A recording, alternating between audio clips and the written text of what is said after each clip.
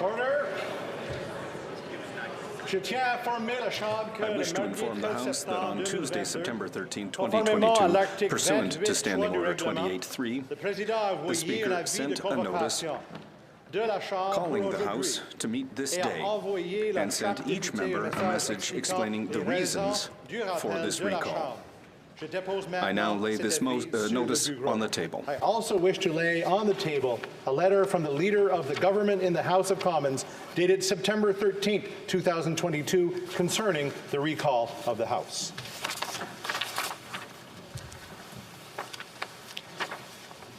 I have the honour to inform the House that for the purposes and under the provisions of Section 50 of the Parliament of Canada Act, the following members have been appointed members of the Board of Internal Economy, namely Mr. Scheer, member for the electoral district of Regina Capel, in the place of Mr. Brassard, member for the electoral district of Barrie-Innisfil, and Ms. Finley, member of the electoral district of South Surrey, White Rock, in place of Mr. Calkins, member for the electoral district of Red Deer-Lacombe.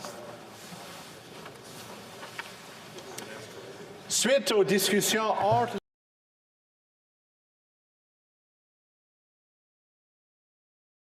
I now invite honourable members to please rise for a moment of silence for the victims in Saskatchewan.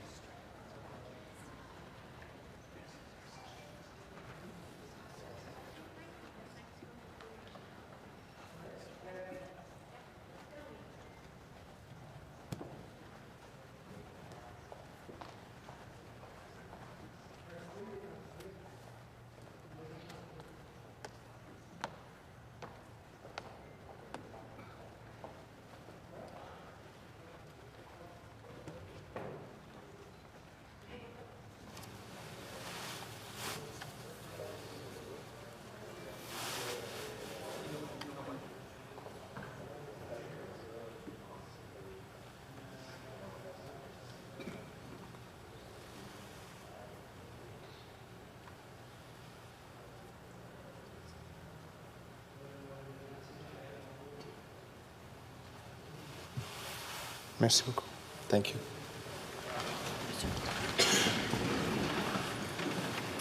The Honourable Government House Leader.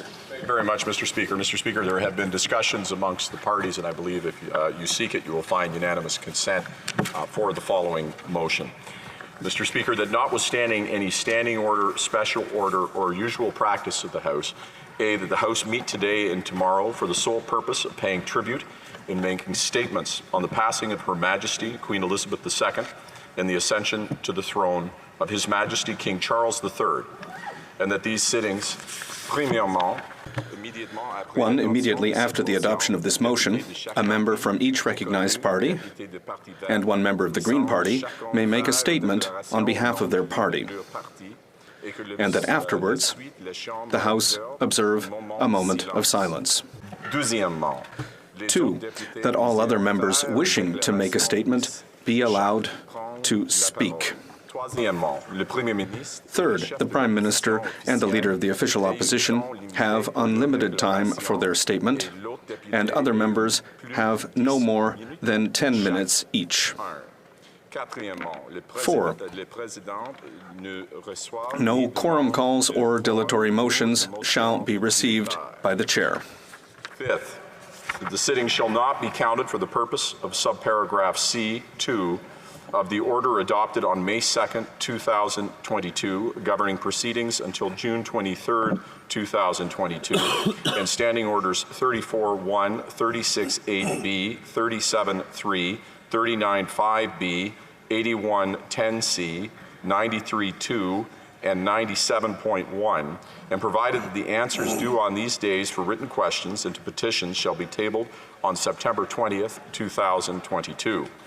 B, at the ordinary hour of daily adjournment today, or when no member rises to speak, whichever is earlier, the House shall adjourn until Friday, September 16th, 2022 at 10 a.m.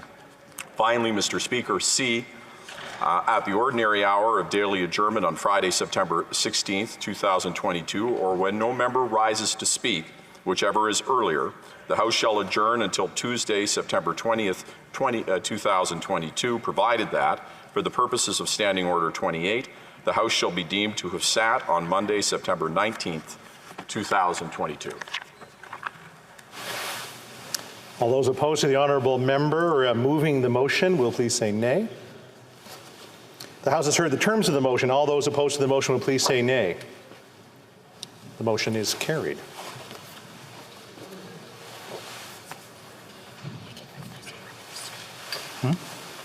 Okay. The Right Honourable Prime Minister.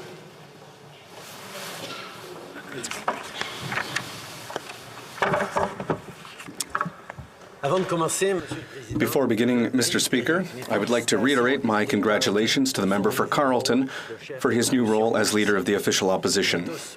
We all have a lot of work ahead of us, and we're going to work for a better Canada. Mr. Speaker, last week, Canada lost the only sovereign that most of us have ever known. It's important to take these moments here in Parliament and across the country to recognize the service and the leadership that she offered us. When someone lives until 96, this should not have come as a surprise. And yet, her sudden absence has struck us all palpably and profoundly. Her Majesty was everywhere, on coins, her portrait hanging in Parliament and post offices, her televised Christmas address a cozy ritual in homes from coast to coast to coast. The Queen meant so much to so many of us, and she exuded a humility and compassion that provided comfort to all. I was extraordinarily fortunate to have known Her Majesty throughout my life. The first time I met her was in 1977, when I was just a little boy. When I would meet with her as Prime Minister almost 4 decades later, in 2015, I joked that the last times we had met, she had been taller than me. She responded with a quip about my making her feel old. Her sense of humor was one of her many great qualities, and one of the many reasons why she was one of my favorite people in the world. She embraced her role as Queen of Canada, our Queen, our head of state. Her conversations with me were always candid. We talked about anything and everything. She gave her best advice on a range of issues. She was always curious, engaged, and thoughtful. Canadians can be forever grateful for her counsel. In a way, everybody knew her. Canadians feel like they've lost a family member who grew up alongside us. See, she was only 9 years old when she carried out what was perhaps her first official duty for Canada, appearing on a postage stamp. That was in 1935. Her Majesty was with us for important birthdays, like in 1967, when she cut Canada's centennial cake on Parliament Hill. Our country came of age under her reign. It was Her Majesty who proclaimed and signed the Constitution Act of 1982 and our Charter of Rights and Freedoms. These pillars of our democracy help uphold the stability of our country and keep us free. Sa Majesté, Her Majesty felt at home in Canada. She came to Canada more often than to any other country. And as she said just a few years ago, whether it be attending a chariot race at the Calgary Stampede or watching athletes at the Olympic Games in Montreal, whether that be listening to an Inuit welcoming song in Nunavut or to the sound of bagpipes in Nova Scotia, I have always felt not only welcome in Canada, but also at home in Canada. The Queen had a profound appreciation for our culture, In 1964, she said that she was happy to know that there existed in our Commonwealth a place where it was expected of her that she would speak officially in French. It's a language that she loved a lot and that she spoke impeccably well.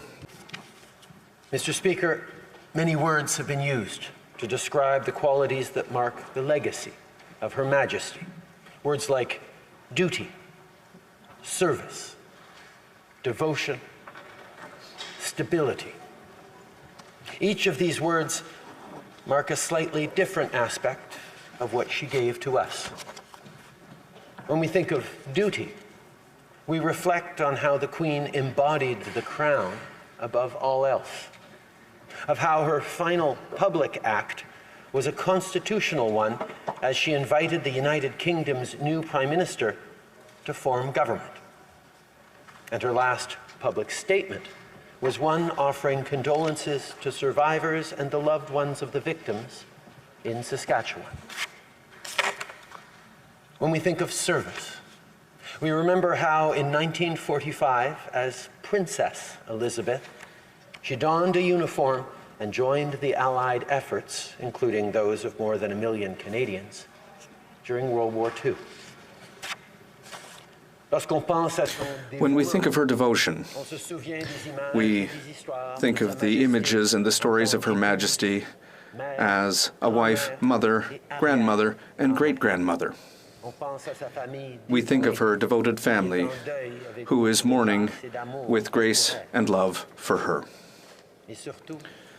But when we think of Her Majesty, Queen Elizabeth II, we think especially of the stability that she brought us.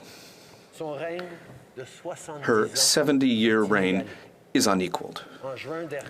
Last June, we celebrated the first ever Platinum Jubilee of a Canadian sovereign. Throughout her reign, Canada knew extraordinary peace and prosperity. As Prime Minister Louis Saint Laurent said when he addressed this House after the death of King George, her father, in 1952, we have in our Commonwealth nations a system of government as free as any on earth.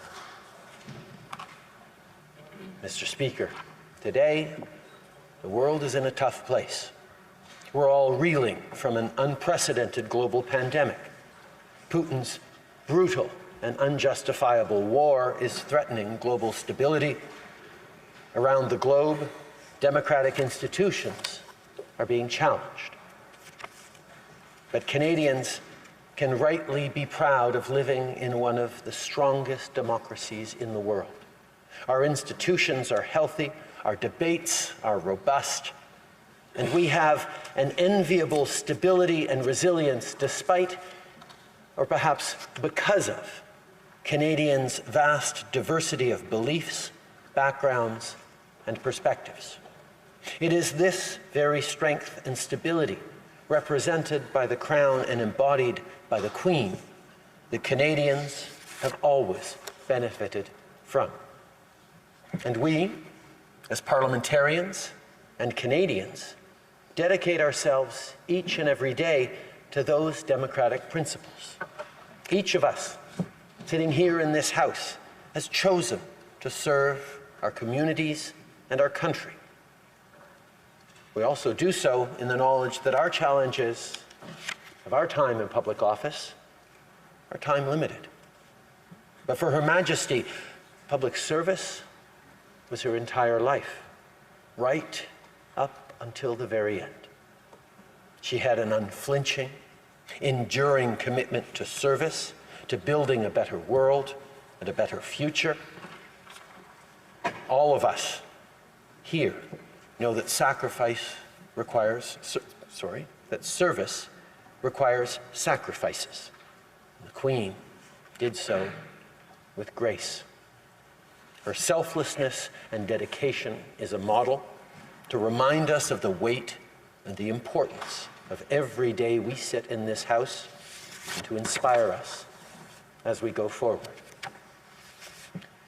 In our constitutional monarchy, The Crown's function in our government is to be a bedrock for our Constitution and to transcend the daily political debates.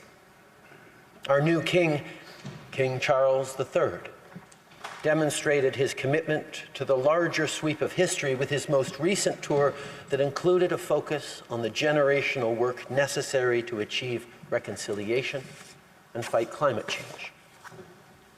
The stability of our overarching democratic institutions gives Canadians assurance and peace of mind by caring for, so we can all focus on the issues that matter the most, like taking care of people, of our economy, of our communities, and of our planet. Mr. Speaker, before concluding, I wish to offer on behalf of all Canadians my sincere condolences to the royal family. This weekend, I will be traveling to London with former Prime Ministers and Governors General to attend the state funeral of Her Majesty, which will take place on Monday. That same day, to mark her passage, Canada will observe a National Day of Mourning and will organize a commemorative ceremony.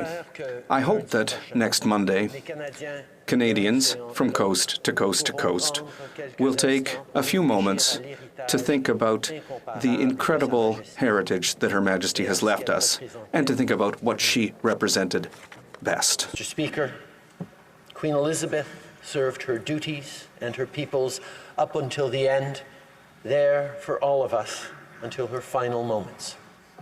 We shall all miss her immensely, but I know, we all know, that our new sovereign, His Majesty King Charles III, will uphold these very values that we speak to today and continue her legacy.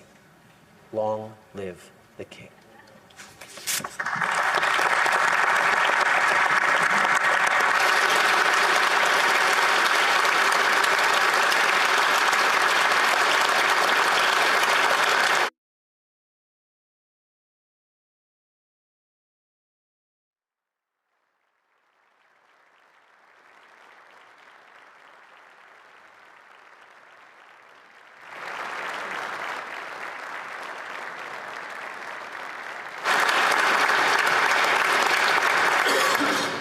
The Honourable Leader of the Official Opposition.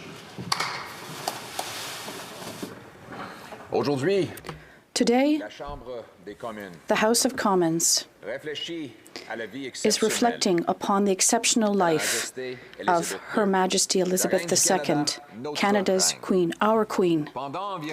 For roughly 70 years, she was our head of state, but also a servant of the Canadian people. She was a model for all those who work for the public service. Duty reminded us that, for all the pomp and circumstance, the real work of governing is not glamorous. It often requires putting aside egos, keeping our heads down, and keeping on with the job. Her humility reminded us that government is not about us. It is about those we serve. We are, indeed, servants and not masters. The Queen had a special place in our hearts, and we had a special place in hers. She spent a more official time here in Canada than in any other country save the United Kingdom. She first visited Canada as Princess Elizabeth in 1951. It was on that trip that she said, and I quote, "From the moment when I first set foot on Canadian soil, the feeling of strangeness went, for I knew myself to be among not only friends, but amongst fellow countrymen." She would visit Canada over 20 times as Queen, and she was present at so many of our most important occasions. The opening of the St. Lawrence Seaway in '59, the Centennial Expo in '67, the '76 Summer Olympics, and the patriation of our Constitution in 1982. As we reflect on Her late Majesty's life and her service, we reflect also on the enduring nature of the institution over which she was the crown. On her visit to Canada in 1951. Then Princess Elizabeth planted an oak sapling in Vancouver. 71 years later, that sapling has grown into a mighty and stately oak whose canopy provides relief from the sun, or, it being Vancouver, perhaps more likely shelter from the rain. The oak tree has long been a royal symbol. It is a symbol of the British Constitution, whose forms we inherited and whose conventions we follow in this House. In Edmund Burke's Reflections on the Revolution in France, he wrote, "The Constitution was a spreading oak tree, under whose protective shade the British could peacefully and securely enjoy life, as is only possible for those who live under ordered liberty." In Burke's day, the Crown was already a largely symbolic institution. The Civil War had made Parliament supreme more than a century earlier. The conventions of cabinet were established and similar to what they are now today. But there were voices who thought that it was time to set aside the monarchy. Burke understood, however, that the key to stability, civil peace, and freedom was not to scrap the Crown, but to keep it free from day-to-day politics. When each of us entered this place, this Parliament of ours, we entered a place rooted in a historic compromise between Crown and Commoner, a compromise that was forged over centuries through bloody conflict, but also through peaceful evolution. The authority of the Crown may in a sense be fictional, but it is also functional. You see, the separation of symbolic authority from political power allows partisan politics to be contested fearlessly without threatening the enduring constitutional order. Parties and politicians come and go, the Crown endures. The division of duties, or the org chart, as we might say in workplace lingo, is simple. The Crown preserves parliamentary democracy, and the commoners practice it, as we do here in this place. And where does all this come from? Well, it's at least as old as the Magna Carta itself. In 1215, the barons gathered in the fields of Runnymede outside London to confront the king. They were angry at being overtaxed to fund royal adventurism overseas and frustrated by arbitrary excesses of royal power at home. And they were determined to rein in the Crown's authority. The barons forced King John to sign the Great Charter, the Magna Carta, which spelled out the rights and freedoms that the Crown must honor. This was and is liberty under the law. Over the next 800 years, those liberties would be gradually extended, improved upon, and given to citizens not only of the United Kingdom, but all of those who inherited British-style parliamentary democracy. Now, though this system is 800 years old, it is only one generation deep. If one generation throws it away, all may lose it forever. And that is why the work of Her Majesty in preserving that liberty and that system is such a treasured gift to us all and to many more yet to come. As Burke put it, it is a partnership between those who are living, those who are dead, and those who are yet to be born. We are the living generation, and we have a duty to pass on to our children what Diefenbaker called the heritage of freedom we inherited from our ancestors. This is an inheritance of all Canadians, not just those of British lineage. I myself am not of British descent, but I recognize this tradition and these liberties are my own, just as did our first French-Canadian Prime Minister, the great Wilfrid Laurier, did more than a century ago. During a visit to France as a Prime Minister in 1897, Laurier noted on behalf of all French Canadians that there was loyalty to England and France by saying that we are loyal to our great nation that gave birth to us and also to those who gave us freedom. Explain this to a French audience, that our glory in Canada is that we are faithful to the great nation which gave us life and faithful to the great nation which gave us liberty. And when the Queen spoke at the patriation of our Constitution in 1982, at a ceremony not far from where I stand and where all of you sit today, she said, "The genius of Canadian federalism lies in our consistent ability to overcome differences through reason and compromise. That ability is reflected in the willingness of ordinary people of French-speaking and English-speaking Canada and of all regions to respect each other's rights and to create the conditions together, under which all may prosper in freedom. In his first official speech as king, the King Charles III stated that he was raised in the greatest respect for the precious traditions of liberty and responsibility of our unique history and of our parliamentary government system.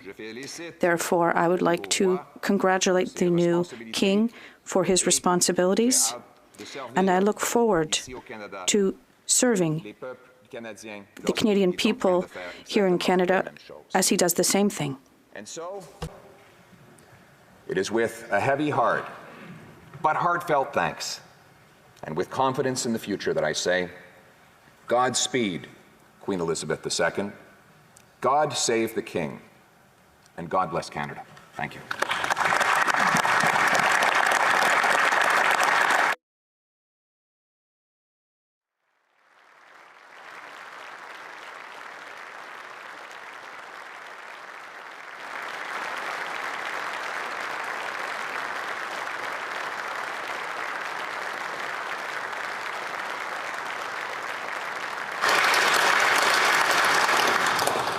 The honourable member for Belleuil-Chambly. Thank you, Mr. Speaker. Allow me first to express quite simply the condolences of the Bloc Quebecois, of its employees as well, to anyone who is grieving after the death of Queen Elizabeth II. It's not something we do as nationalists and sovereignists without great reflection amongst ourselves. Everyone has their own sensibilities, and this means that we need to pay particular attention to history. The history between the Crown and the Quebec nation is both thorny and cruel. History separates us, but respect must come first, and we have to distinguish institutions from the people, politics from sincere sadness. So it's without any other thoughts that we would like to express our deepest condolences to the people of England, and after the expressions of sympathies here of the leaders in this House, and after the minute of silence, the members of the Bloc Québécois will withdraw from this place without any further participation. And then, Mr. Speaker, I would invite us all to think and reflect. In the meantime, our thoughts go to those who are grieving, the loss of someone who has been very important to us for the past 3 decades. Thank you. The honourable member for Burnaby South. Thank you, Mr. Speaker. Before I begin, I want to join with my colleagues in marking the tragic loss of life in Saskatchewan on the James Smith Cree Nation and in the town of Weldon. The sorrow and pain for the families who lost their loved ones to such unspeakable violence is beyond our understanding. We hold these families close in our hearts. Today I want to join in marking the passing of Queen Elizabeth II and extend my condolences to the family. At the age of 21, she made the promise she would spend her whole life, whether it be long or short, fulfilling her duty. And for more than 70 years, she kept this promise. 2 days before she died, she met with the incoming British Prime Minister and invited her to form a government, ensuring that she fulfilled this final constitutional duty. Today, I would like to commemorate the death of Queen Elizabeth II and present my condolences to her family. At the age of 21 years of age, She made the promise that she would spend her entire life, whether it was long or short, to accomplishing her duty. And for more than 70 years, she kept that promise. 2 days before she died, she met the new British Prime Minister and invited her to form a government,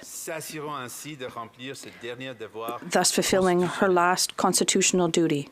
Queen Elizabeth II led a remarkable life, one marked by history.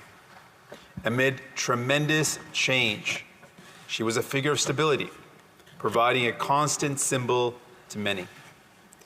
96 years is a long time for anyone to be alive. She was born before mass communication and media shrunk the distances between nations, before television, and long before the internet brought us limitless access to information. Her life was marked by war. In World War II, as her parents vowed to stay in London while it was bombed, she and her sister were moved to Windsor for safety.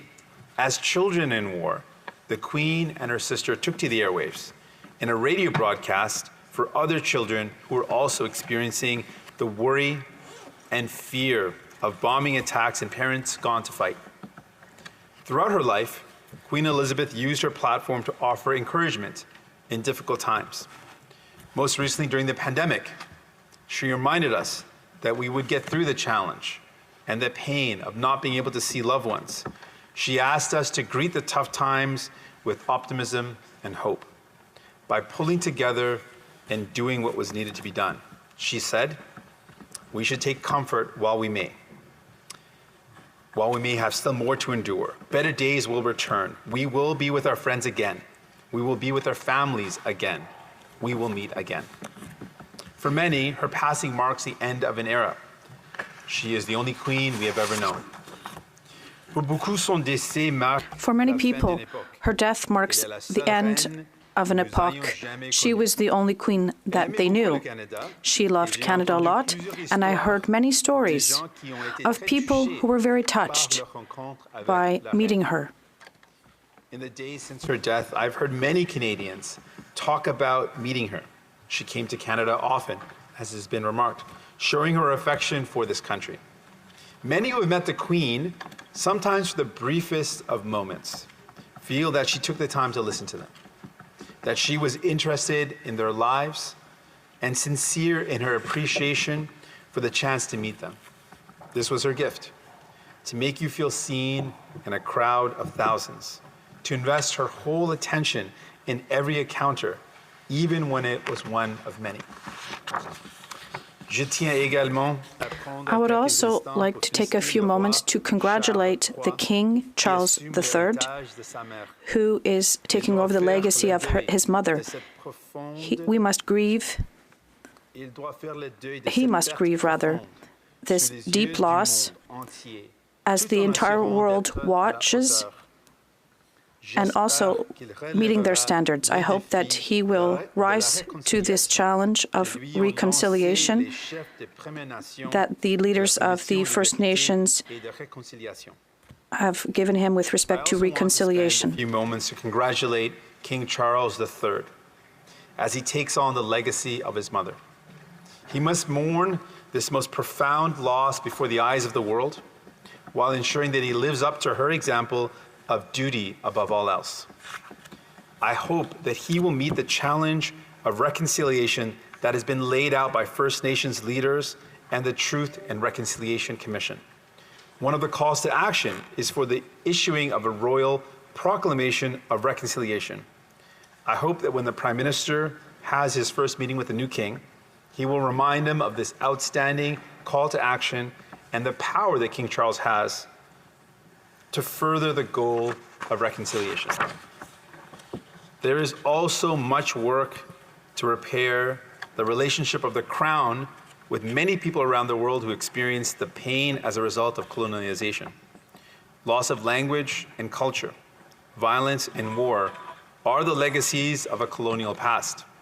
I believe the new king has an opportunity and a responsibility to do what he can to right the wrongs of the past. In closing, Mr. Speaker, I want to again extend my deep condolences to the family of Queen Elizabeth II. More than a monarch, she was a mother, a grandmother, and a great-grandmother.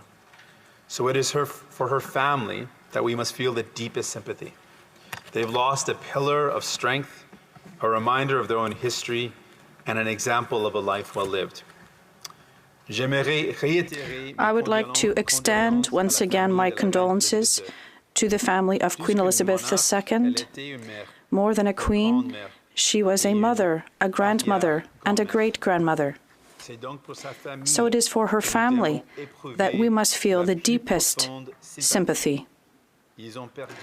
They have lost a pillar of strength, a reminder of their own history, and an example of a life well lived. Thank you.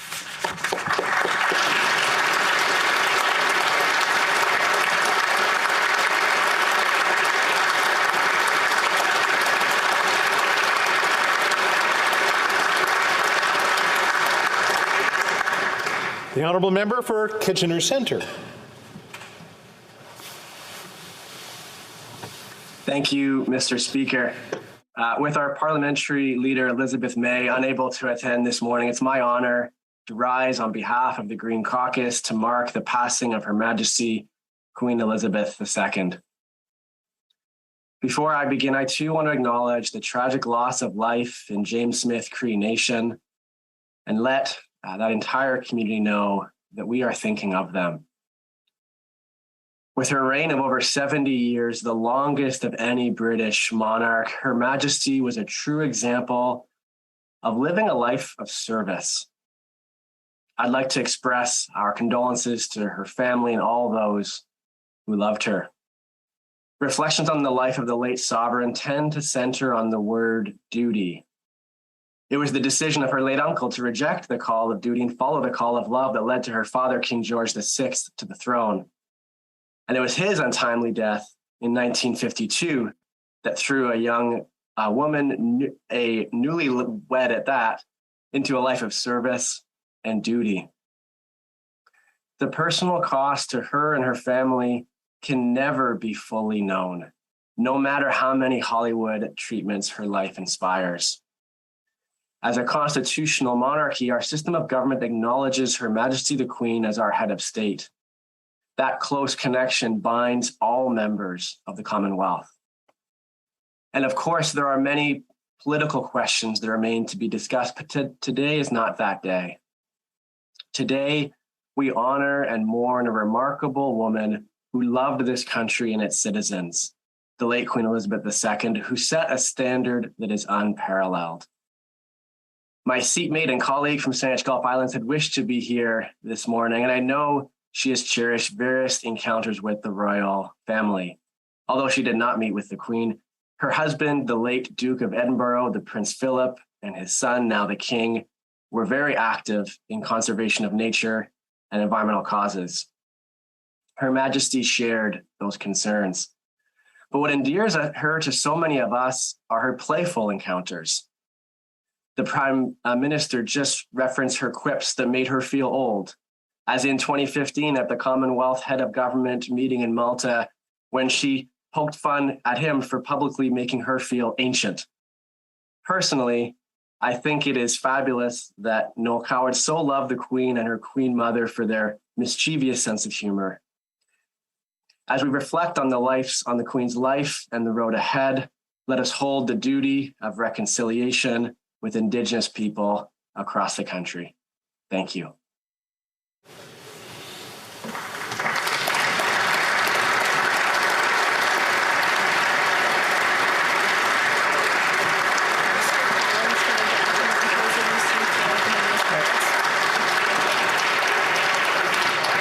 And I would be remiss if I didn't add to, we need to use our headsets when we're joining us virtually as well. So just a quick reminder there.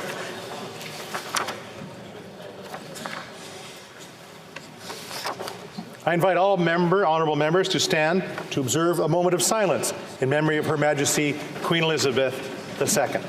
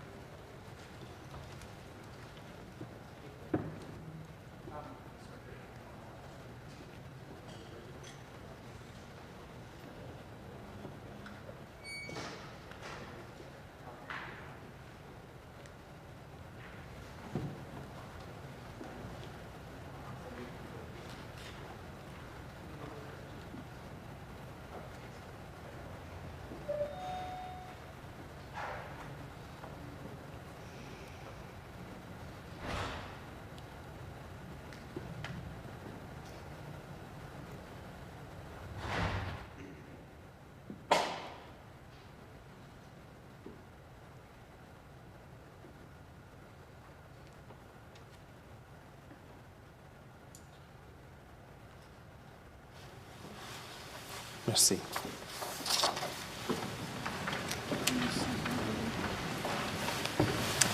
The Honourable Government House Leader. Thank you very much, Mr. Speaker. Mr. Speaker, there have been discussions among the parties, and I believe if you seek it, you will find unanimous consent for the following motion to be adopted on division. Mr. Speaker, that a humble address be presented to His Majesty the King in the following words. To the King's most excellent Majesty, most gracious Sovereign, we, Your Majesty's dutiful and loyal subjects, the Commons of Canada, in Parliament assembled, respectfully desire to express our deep sympathy to Your Majesty for the great loss you have sustained by the death of your beloved mother, Her Majesty, Queen Elizabeth II. We mourn with you, with members of the royal family, and with the people of all your realms, the loss of our Queen, whose selfless dedication to duty earned our respect and our admiration. For more than 7 decades, Her Majesty the Queen demonstrated her commitment to the people of Canada, who in return offered their great affection and loyalty. In this time of sorrow, we welcome Your Majesty's ascension to the throne and convey a sincere expression of our loyalty and our devotion. We, the Commons of Canada, do our utmost to uphold and support Your Majesty and undertake your heavy responsibilities. That the said address be engrossed and that a message be sent to the Senate informing their honours that this House has passed the said address and requesting their honours to unite with this House therein by filling up the blanks with the words, the Senate end.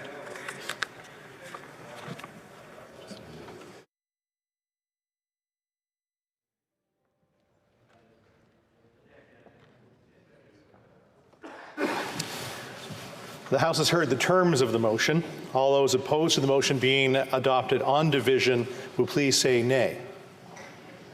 The motion is carried. And continuing debate, the Honourable Minister of Canadian Heritage.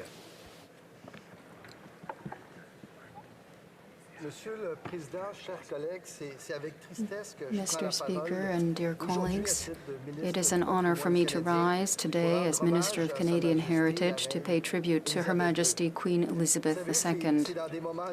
It is in difficult times, such as, for example, in times of grief, that we connect with that which is most human within ourselves, that we feel this sense of unity, that we remember that we belong to a community.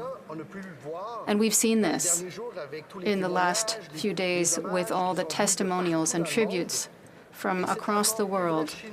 And this is even more true at home across this country. Queen Elizabeth II has been an inspiring figure for Canada throughout her life.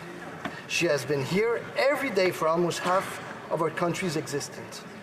During the 70 years of her reign, and during her 23 visits to our country, 22 of which were as Queen, she visited all regions of Canada. She went from east to west, from north to south, to meet and listen to Canadians. She said that she felt at home with us, that she shared the pride of our achievements. In the defining moments, the moments of joy, Mr. Speaker, but also of sadness, she was there, always there with us. She was there with us during some of the most significant moments for our nation. We need only think, for example, of Expo 67, which people often say put Montreal on the map. In 1970, she was at the centennial of the entry of Manitoba and the Northwest Territories into Confederation. She was with us for the centennial of British Columbia in 1971 and Prince Edward Island in 1973. She was with us for the 15th Commonwealth Game in Victoria in 1994. And this was the first time that athletes with a disability were able to compete in the Games. She came to visit the newly newly added territory of Nunavut and meet vibrant communities in the north. The Queen proclaimed our national flag and established our honors system. In 2007, she helped reopen the Canadian National Memorial. And in 2010, she marked the centennial of the Royal Canadian Navy in Halifax. Vous savez, I could go on and on for a very long time, Mr. Speaker, but just by naming these few examples, you can see the strength of her commitment. It also shows the longevity of her public service.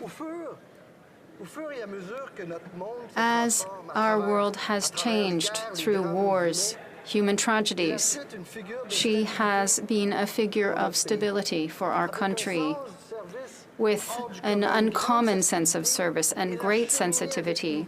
She has walked with us through our celebrations, but also through the difficult times and moments in our lives. In her life, many that knew her well said that she was very funny. We even got a sense of that recently when we all joined her with a good laugh as she had tea with Paddington Bear for her Platinum Jubilee. As patron to more than 15 Canadian charities, she helped build a better society by promoting education, health, child welfare, art, military service, and so much more.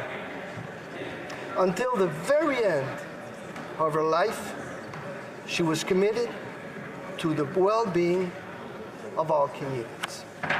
Just a week ago, Mr. Speaker, just a week ago, she offered her condolences to the victims of the horrific attacks that occurred in Saskatchewan and to all those who lost loved ones during that tragedy. She embodied the values of solidarity, unity, generosity that we, as Canadians, share and pass on to our children and grandchildren. In recent years, as a people, we have stood with the Queen in her difficult moments, including the passing of His Royal Highness, the Duke of Edinburgh, who she called her strength. So this week, we are grieving together. Mr. Speaker, let us take the time to pay tribute to her, and I would encourage you all to visit the website in commemoration. The commemoration in honor of Her Majesty Queen Elizabeth II website. Everyone is invited to sign the Book of Condolences. It is available online as well. As of yesterday, more than 45,000 Canadians had already shared their memories and expressed their sorrow to the royal family. It is deeply touching to see so many messages from people across the entire country, from all walks of life, people with different beliefs, but who remember this Queen, who was a steadfast friend and ally of Canada.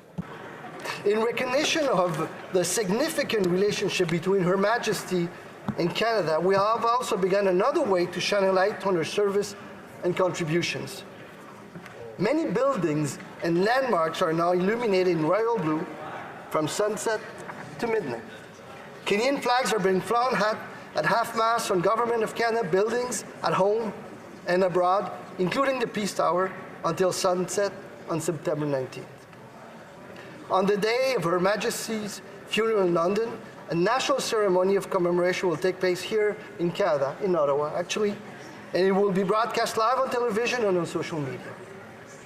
People in our capital region will also be able to gather along the route of the memorial parade just prior to the actual ceremony. The National Day of Mourning will provide an opportunity for all Canadians, Mr. Speaker, from coast to coast to coast, to reflect on her accomplishments, her love of her country, her warmth, her grace. Detailed information on the National Commemoration Ceremony is available online. I encourage you all to visit the Department of Canadian Heritage website. The Queen's reassuring presence and unique smile will be greatly missed, as will be her leadership and caring. The values of steadfastness, stability, and compassion that she embodied will be forever etched in our country's history. I am confident that Her Majesty's example will inspire our new sovereign, King Charles III, in his commitment to our nation. In closing, Mr. Speaker, I would like to extend my deepest condolences to the royal family and to say that Canada will always remember the dedication and affection of Her Majesty Queen Elizabeth II to our nation. May she rest in peace.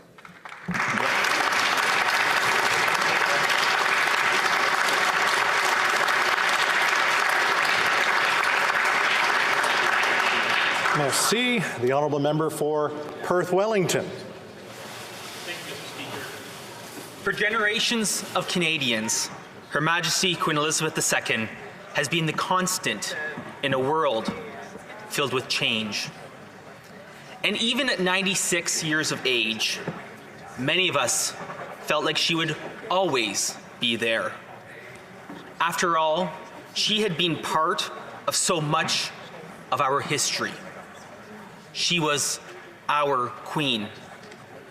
So it feels almost unreal to declare, God save the King. Her late Majesty Queen Elizabeth II visited Canada more often than any other country on earth. I remember with great clarity Her Majesty's visit to Stratford in 1997 to view a scene from The Taming of the Shrew at the Stratford Festival. I remember watching her helicopter land in the aptly named Lower Queen's Park, then running to Upper Queen's Park and standing on a lawn chair 6 or 7 rows back to catch a glimpse of Her Majesty during her walkabout. Many in our community also remember her previous visit to Stratford in 1959 with Prince Philip for a performance of Shakespeare's As You Like It. When our country celebrated great milestones, she was here.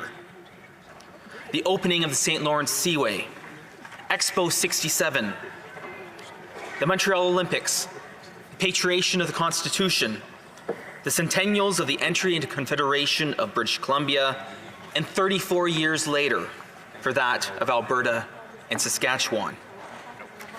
And in 1964, she was here for the 100th anniversary of the Charlottetown and Quebec conferences. In an address at the opening of the Confederation Centre, Her Majesty the Queen reflected on her beloved Canada. She said, "We know the splendor of her achievements in peace and in the dark years of war, the esteem in which she is held in the great councils of the world, the contributions to the enrichment of the Commonwealth, the generosity and sense of responsibility to the newly developing countries, and the willingness to assume the gravest of international responsibilities. All these and much else have grown out of this great act of political statesmanship and have made Canada what she is today." We, as members of this House, members of the House of Commons, represent one of 2 houses of Parliament, but we also represent one of 3 parts of Parliament: the House of Commons, the Senate, and the Crown. Indeed, the first time that these 3 parts of Parliament formally convened was in 1957 for the opening of the 23rd Parliament. In the speech from the throne, the first to be delivered by the monarch, the Queen stated, "I greet you as your Queen. Together we constitute the Parliament of Canada. For the first time, the representatives of the people of Canada and their sovereign are here assembled on the occasion of the opening of Parliament. This is, for all of us, a moment to remember. Parliamentary government has been fashioned by the wisdom of many centuries. Its justice, authority, and dignity are cherished by men of goodwill." End quote. I share that quotation from 1957 because it reflects the sincerity with which Her Majesty conducted her constitutional obligations. In Walter Bagehot's The English Constitution, he ably divides the institutions of government into two parts: the dignified and efficient parts. The dignified are those which excite and preserve the reverence of the population, and the efficient parts are those by which it, in fact, works and rules. The dignified parts are the Crown. The efficient parts are the government. Now, I'm sure there have been times over the decades that Her Majesty may have wondered how efficient some of her ministers may have been. But as the ever dignified sovereign, she respected her constitutional role. And while she was always dignified, it did not stop her from surprising us. Like her famous entry at the London Olympics with 007, or the ever so poignant tea with Paddington Bear during the Platinum Jubilee celebrations earlier this year. 75 years ago, on her 21st birthday, Princess Elizabeth pledged that her whole life would be devoted to service. To her final days, she fulfilled that pledge of service. Mr. Speaker, to paraphrase Shakespeare, we shall not look upon her like again. Thank you.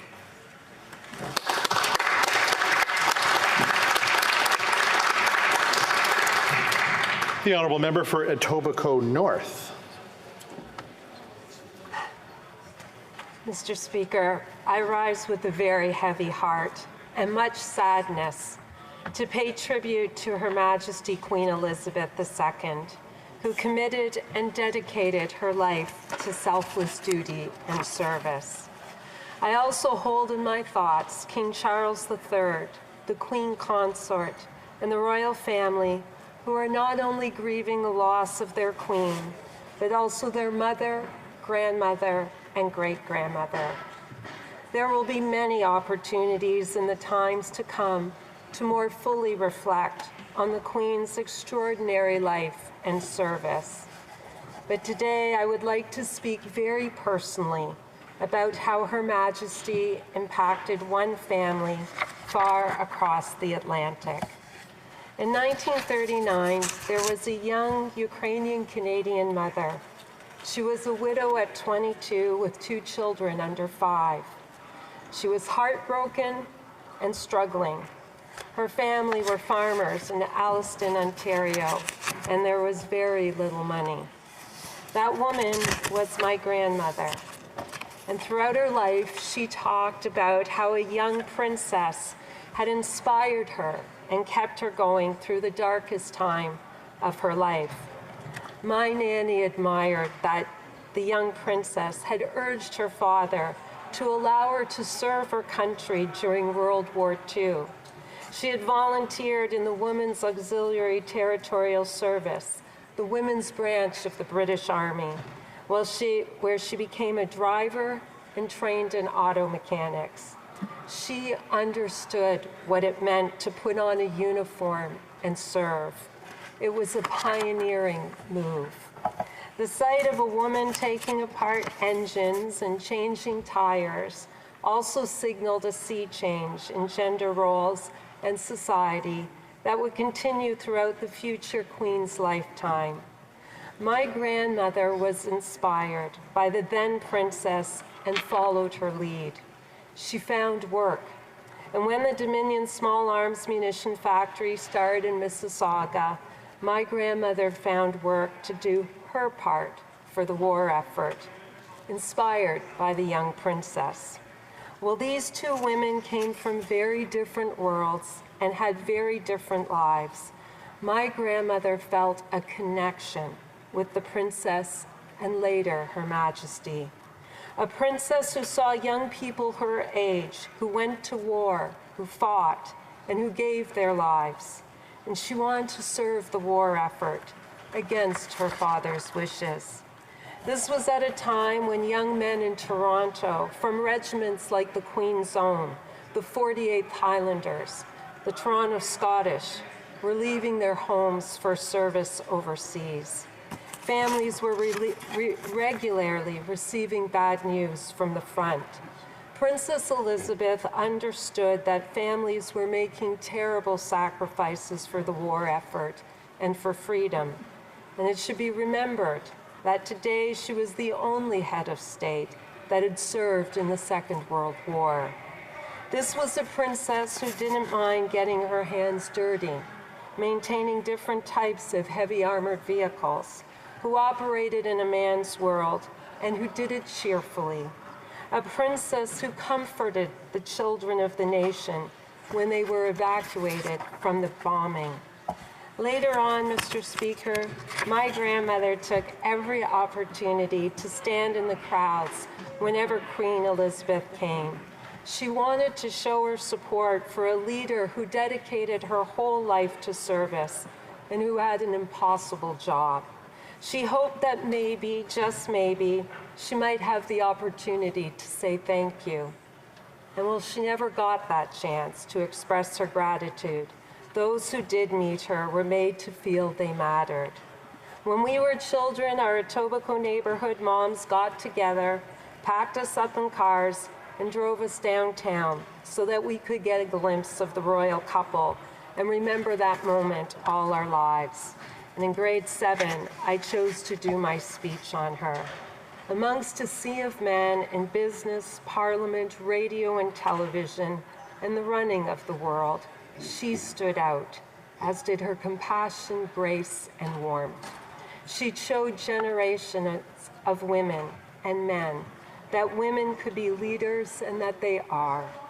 In a world of continuous change, from the devastation of the Second World War to COVID-19, Her Majesty was a constant, an example, a stateswoman. Across generations, so many felt that personal connection. The women at the Legion talked about watching her coronation. The women at the church looked forward to her annual Christmas message. And I heard from young women how they enjoyed her Platinum Jubilee celebrations on their phones. I heard how people felt personally connected to her, but she was also known for how she could bring people and countries together. She fostered enduring bonds amongst the Commonwealth of Nations. Today is our opportunity to express our gratitude for the life and service for Queen Elizabeth II. She did not choose her life, but inherited a life of duty. At the young age of 25, she pledged her life to the service of others. Everyone in this chamber knows what it is like to serve, but all of us had a choice. She fulfilled her promise with unwavering dignity, grace, and faithfulness for 70 years.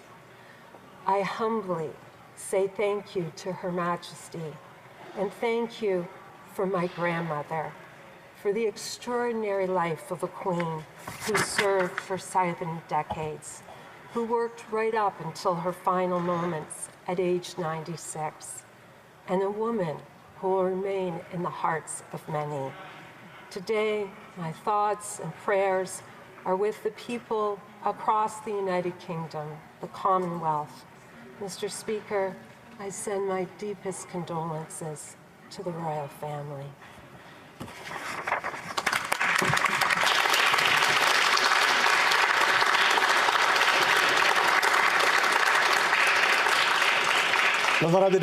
The Honourable Member for Charlebourg-Gaulte-Saint-Charles.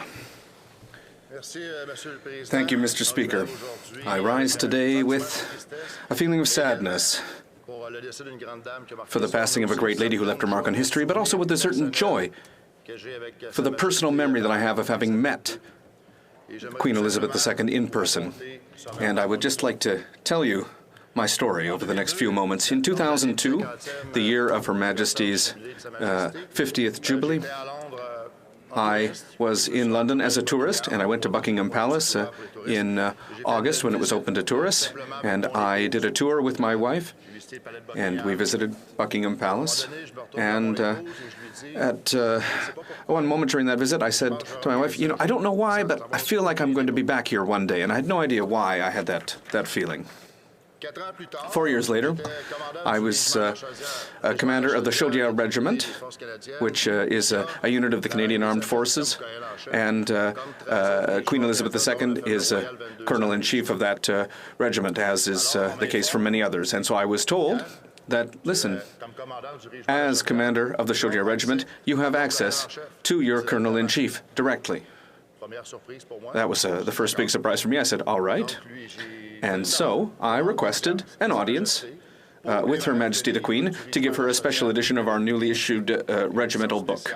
It was a special edition that we had printed especially for Her Majesty. And to my great surprise, my request was accepted very quickly. So the Queen's office said, yes, absolutely, Her Majesty will receive you on May 5th. 2006. And I said, there's a little problem, because that's my daughter's first birthday. It was her first birthday on May the 5th, 2006. And so with, a certain courage, I suppose, I said to Her Majesty's secretary, could you please change the date? So, once again, to my great surprise, they said, yes, we understand, no problem. And so it was pushed back by 2 weeks. And I felt, I'm not sure what the exact word is, but, the Queen gives you an audience and you say, no, that doesn't work for me. Does another date work for you? I don't really know how to describe that feeling, but to my great joy, they accepted my request to delay that visit. So in May 2006, accompanying my two honorary colonels, Marcel Belot and Laurence Letourneau, the museum director at the time, my friend Richard Martin, my regimental sergeant major Claude Pinault, and their wives, we were received at Buckingham Palace. Another interesting moment in this story, on our way to London, the customs agent asked me, well, why are you coming to England? I said, well, to meet the Queen. And he said, he looked at me and said, okay, what's the real reason you're coming? I said, no, I'm coming to meet the Queen. So I was very happy to say at customs, well, I'm coming here specifically to meet the Queen. And it was true. So when we arrived at Buckingham Palace, when you come as a tourist, it's one thing. But throughout the rest of the year, the doors are closed, and people are hanging around the gates hoping to catch a glimpse of the Majesty. But with our group, we were lucky to get through the gate to go directly into the palace, and we were welcomed in the hall at the office. And obviously, Mr. Speaker, there's a certain stress that comes along with that, because you're going to be meeting the Queen at Buckingham Palace. That's something that doesn't happen very often in one's life. And when the doors opened and you saw Her Majesty sitting there, that's really, when you have a feeling, it's, again, very difficult to explain. It's stress, but it's also mixed with joy, and it's very hard to describe that feeling. And, obviously there's protocol when you're going into the Queen's office. You have to do so with reverence. You bow to the Queen. And to make us feel relaxed, Her Majesty and the Prime Minister mentioned this earlier. The Prime Minister has a lot of humor. She saw that we were standing there awkwardly. We weren't quite sure what to do. And she said, so she started with a joke. She started by saying, oh, well, the person who was here just before you is the Royal Guard General, but he's limping. He's limping because he fell off his horse. And she said that in an excellent French. And so she made that joke when speaking about the Regimental Royal Guard General. And so we all laughed, and that made us feel relaxed, and that set the table for our incredible meeting with the Queen. Now, obviously, the goal was to talk about my regiment, the Chaudière Regiment. And, I was very proud to tell her that the last time that she had met our regiment had been in the 1950s. And she said quite simply, well, it was time. It was high time that we meet again. It's about time. So once again, a little response that shows, Her Majesty's humor. And so we presented the regimental book. We spoke about the regiment. We told her how her regiment was doing. And it was really, a moment that, with all humility, I would say it was, an immense honor for myself, for those who accompanied me, to be received at Buckingham Palace. It's something you'll never forget. But, at the same time, in a very simple way, the Queen knew how to welcome people. She knew how to make people feel at ease. And for myself, Her Majesty Queen Elizabeth II has always represented stability, the stability of our institutions. No matter the partisan stripe of the government, and obviously in 70 years, the Queen had many governments here in Canada and throughout the Commonwealth. I would say that the Queen had a certain aura which covered her realms, and so, for the Queen, to me, she represented a certain morality above the day-to-day partisanship. And I had the opportunity as a soldier to pledge allegiance to Her Majesty the Queen on several occasions, first as a soldier, then as an officer, and also as an elected member of this House. I have pledged allegiance to the Queen, and I pledge allegiance to a woman for whom I had great respect. So whether we're a monarchist or not, it's the person of Queen Elizabeth II who was important for me, what she represented, what she did for, as I said, and, for the positive aura, if I can put it that way, that she had. So I was very happy to be able to tell my story today here in this place. It's an honor for me. I am very much saddened by the death of Her Majesty Queen Elizabeth II. But now we have a new king, Charles III, and so long live the king. Thank you, Mr. Speaker.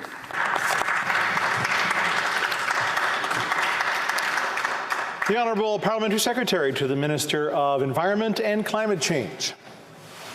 Well, thank you, and Mr. Speaker, like other members of this House, I hold in my heart today those families in Saskatchewan who are grieving because of inconceivable acts of violence. They are in our prayers today. And Mr. Speaker, it is with a heavy heart that I join with my colleagues today in commemorating the life of our late Sovereign, Her Majesty Queen Elizabeth II, Queen of Canada and Head of the Commonwealth. I would like to, on behalf of the people of Winnipeg South, express my heartfelt condolences to His Majesty, the King, and the royal family on the Queen's passing. While we all mourn the loss of our Queen, we are also celebrating her exceptional life and her historic reign. As our head of state, she set an example of selfless dedication and commitment to service that continues to inspire us all. Mr. Speaker, I have the honor of serving as on the International Executive of the Commonwealth Parliamentary Association. This year, Canada played host to over 500 delegates from across the Commonwealth as the annual Commonwealth Parliamentary Conference was held in Halifax this past August. And as I met with representatives from the Commonwealth, I reflected on how notable it is that during the Queen's tenure as head of the Commonwealth, we have seen its transformation from a group of British colonies and territories to a vibrant and dynamic organization of democracies from all over the world, who all freely choose to be members. In Halifax, we saluted Her Majesty on the celebration of her Platinum Jubilee and recognized her exemplary service to the Commonwealth and to humanity. Mr. Speaker, as a Manitoba MP, I would briefly like to highlight Her Majesty's 6 visits to our province. The first time, Princess Elizabeth came in 1951 and attended the Royal Winnipeg Ballet. As an aside, Mr. Speaker, in 1953, as Queen, she granted the Royal Winnipeg Ballet its royal title, the first ballet company to receive this honor under her reign. Her second visit as Queen was in 1959 during her tour across Canada with Prince Philip. In 1970, on a later visit, Manitoba was honored to have the Queen join us for Manitoba's centennial, our 100th anniversary since joining Confederation. Her Majesty traveled extensively throughout our province and brought her 2 oldest children with her. the then Prince Charles and Princess Anne. Her Majesty would return in 1984 to visit Winnipeg, Dauphin, Brandon, and Dugald. In 2002, during her Golden Jubilee, she came to attend the unveiling of the newly refurbished Golden Boy that graces the dome on top of the Manitoba Legislature.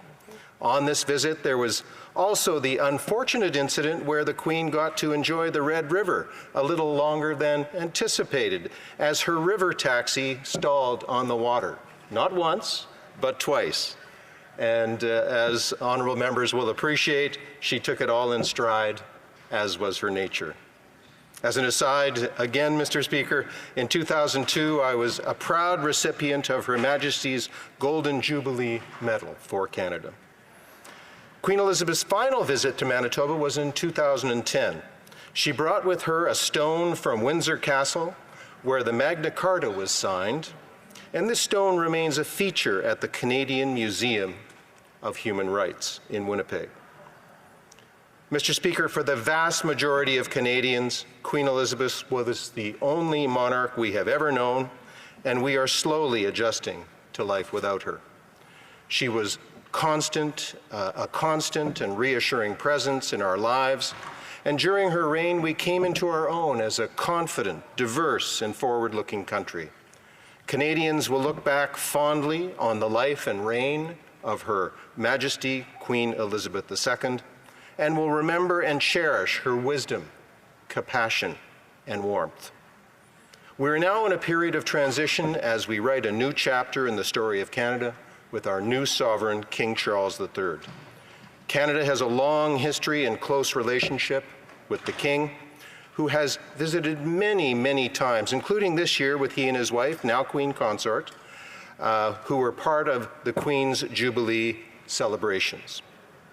I wish King Charles strength in this sad time for him and his family, and know he will provide steady and distinguished service to Canada and the Commonwealth, as did his late mother, the Queen.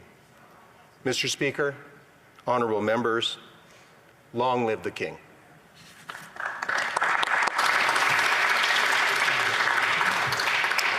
The honourable member for Simcoe North. Thank you very much, Mr. Speaker.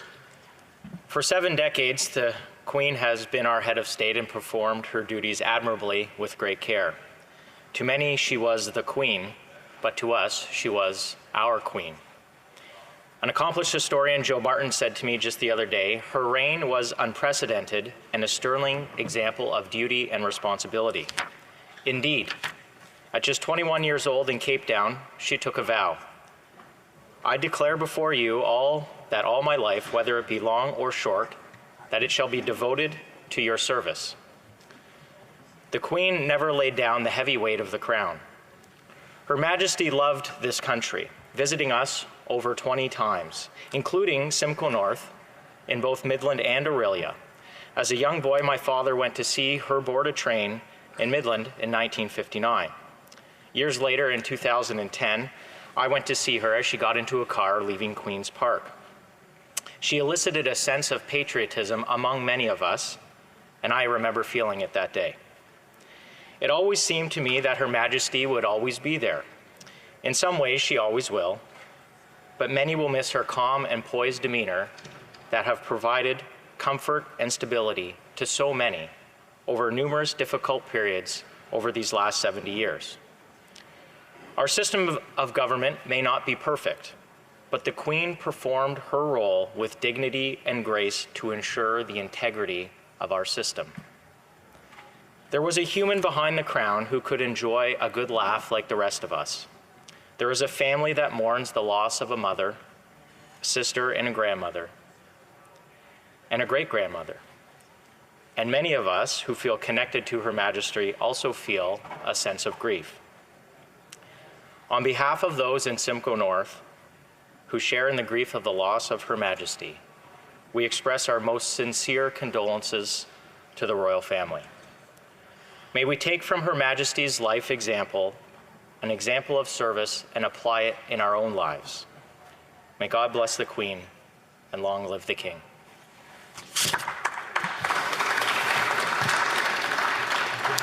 The honourable member for Vaughan Woodbridge. Thank you, Mr. Speaker. Merci. I rise today on behalf of the residents of Vaughan Woodbridge to express our community's most heartfelt condolences on the passing of Canada's longest reigning sovereign, Her Majesty Queen Elizabeth II. My prayers for her, as Her Majesty Queen Elizabeth II is called upon by the Lord to enter the next world.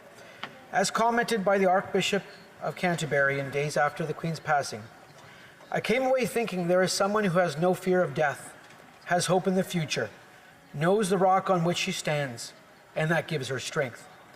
He went on to comment that Her Majesty Queen Elizabeth II, her attitude was, it's not about me, it's about what I have been called by God to do. On a personal level, Mr. Speaker, I do wish to share our family story. In May of 1971, the Queen visited the north coast of British Columbia in our family's hometown of Prince Rupert. Prince Rupert is where, in the early 1950s, a family of 7 children, headed by parents Frank and Rose, immigrated from southern Italy. During the Queen's visit, she would mark and attend, in Prince Rupert, the official opening of the Prince Rupert Regional Hospital, the hospital which I would be born at less than a year later. At this opening, Mr. Speaker, Rosa Mante, my grandmother, would have the privilege to greet the Queen and present flowers to the Queen. A picture of this encounter would then reside in prominence in my grandparents', my nonnies, home for decades to come, and its story told many times. It was a proud moment, Mr. Speaker, a very proud moment for the entire family, and one that is forever etched in my memory as the grandson of a proud, strong, and what I would characterize fierce woman. My grandmother, and who now, her grandson, sits in the Parliament of Canada as one of its 338 representatives. Mr. Speaker, Her Majesty vowed to devote her life to the service of the Commonwealth and its people. On her 21st birthday, Her Majesty committed, her whole life, whether it be long or short, shall be devoted to your service and the service of our great imperial family to which we all belong, a vow she kept with incomparable devotion. As our Prime Minister stated, Her Majesty was a constant presence in the lives of Canadians. We thank Queen Elizabeth II for her lifetime of service, her humility, and her extraordinary leadership. Over her 70-year reign, the late sovereign visited Canada more than 20 times, including, yes again, Prince Rupert, British Columbia.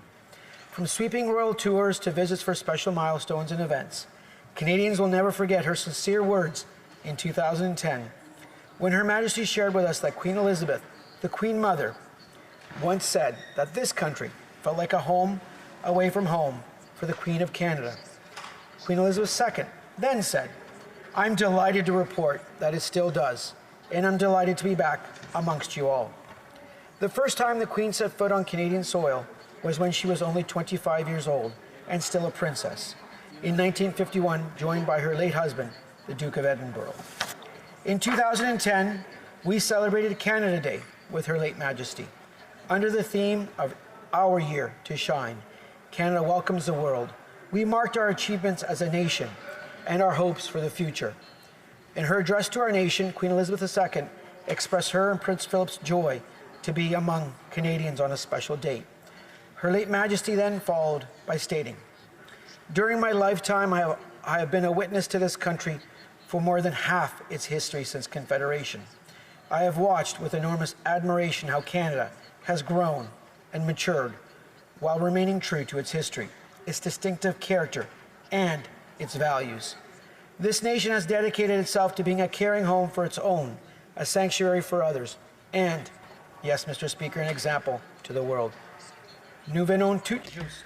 We have just seen images of Canadian forces, diplomats, and aid workers at work around the world, providing support and assistance to others. Often in dangerous and hostile circumstances are undertaken with the support and respect of us all. Fast forward, Mr. Speaker, at 93 years of age, Queen Elizabeth made a rare broadcast in 2020 to rally everyone in the face of the coronavirus outbreak. the COVID-19 pandemic. Her words resonated in the UK, the Commonwealth, and worldwide. Her Majesty began by saying, "I'm speaking to you at what I know is an increasingly challenging time, a time of disruption in the life of our country, a disruption that has brought grief to some, financial difficulties to many, and enormous changes to the daily lives of all." Later on, the Queen followed by recognizing that across the Commonwealth and around the world, we have seen heartwarming stories of people coming together to help others, be it through delivering food parcels and medicines, checking on our neighbors, or converting businesses to help the relief effort. And through self-isolating may at times be hard, many people of all faiths and of none are discovering that it presents an opportunity to slow down, pause and reflect in prayer or meditation. The Queen went on and said, "It reminds me of the very first broadcast I made in 1940, helped by my sister. We as children spoke from here at Windsor to children who had been evacuated from their homes and sent away for their own safety. Today, once again, many will feel a painful sense of separation from their loved ones. But now we know, deep down, that it is the right thing to do. While we faced challenges before, this one is different. This time we join with all nations across the globe in a common endeavor, using the great advances of science and our instinctive compassion to heal. We will succeed, and that success will belong to every one of us." Very parting words, Mr. Speaker. Her Majesty the Queen never doubted the strength of Canadians and always encouraged us to remain optimistic, knowing that Canadians, in quotation marks, will rise to the challenges ahead. Thank you, Mr. Speaker.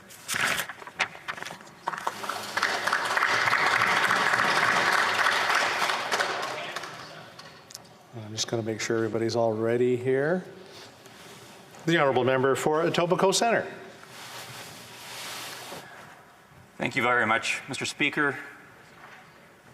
It was with heavy hearts that I learned, that many of my constituents in Etobicoke Centre learned of the passing of Her Majesty Queen Elizabeth II.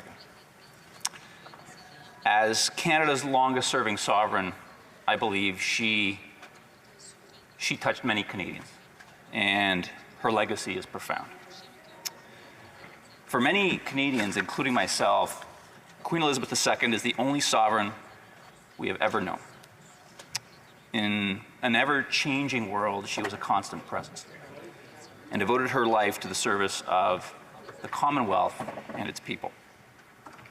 Her Majesty was only 25 years old when she ascended to the throne and took on the role of head of state of numerous countries, including Canada.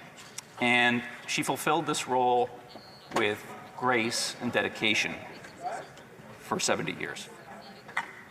Earlier this year, Canada celebrated the Queen's 70 years of service and the enduring bonds she had built with Canadians. This was the first Platinum Jubilee of a sovereign in Canada. You know, the significance of Her Majesty's reign was not just in the length of her service, but in the importance of her service and the role that she played in Canada's history. Her Majesty presided over many important moments in Canadian history, and she forms an important part, in my view, of Canadian history. Since becoming Queen in 1952, Her Majesty has known 12 Canadian Prime Ministers and 13 Governors General. Her Majesty made 22 tours to Canada as Queen. Queen Elizabeth II also participated in the patriation ceremony of the Constitution and proclaimed Canada's Constitution Act, which included the Charter of Rights and Freedoms, in 1982. She watched, she presided as Canada became an even more confident, more multicultural, and more prosperous nation. Speaker, there are many reasons I believe that we live in the best country on earth. One of the reasons is our strong democracy and the conventions and the institutions that underpin it, that protect it, that facilitate it. That system, that democratic system, makes Parliament supreme in making decisions on behalf of Canadians and for Canadians. And it allows us to come together here in the House of Commons as representatives of the people to make decisions on behalf of the people, for the people. To me, the role of the monarch in our country is not just ceremonial, but it's substantive. Because one of the key roles of the Crown, of the monarch, is to protect that democracy, to facilitate that democracy. And the Queen embodied the Crown and took on that role. And because of the importance of that role, because of the work that she did in protecting our democracy, I think it's important that we recognize that this has allowed us, those of us who served here in the past, those of us who serve here today, and future members of Parliament, to continue to build the best country on earth. Many years ago, I had the privilege of being present during the visit of Her Majesty and the Prince of Edinburgh to Toronto, and the Duke of Edinburgh, I'm sorry, to Toronto. And during my brief conversation with the Duke of Edinburgh, I came to appreciate the commitment of the Queen, of the Duke of Edinburgh, in learning about Canadians. And I believe this is one of the characteristics that made Her Majesty so invested and so effective in serving and representing our country. And one of the reasons I believe our hearts, many of our hearts, were so heavy when we learned of the passing of Her Majesty was because I think a lot of us felt as though we knew the Queen. And I believe that she knew us. Her Majesty touched millions of Canadians in a variety of ways, and I believe that her service, her dedicated and graceful leadership, will be continued to be remembered and admired by people worldwide for many years to come. So on behalf of my constituents in Etobicoke Centre, I send my heartfelt condolences to members of the royal family, to the people of the United Kingdom and the Commonwealth nations during this difficult time. I'd also like to say that I'd like to extend my best wishes on behalf of the constituents of Etobicoke Centre to our new King, King Charles III. I had the privilege of meeting King Charles III when he was Prince of Wales a few months ago, when he was here visiting Canada, and he exhibited that same curiosity, that same desire, I believe, to understand and know Canadians and serve Canadians as Queen Elizabeth II did. Long live the King.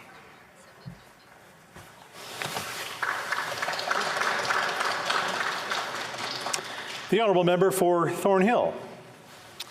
Thank you, Mr. Speaker. There are certain days in history when the world stops and listens, and everyone remembers where they were when they heard the tragic news of what happened that day. And for some of my colleagues, it may be the day that John F. Kennedy was assassinated. For others, it may be when Princess Diana died, or 9/11. Those days, however, feel far away from our lives, and they are, in part, they are a product of shock that invoke the need for answers to explain the circumstances around those days. Those events felt far away, but in some way resembled the day that we learned of the death of Her late Majesty Queen Elizabeth II. One of those moments in history that many will never forget. But for many Canadians, her passing didn't feel far away, though it might have been in terms of physical distance.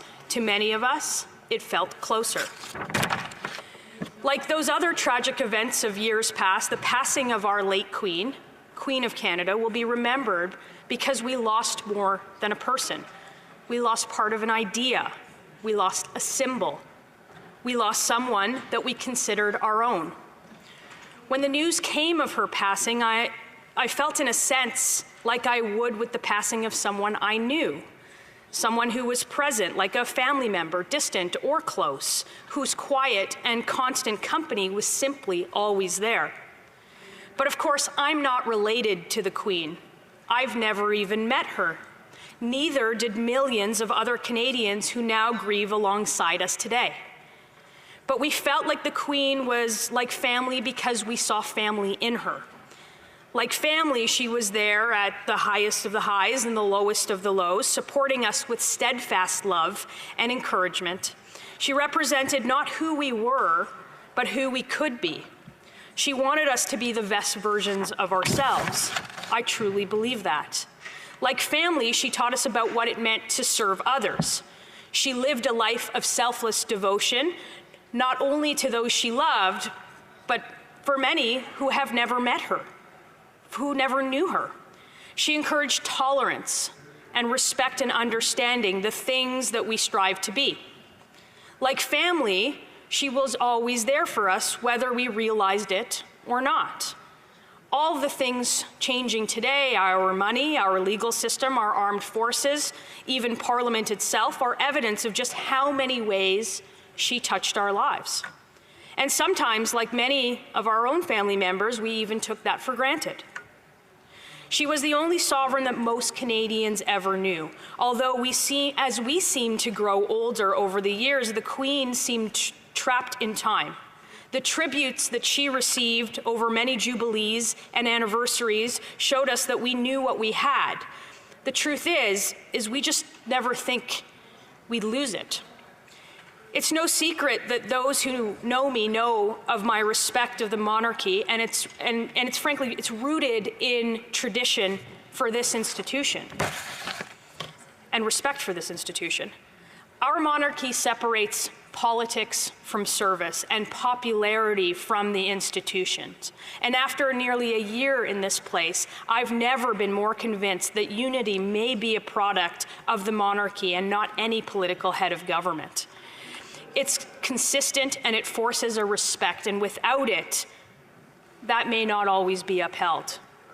Her late Majesty toured this country more than 20 times over 70 years, showing an extraordinary dedication for our people and our nation. She has a special place in the hearts of many in my own community, even more so than most across the country would know. Let me tell you why. She was the first female monarch of the royal family to be an active duty member of the British Armed Forces, serving as a mechanic during the Second World War. She not only helped the empire by using her hands, but she also helped by using her heart. She was a quiet, steadfast figure of optimism and perseverance, encouraging people to keep calm and carry on. She was a symbol that someday, somehow, things would get better, even if we didn't know how or when. She inspired a nation trapped in the darkest days to overcome and overturn the Nazi regime in Europe. And in doing so, she helped liberate millions trapped in concentration camps across the continent, whose descendants would grow up to be my friends, my family, my constituents. Her service didn't stop there. It speaks volumes about the Queen's character that she continued to hear stories of survivors through the 70 years as a monarch. It would have been easy to forget these individuals, as many contemporary leaders did, but she took it upon herself as a leader to bring closure and healing to deeply scarred lives.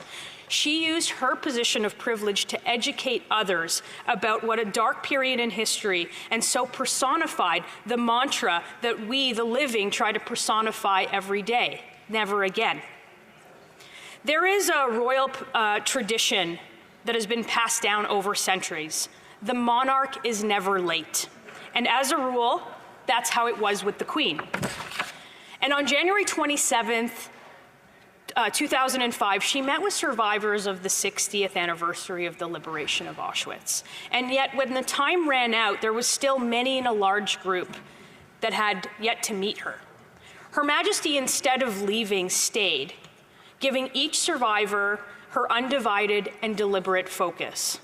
One of the Queen's attendants remarked to the late Rabbi Lord Sachs, present that day, that he had never seen her stay so late after the time had come for her to go and break such a hallowed custom. We are extremely fortunate to have witnessed Queen Elizabeth II dedicate over 7 decades, more than a lifetime for many, to the cause of our Commonwealth and the betterment of our country.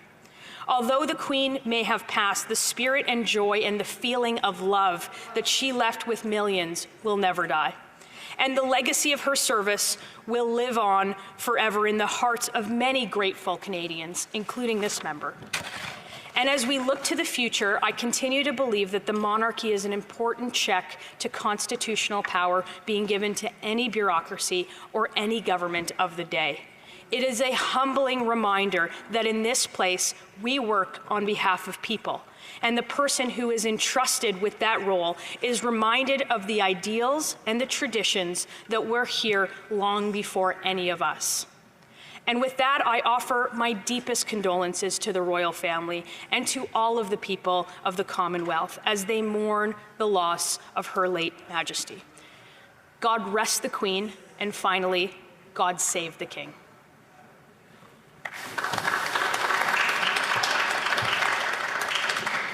The Honourable Parliamentary Secretary to the Minister of Immigration, Refugees and Citizenship. Mr. Speaker, this is a solemn day. For the first time in the lives of many of us here today, we mourn the death and commemorate the reign of her many years is an extraordinary feat, something only Her Majesty could have achieved. As we have heard throughout the past week and in Parliament today, his passion, her passion, her resilience and strength to serve her country and her people have been the fundamental traits that have shaped Her Majesty's reign. When I think of Queen Elizabeth ascending her father, King George VI, throne at the age of 25, I can help but be in awe. At 25, I had just graduated from university with a social work degree, commenced a new job at the Children's Aid Society, and had a beautiful and full of energy 2-year-old daughter. At such a pivotal age, where many of us were finishing university, starting our careers, beginning a family, or making our way through the world, learnings from adventures and failure, Her Majesty was propelled to the highest institution of governance, the throne of the United Kingdom of Great Britain and Northern Ireland, the head of the Commonwealth, and the defender of the faith. Queen Elizabeth's reign was shaped by some of history's most notable events, ranging from her early years as a princess, serving as in the Auxiliary Territorial Service during the Second World War, having Sir Winston Churchill as her first Prime Minister, the acceleration of decolonization, the Cold War and the fall of the Iron Curtain, the deadly conflict of Ireland known as the Troubles, the War on Terror, Brexit, and COVID-19. And despite these events emerging from British, European, or global affairs, Her Majesty used her position and powers to bridge and merge people of different linguistic, cultural, and political backgrounds to facilitate cooperation and collaboration towards unity, showcasing what a constitutional monarch should be. Queen Elizabeth has also reigned during some of Canada's most significant events. The proclamation of the Canadian flag in 1965, addressing Quebec's Legislative Assembly during Quebec's Quiet Revolution, remarking how pleased she was that there was a place in the Commonwealth where she could speak French, opening the Montreal Olympics in 1976, and of course signing the proclamation of the Constitution Act of Canada, which enshrined the Charter of Rights and Freedoms in 1982. Queen Elizabeth's admiration for Canada is undeniable. During her reign, Queen Elizabeth made 22 state visits to Canada, making Canada the most visited Commonwealth country during her reign. Her Majesty's visits included tours of our country, charities and ceremonies, opening Parliament back in 1957, and delivering a speech from the throne in 1977. Her Majesty's first state visit as Queen was back in 1957 when she and her late husband spent 4 days here in Ottawa. However, this was not Queen Elizabeth's first trip to Canada. As many of my colleagues have no doubt known, then Princess Elizabeth visited Canada in 1951 on behalf of her father, who was being treated for lung cancer. Let me share with you some aspect of that trip. Her Majesty shook hands at the rate of 30,000 times per week, heard the national anthems played 150 times, met 53 mayors, inspected 24 guards of honor, accepted official bouquet from 23 children, and signed 21 golden books. And let me remind everyone that this all occurred in 33 days. Queen Elizabeth's royal tour of Canada in 1951 was an instrumental occurrence that influenced her reign as Queen in the years to come. Her Majesty's example in attending the Calgary Stampede and square dancing at Rita Hall, making its way into popular Canadian Christmas cards, I should add, illustrating a modern monarchy willing to connect with younger people and reflect the civil and societal changes of the times. We should have known then that she was destined to be a queen for the modern age. On behalf of our community that I have the privilege to represent, Orléans, I would like to extend my sincere condolences to the royal family who lost a mother, a grandmother, a great-grandmother, to the extended family, and to the people of the United Kingdom. And as we continue to commemorate the reign of Queen Elizabeth II, we also usher in the reign of His Majesty, King Charles III. I am confident that His Majesty will carry on with his vow to follow his mother's inspiration example of public service, illustrating the Crown's dedication, resilience, and the strength in upholding the principle of constitutional government and the values that we, as a Commonwealth nation, share and relish. God save the King. The honourable member for Algoma, Manitoulin, Kapuskasing. Mr. Speaker, I am honoured, saddened, and humbled to stand in this House to pay tribute to our monarch and sovereign Queen Elizabeth II in front of her representatives of the Commonwealth nation of Canada. It is a responsibility I do not take lightly, as it is nearly impossible to adequately convey the importance of a life that has helped shape our nation for nearly half its existence. I would like to begin by quoting Her Majesty herself, not from a period during her reign, but from the speech the young princess delivered in Cape Town, South Africa, on her 21st birthday in 1947. She said, "I declare before you all that my whole life, whether it be long or short, shall be devoted to your service and the service of our great imperial family to which we all belong. But I shall not have strength to carry out this resolution alone unless you join in it with me, as I now invite you to do. I know that your support will be unfailingly given. God help me to make good by my vow, and God bless all of you who are willing to share in it." Mr. Speaker, her declaration that her whole life would be devoted to service, regardless of its length, would follow her as she became the longest-serving British monarch and the second longest-serving monarch in history. Another important quote was while touring Canada for her Golden Jubilee in 2002 when she said, "I treasure my place in the life of Canada and my bond with Canadians everywhere. It is my privilege to serve you as Queen of Canada to the best of my ability, to play my part in the Canadian identity, to uphold Canadian traditions and heritage, to recognize Canadian excellence and achievement, and to seek to give a sense of continuity in these exciting, ever-changing times in which we are fortunate enough to live."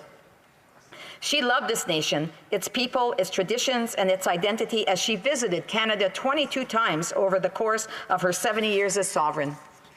With that in mind, I spent a significant amount of time considering the best way to pay tribute to a person that, for all accounts, will be written about for decades, if not centuries, in history books. But those stories will be told. What may not be told to the extent that is necessary is the impact she had on people throughout the nation. She always expressed such a joy in the Canadian identity, and I want to take some time to highlight thoughts and memories of the bonds Canadians shared with her. Before I get to that, however, I do want to give a nod to one of my constituents, Luc Morissette of Alpine Flowers and Gifts in Elliott Lake, who has a memorial guest book on display, which will be forwarded to the Palace to commemorate the passing of Queen Elizabeth II. I'd like to begin the memories and thoughts shared with that of Douglas Elliott's Facebook post. He wrote, and I quote, "The death of Queen Elizabeth II marks the end of an era for Canada, and in many ways for our world. She was the last world leader who was a veteran of World War II. Like most Canadians, I cannot remember a time before she became our Queen. I never had the pleasure of meeting Her Majesty, who was renowned for her dry wit and personal charm. However, I did see her in person twice. The first time was in July of 1959, when I was not quite 3 years old. The Queen came to Canada to open the St. Lawrence Seaway, and the new royal yacht Britannia toured the Great Lakes. One of the stops was in Parry Sound, and my mother took me to see Her Majesty. I am told that when my mother pointed out that the pretty young woman waving to the crowd was the Queen, I proudly responded, 'I know.' I don't really remember that sighting, but I do remember the second. It was in 1984 at Queen's Park. Coincidentally, the Toronto Star's published image of the walkabout captured myself and my great-aunt Grace beaming at our Queen with joy. I was struck first by how tiny she was, with an erect military posture, a good figure, and an impeccable complexion. Not a hair was out of place. She was like a perfect little porcelain doll and beautifully dressed. I will remember Her Majesty best for her role in presiding over the patriation of our Constitution and the creation of the Charter of Rights and Freedoms in 1982. The Queen had a good sense of humor, and she was known to take delight when things went slightly awry and on official occasions. Jean Chrétien, who was the Minister of Indian and Northern Affairs at the time, acknowledged that Her Majesty spoke excellent French, and she often conversed with him in French. I personally confirmed this royal story with him. Douglas's post was accompanied by a photo, and he explained that, and I quote, "The photo was taken on that blustery day on Parliament Hill in April of 1982 at the official signing ceremony for the new Constitution. Chrétien looks grim while the Queen is grinning. Apparently his pen malfunctioned, and as he reached for another, he muttered, 'Merde.' The Queen heard him and chuckled. Rest in peace, good and loyal servant, and may flights of angels sing you to your rest." Douglas received the following responses. Ralph Kardwuski wrote, "I must be a more loyal subject, as I saw her at least 6 times, including when she stepped out on the caboose on the royal train in Broadview, Saskatchewan, to greet the chiefs of 3 First Nations, Cowessess, Chippewassee, Kakahistaha, all in Treaty 2 territory, and the farmer settlers' families. I was 5, and it's the most vivid preschool memory I have to this day. She was wearing powder blue. It was high summer." Shelley Heinrich wrote, "In 2010, she came to Waterloo. My husband was part of her security detail. I was on a day off, and he was doing the escort. He let me know when they would be passing by our little town on the highway that cuts through. My husband sent me a single text which read, 'The eagle has left the nest.' His way of letting me know when to get Haley to the intersection where we saw her. Neither one of us wanted to compromise her safety on her route. We were both very fortunate to have been a part of her visit. I walked Haley down. She was 2 at the time. Haley waved like crazy at the Queen and the Duke, and they drove by. Both waved at her, and the Queen waved at Haley exactly how Haley waved at her. Open hand, fingers out, and a little twist at the wrist. With a broad smile, the Duke raised his hand and with a smile gave a little wave. We were the only 2 standing there. They didn't have to, but they did. Haley just shrieked with delight." Deborah Payne Milan wrote, "My uncle was the Reeve of Muskoka, and my cousin had the honor of presenting flowers to the Queen. Such a gracious lady. She is with Philip now. She will be missed deeply." Janet Babcock wrote, "My then spouse and I were invited guests to the signing of the Constitution, as he was an assistant to a cabinet minister. It was not only blustery, but near the end of the signing, it began to rain heavily. We were sitting behind Andy Hayden, then regional chair of the region of Ottawa-Carleton. He was bald, and the rain poured off his head onto my rather stylish clothes and hat, as we were all trying to imitate Princess Diana. We got a signed copy of the program with signatures from Trudeau, Chrétien, and Paul Martin. It's in the box somewhere in my basement. An historic day, no doubt." The AFN National Chief Roseanne Archibald issued the following statement on the passing of Her Majesty Queen Elizabeth II. Like many, Queen Elizabeth II is the only British monarch I have ever known in my lifetime. Throughout her reign, she has been an influential role model for generations of women and will be remembered for normalizing and evolving the perception of strong female leadership. My condolences are with King Charles III and all members of the British royal family as they grieve the loss of their matriarch, Queen Elizabeth II. I also wanted to share the thoughts from Kate Matuszewski. She posted, "What a sad day in history we are all sharing in today. My heart is heavy. Your Majesty, ma'am, thank you for your lifelong dedication to duty and service to our Great Britain and the Commonwealth. Throughout your reign, you have led by example with strength and dignity. You have lifted us up when times were hard and given us hope. You have walked among us, your subjects, and shown us compassion, loyalty, dedication, grace, intelligence, warmth, humor, and love. You have endeared yourself to all of us and been a shining example. For many of us, you have been our only queen in our lifetimes. Today, I mourn your passing and wish you Godspeed to your beloved Prince Philip and the peace you richly deserve. God bless you, ma'am. You have made an indelible mark on the world and in history. What a long and glorious life you have lived. I am so proud to be British and to have been raised in such a great country with its magnificent history, values, and traditions. Thank you for your service. Rest in peace." In response, Kimberly McVoy Arnold wrote, "So deeply saddened by this news. I've long admired Her Royal Majesty. May she rest peacefully and her family find comfort and strength in the coming days of the long goodbye she most graciously earned and deserves." Gladys Wiggins wrote, "I saw her in Kapuskasing, Ontario as a young child. It was just before her coronation. Back then, I knew this was a special event and that she was a special lady. Rest in peace, Queen Elizabeth." Erica McClellan wrote, "I remember seeing her as a small child when she came to visit my hometown. My mother took me and my playmate, all dressed in our Sunday best, waving our flags as the Queen and Prince Philip drove slowly by, standing in their black open convertible, waving and smiling to the crowds. I still can see it and remembering as if it was yesterday. My mom then took us for a treat." Reverend Valerie Isaac Facebook post reads, "Rest well, Your Majesty. You promised to serve for your life, however long or short. It has been an Elizabethan era that has concluded. Our sympathies to King Charles III and the rest of the royal family." Mr. Speaker, I hope that by sharing these stories and these insights that we may get a better sense of how Canadians are grieving the loss of their monarch and by extension the impact she has had on the lives of people of this country. May you rest in peace, Your Majesty. Thank you, Mr. Speaker. The Honourable Parliamentary Secretary to the Minister of Foreign Affairs. Thank you very much, Mr. Speaker. And it's a great honour today to stand on both my own behalf and on behalf of the people of Don Valley West to remember, honour and pay tribute to Her late Majesty Queen Elizabeth II, Queen of Canada. All of us were caught by surprise at the events of last week.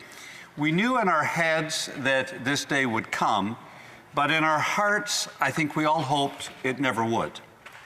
My first thoughts are to those who mourn this loss most deeply and most personally. We knew her as a beloved monarch, but condolences must first be expressed to those who knew her as mother, grandmother, and great-grandmother. May they cherish in their hearts their richest and most intimate memories, even as they shared her so generously with the people of the United Kingdom, the realm, the Commonwealth, and the world. My second task is to honor her legacy. She certainly kept the promise she made at the death of her father, King George VI. More than anyone could have ever imagined at that time, she faithfully lived up to her pledge when she said, "I declare before you all that my whole life, whether it be long or short, shall be devoted to your service and to the service of our great imperial family to which we all belong." But her life, including 70 incredible years on the throne, was not only long, it was incredibly rich, gracious, and profound.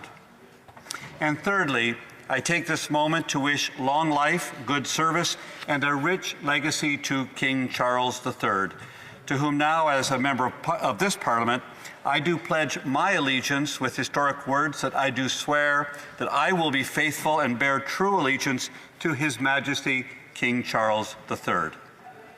Queen Elizabeth set a very high bar for any head of state of any country to match. Her selfless devotion to duty was an inspiration and an example to us all. She was not only respected, that comes with the crown, but I would say she was deeply loved by Canadians.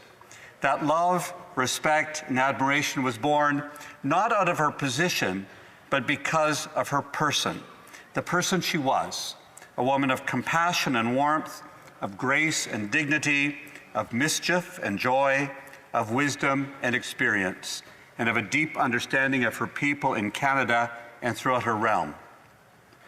I, like most people in this House, most members of this House, have never known any other monarch. She was a constant in our lives, reigning by example, with hard work, calm under great stress and difficulty, persistence and the honoring of tradition, but always willing to adapt to a changing world. My earliest and most persistent memories of the Queen were from Christmas Day, year after year. And for as long as I can remember, I can still hear the voice of my mother ringing out throughout our house, "The Queen, the Queen," as we were all called to stop whatever it is that we were doing, gather around the television and watch Her Majesty deliver her annual message, a tradition I keep. Even with the internet, I watch it on television. She had the ability to reach into our home with a message that not only acknowledged the year that she and we had faced, but also with the confidence for the coming year, that those challenges would be met and that all in our world would be right and well. We saw Her Majesty mostly from a distance, even with her many visits to Canada, but I had a few opportunities to meet her in person. The first was in 1977, as we celebrated her first 25 years on the throne. The then Prime Minister, Pierre Trudeau, invited young Canadians who had excelled in the arts and sciences to a state dinner in Ottawa. Luckily for me, he also included some young Liberals, so we got in under the bar. They sent us a protocol sheet on how to meet the Queen and the Duke of Edinburgh, and it even had a note on how to eat our asparagus. We learned that we should not use a knife and fork, but pick them up with our fingers because that's what Her Majesty does. Who knew? We were nervous, but as the Queen entered the room, our shoulders dropped, her smile welcomed us, and each one of us had a chance to tell her our story, and she listened and she cared. To be in the presence of royalty is humbling. To be in the presence of Her Majesty Queen Elizabeth was overwhelming, but in a sense of that kind of humility that she brought made us at ease. There's a story told of the Queen which may or may not be true. If it's not, it should be. Apparently she had a habit of occasionally escaping from her most favorite home, Balmoral in Scotland, and she would take her own car and visit shops in neighboring communities. One day she went into a shop and made a purchase, and the clerk at the store said, "You know, you look very much like the Queen." The Queen simply responded, "How very reassuring." Well, she might have been reassured that day, but, Madam Speaker, she spent her life reassuring us, and we've been the richer for it. This is indeed a sad day. It's also a day for celebration, a day for celebrating a life well spent in the service to others. This House and parliaments around the realm will be filled with words of tribute, admiration, superlatives used to describe Her late Majesty Queen Elizabeth II, and they're entirely justified. She was our longest-serving monarch. She was respected around the world. She joined in our most important moments of joy, and often with a mischievous smile engaged with us. She gave us an example, made an example of her life for all of us on how to live a life of service, of duty, of dignity, and decency. She was remarkable. May she rest in peace and rise in glory, even as we say, long live the King. Thank you.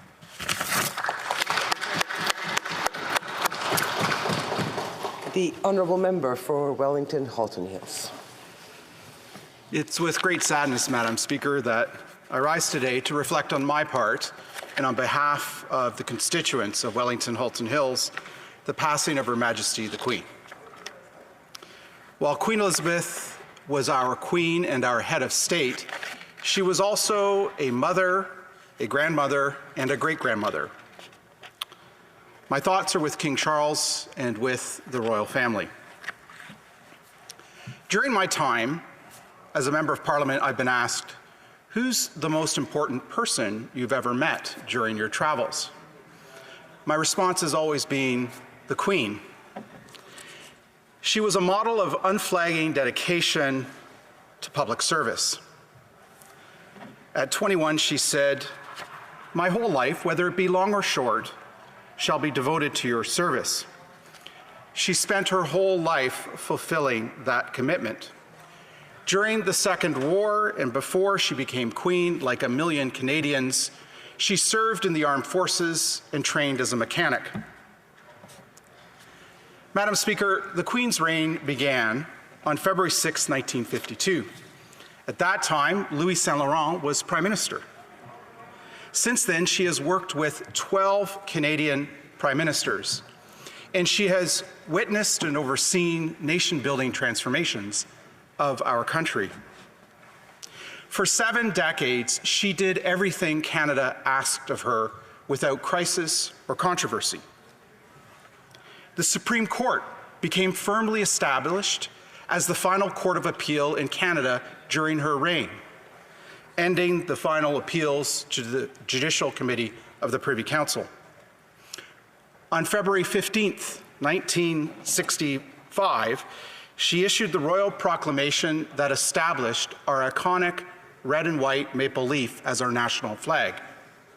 In 1982, she came to this place, Parliament Hill, to sign the royal proclamation that repatriated our Constitution from the United Kingdom and reaffirmed our constitutional monarchy here in Canada.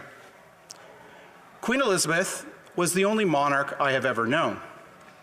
She's the only monarch my wife Carrie and our children have ever known. She's the only monarch that Canadians, most Canadians, have ever known. She has been part of our lives over so many decades in so many ways. When my father was a young man in Hong Kong, Queen Elizabeth was his queen. When he immigrated to Canada in 1952, Queen Elizabeth remained his queen.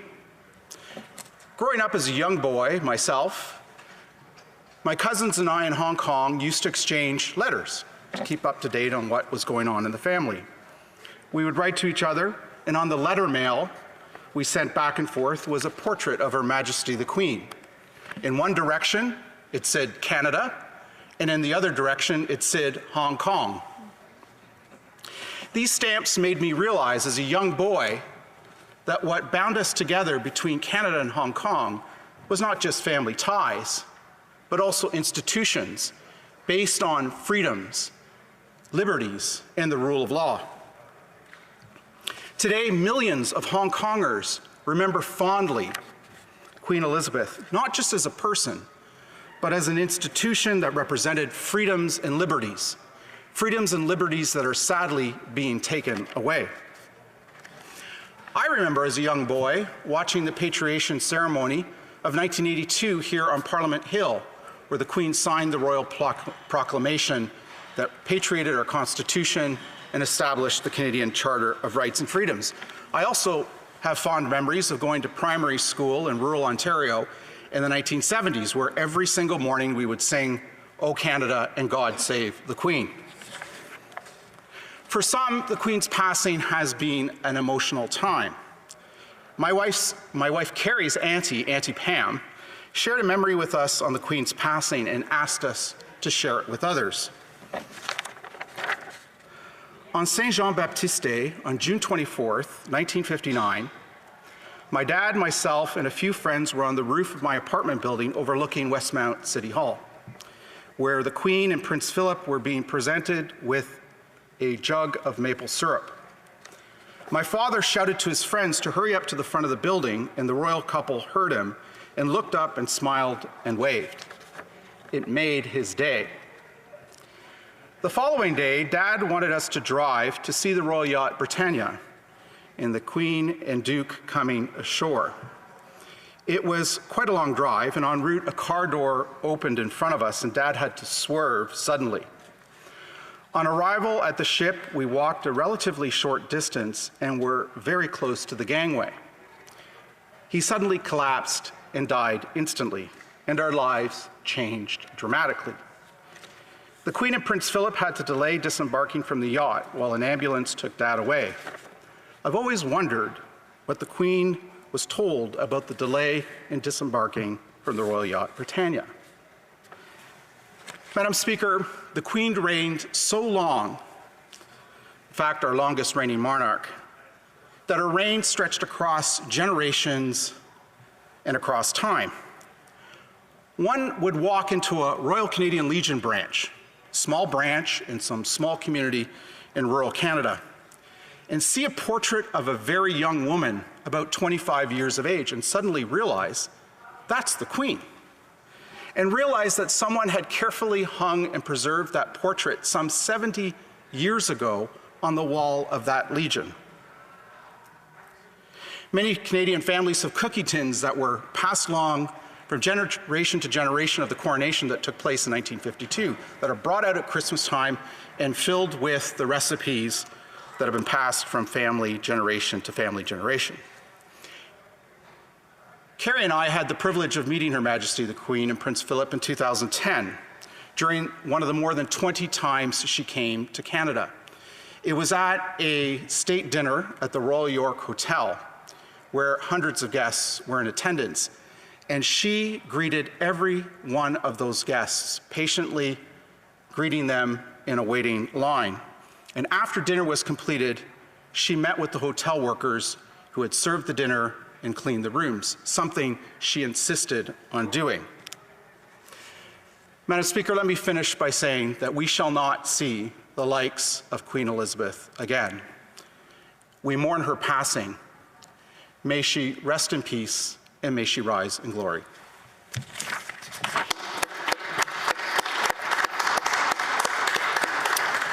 The Honourable Minister of Northern Affairs. Madame la Présidente. Madam Speaker. I want to begin by paying my respects to the victims and the families of the horrible tragedy in Saskatchewan recently.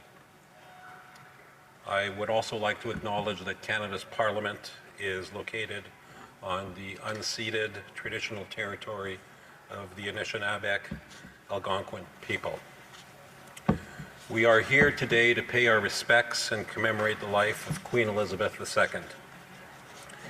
In a world that changes and evolves at such a rapid pace, the Queen represented stability, service, and a quiet grace. She embodied duty and commitment to one's country. Madam Speaker, I would like to offer my condolences to the royal family and King Charles III. They have lost not only a queen, but a mother, a grandmother, and a great-grandmother. We know they are grieving at that loss, and our hearts go out to all of them. Since learning of her death, Canadians have expressed their grief, as well as their admiration for the Queen. Many remember when she visited their community or when they were able to shake her hand. However, not all Canadians had the same experience with the Crown. Some people have much more mixed feelings, particularly Indigenous people. Many felt a personal connection to the Queen as a kind, thoughtful, and compassionate individual. But the idea of a sovereign for Canada is a complex one for Indigenous peoples who have lived on this land long before Europeans arrived. This relationship between the Crown, Inuit, First Nations, and Métis is complex, continually evolving, and personal. So I want to take a moment to acknowledge that Some people's reactions will be different, and that's entirely okay. That is what Canada is about. Being able to have different opinions and speaking about them in a respectful way, speaking about them in a thoughtful way. And for many Indigenous peoples, Her Majesty Queen Elizabeth II had a special and a personal role in Crown Indigenous relationships. And today we are here to recognize her extraordinary lifetime of service. And I will speak on Her Majesty's affinity for Northern Canada, and of course, her visits to Winnipeg and to other areas of Manitoba. Madam Speaker, the Queen has long showed love and respect for Canada. Queen Elizabeth II traveled on 23 royal tours of Canada, and she made a huge impact wherever she went, drawing crowds and touching hearts. Over the years, she made 4 trips to the beautiful northern and Arctic parts of our country, the first being in Yukon in 1959. This was quite a trip indeed. It was 2,600 kilometers of travel with over 45 days, and during that time she visited 90 towns and hamlets. During that first trip, famous Inuit carver Ositokeapili carved a beautiful stone image of the Queen. He had based the carving on a photograph from her coronation in 1952. However, in the photograph, her shoes were covered by her gown. So Mr. Apili carved the Queen in her bare feet and presented it to Prince Philip. The Queen once again visited the Arctic in 1970, and that included a stop all the way to Resolute in the high Arctic, as well as visits to Yellowknife and Iqaluit. For the duration of the trip, she had future King Charles alongside her. She visited Yellowknife again in 1994, where she dedicated the new Northwest Territory Legislative Assembly building. She then made her way to Nunavut, drawing crowds in Rankin Inlet, and attended celebrations to mark the upcoming creation of the territory, where she watched performances by Inuit and Dene artists. During her visit to Iqaluit in 2002, she was given a bouquet of Arctic flowers with Arctic cotton. It being her 3rd time in Nunavut, she made the effort to thank people in Inuktitut and tried her best to give the right pronunciation, which many, many people appreciated. As for Northerners, Manitobans have fond memories of Queen Elizabeth's visits to our wonderful province and to my hometown of Winnipeg. The Queen visited Manitoba 6 times. In 1970, she visited 16 Manitoban cities to celebrate the province's 100th anniversary, accompanied by Prince Philip and 2 of their children, the future King Charles and Princess Anne. And we can also never forget that the Queen came to Saint-Pierre-Joli to speak to Franco-Manitobans in 1970. And in 2002, the Queen and Prince Philip returned to Manitoba to mark the Queen's Golden Jubilee and to unveil the Golden Boy statue in the Manitoba Legislature. And during the Queen's final visit to Manitoba in 2010, she unveiled a cornerstone at the site of the Canadian Museum for Human Rights, following her arrival with Prince Philip as the first official passengers of Winnipeg's new James Armstrong Richardson's International Airport. That stone had been brought from the fields near Windsor Castle, where the Magna Carta was signed. And during that visit, she also crossed the magnificent Esplanade Riel to get to the Canadian Museum of Human Rights. Madam Speaker, the Queen passed on her virtues of service and responsibility to other members of her family, and her affinity for Northern Canada, which is obvious to King Charles. Our new king has been a strong advocate and an early voice in the effort to educate the public about the dangers and the effects of climate change. His work on climate change has a special resonance in the North, as the region is disproportionately affected by changes to the climate. Madam Speaker, during his visit to Canada, King Charles III has often spoken about climate change, and in 2009, he spoke in Newfoundland saying that climate change was a threat to all humanity. In 2017 in Nunavut, he made rapid changes. He mentioned rather that climate change was making rapid changes and causing damage. The king also addressed the people in this region and discussed Inuit culture. He went to Wales to study how we could normalize cultures from Inuktitut.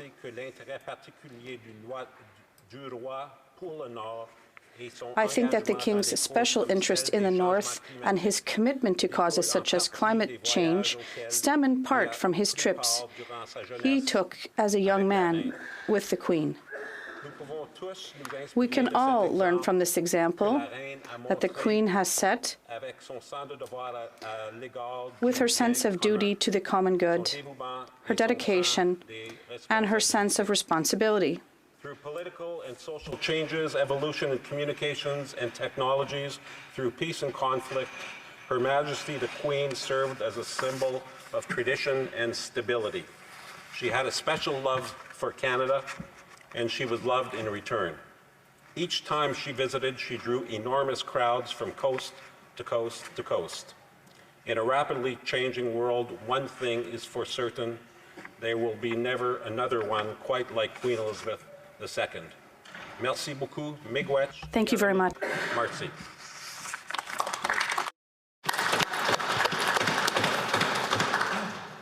The honourable member for Louis Saint Laurent. Thank you very much, Madam Speaker.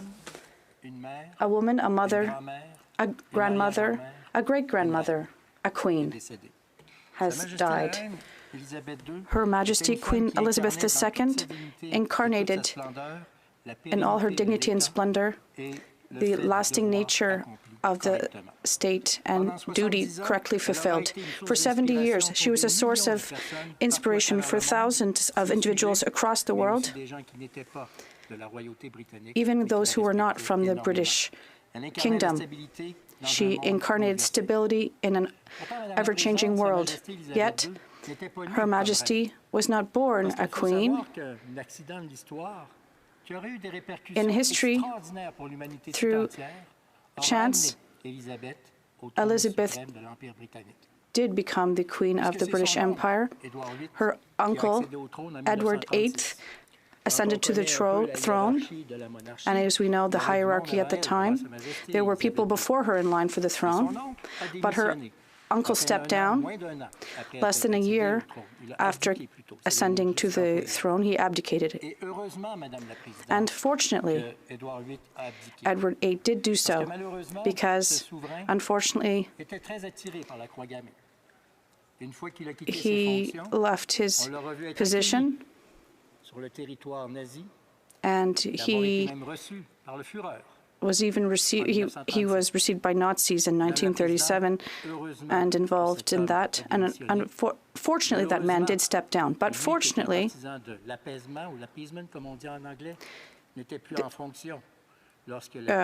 he was no longer in power when the war affected all of humanity, and it is his brother, George VI, the father of Elizabeth II, that fortunately was in power at the time, with a tremendous support from Winston Churchill, and thankfully this was the case during this time. And let's talk about the Second World War. At that time, Elizabeth II became an inspiration for her people. When war broke out, thousands and millions of children Like many of them, she left her home. She had to go to the countryside to avoid the city. Of course, she was not just like anyone. She lived in a castle, but Elizabeth did stay in her country, which was being invaded by German planes and that were constantly bombarding her country. She did not leave her country, she stayed. When she was 18, she enrolled into the English army, like many of her compatriots. She could have stayed in her castle, but she put on her uniform and became a mechanic. And she served her country even though she was only 18. We remember the wonderful images that we saw of her image of her father and her sister wearing their uniforms in 1945. Few people know this, but it was a showing of joy for all humans. Elizabeth put her hat on and joined her people. She wanted to represent her people, and it was a historic moment as a queen. And that is what we call being close to one's people, despite the hierarchy of the time and the privilege that few people have.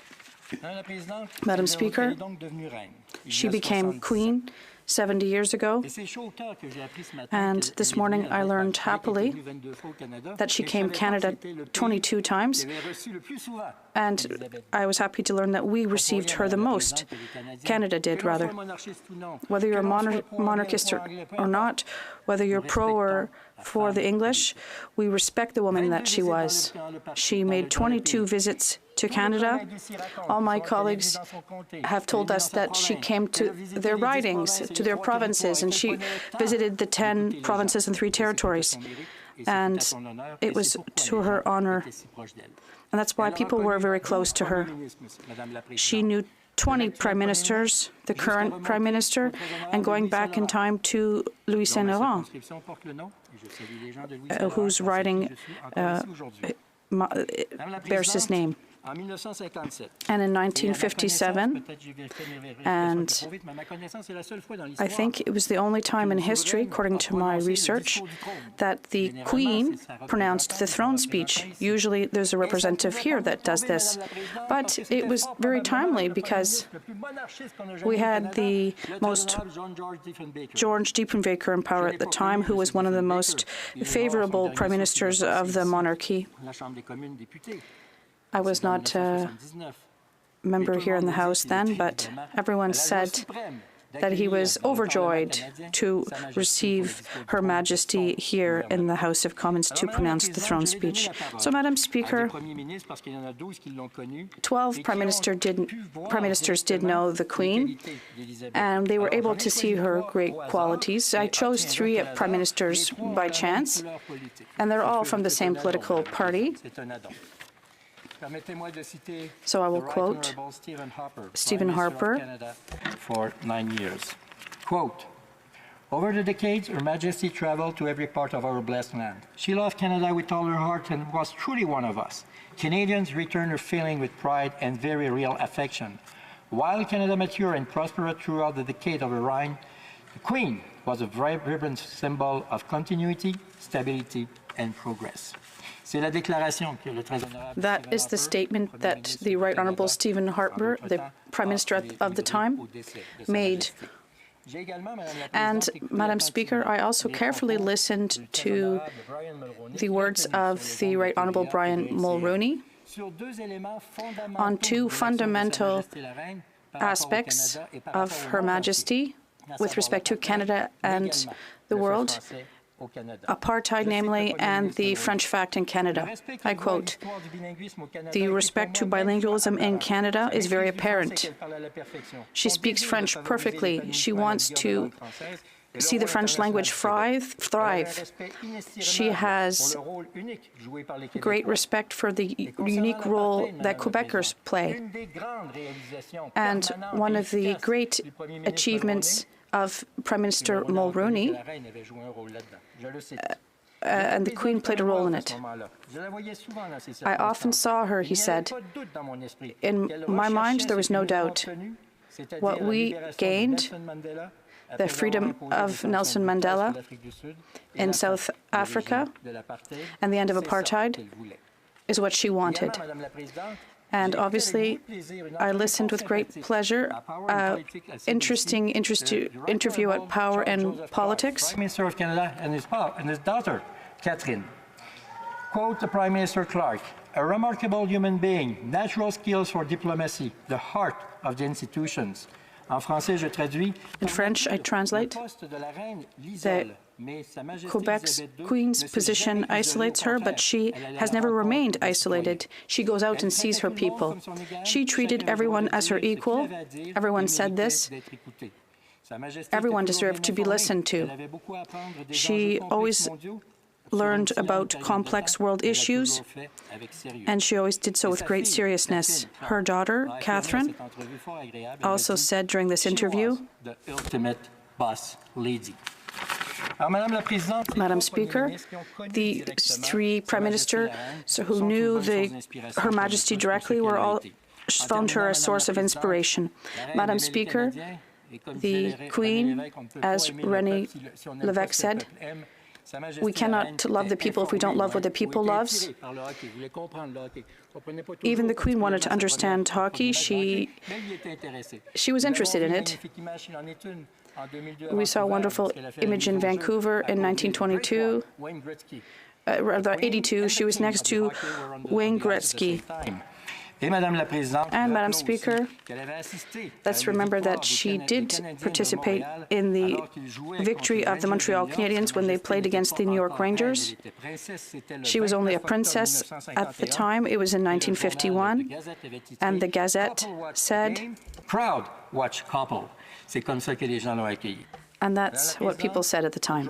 Madam Speaker, today we are commemorating the memory and the sense of duty that Her Majesty the Queen showed brilliantly.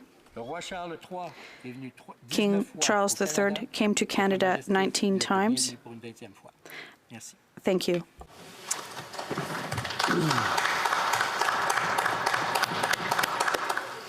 The honourable member for Aurora Oak Ridges, Richmond Hill. Thank you, Madam Speaker. I rise today to pay tribute to our late Queen, Her Majesty Queen Elizabeth II. But before I do so, I would first like to give my condolences to the families and the members of the James Smith Cree Nation in Saskatchewan, as they have just buried many of the dead and are suffering from the great tragedy that has beset them. I rise on behalf of many of the constituents of Aurora, Oak Ridges, Richmond Hill in paying my tributes and offering condolences to the royal family and to King Charles III. I say many because not everyone feels the same way about the monarchy or the Queen. And I think many of the members in this House have already referred to that. Our relationship with the monarchy is complex, and there's a history of colonialism, there's feelings from Indigenous people and from Francophones that do not always align with the monarchy. However, there are many people, including myself, that greatly admire the Queen and her life of service. The Queen embodied many things. One of them for me was family. Family has always been so important to me and to many of my constituents and many Canadians. And the Queen put family first. I believe that her example in being a mother, a grandmother, a great-grandmother, and caring for her family above all was one that was set for all of us and that we should all admire. When I think of the Queen, although I didn't have the opportunity to meet her as many people in this House have, I feel like I did meet her through my family. My grandmother, Marie Ellen Taylor, was born in England. She went to school in Ireland, and she moved to Canada as a young woman. I couldn't help but noticing all of the cookie tins, the plates, the china cups, the photos of the Queen in her home. And she was certainly proud of our Queen. She was proud as a Canadian, and she certainly shared that with all of us. But it wasn't just her dedication to family for me, it was also her great dedication to service. I think when we look at the over 7 decades that the Queen served, we see an example of exemplary service. She, above all, wanted to connect with people. She was Queen of the Commonwealth, and as so many have already mentioned, she loved Canada and visited us often. I believe that her connection to Canada was real, and that she was not only connected to her subjects here from the past, but that she grew and changed as Canada grew and changed. Her acceptance and her desire to get to know so many parts of Canada and so many peoples was great. And there was a quote that I wanted to read that made it clear that she believed in inclusivity and respected multiculturalism in Canada. She stated, "It's the Queen of Canada that I am here. Queen of Canada and all Canadians, not just 1 or 2 ancestral strains. I would like the crown to be seen as a symbol of national sovereignty, a link between Canadian citizens of every national origin and ancestry." Later, she would say, "This nation has dedicated itself to being a caring home for its own, a sanctuary for others, and an example to the world." And her last message was to express solidarity and sympathy to the loved ones of those who tragically lost their lives on James Smith Cree Reserve as well. She cared about our issue, she cared about our country. But when I go back to her legacy of service and think about how she connected with people, Madam Speaker, she was the first Queen to have a televised wedding. Of course, it was the first time television was available. But she also initiated walkabouts. And many members in this House have spoken of how many hands she shook, how many people she saw personally, and all of the stories and memories that are written in the books of condolences. She definitely touched people. And I think that the importance of human connection and the recognition of individual dignity in the pursuit of good governance is one of Queen Elizabeth's legacies.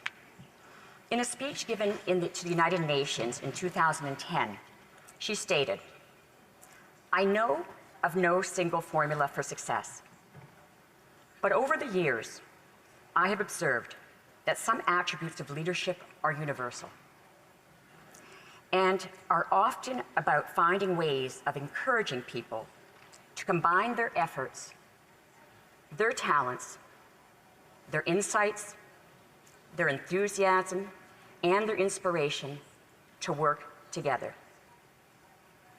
It was this commitment to hope and unity that strikes a chord with so many who remember her lifetime of service, composure, and personal strength, and offer a profound example for us as democratic representatives of the Canadian people. I know that many will miss her as a strong female presence in our world over this very long period, a period of change and tumultuous times. She always offered a vision of faith and hope. And it's that faith and hope I believe that we still need as we move forward today. I know I'll miss her caring, stable presence in our world, and that many will. Her absence is a loss for us all. Thank you, Madam Speaker.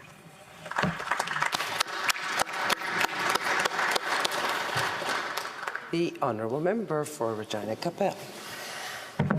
Thank you very much, Madam Speaker. It is always a privilege to rise in this House, but today I and all our colleagues do so with the heaviest of hearts.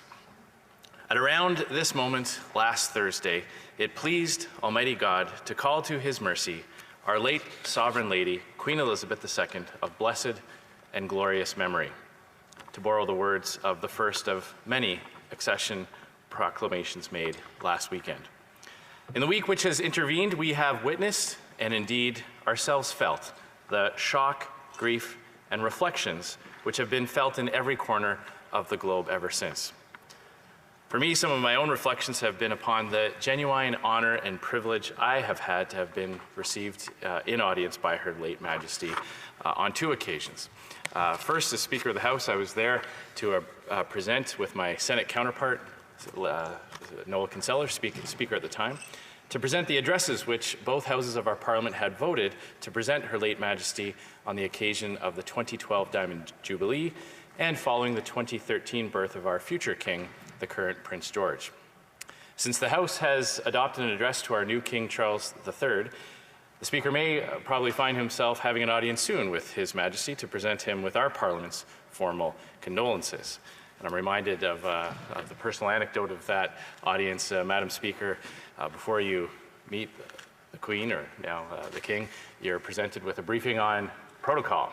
And we were all told what to do and what not to do. And I asked the protocol officer how we will know when the meeting ended. And he looked at me with a twinkle in his eye and he said, "Oh, you'll know." And sure enough, Madam Speaker, at one point in the conversation when it was clear Her Majesty had exchanged enough pleasantries, out came a box with a button on it. And she very gently started pressing on it. And moments later, the equerry came into the room and the meeting was over. I'm sure there are many people throughout Canada that wish that they had that kind of box when they're having meetings that they would like to get out of. On both occasions when I had that privilege, I can say that Her late Majesty's warmth and interest in Canadian matters remarkably shone through. Those various reports you might hear or read about Queen Elizabeth being incredibly well informed about Canadian and world matters certainly accord with my own personal experiences. Yet her love of Canada wasn't just about being well briefed on the news. Canada was tangibly present in her life. She made 22 official visits as Queen and 1 as Princess Elizabeth, more here than to any other country. Her longest visit to Canada in 1959 covered 45 days and 24,000 kilometers. On that trip, she performed her official duties with equal parts grace and grit as she fought through morning sickness to complete her grueling itinerary. Canada was very much her second home. On a royal tour in 1983 that included both the United States and Canada, as she prepared to fly from California to Vancouver, she told the press, "I'm going home to Canada tomorrow." Some members may be aware that Her late Majesty's favorite horse ever was Burmese, the first of the horses gifted by the RCMP, who was foaled in Fort Walsh, Saskatchewan. The Queen rode Burmese at every trooping of the colour for 18 consecutive years, from 1969 to 1988, and on many other occasions, like the time she was famously photographed riding with Ronald Reagan. When Burmese retired, the Queen never rode to the trooping of the colour again, preferring to travel by carriage. A statue of Queen Elizabeth riding Burmese can be found in Regina, the Queen's city, a city I proudly represent. And we know that the people of Saskatchewan were in her thoughts right up until the end. Her final public statement, a little over a week ago, was to the people of Saskatchewan, and specifically of the James Smith Cree Nation and Weldon, to tell them that she was grieving with them and mourning their loss. The day before that, we all saw the news and photos of her appointing a new British Prime Minister, her 15th.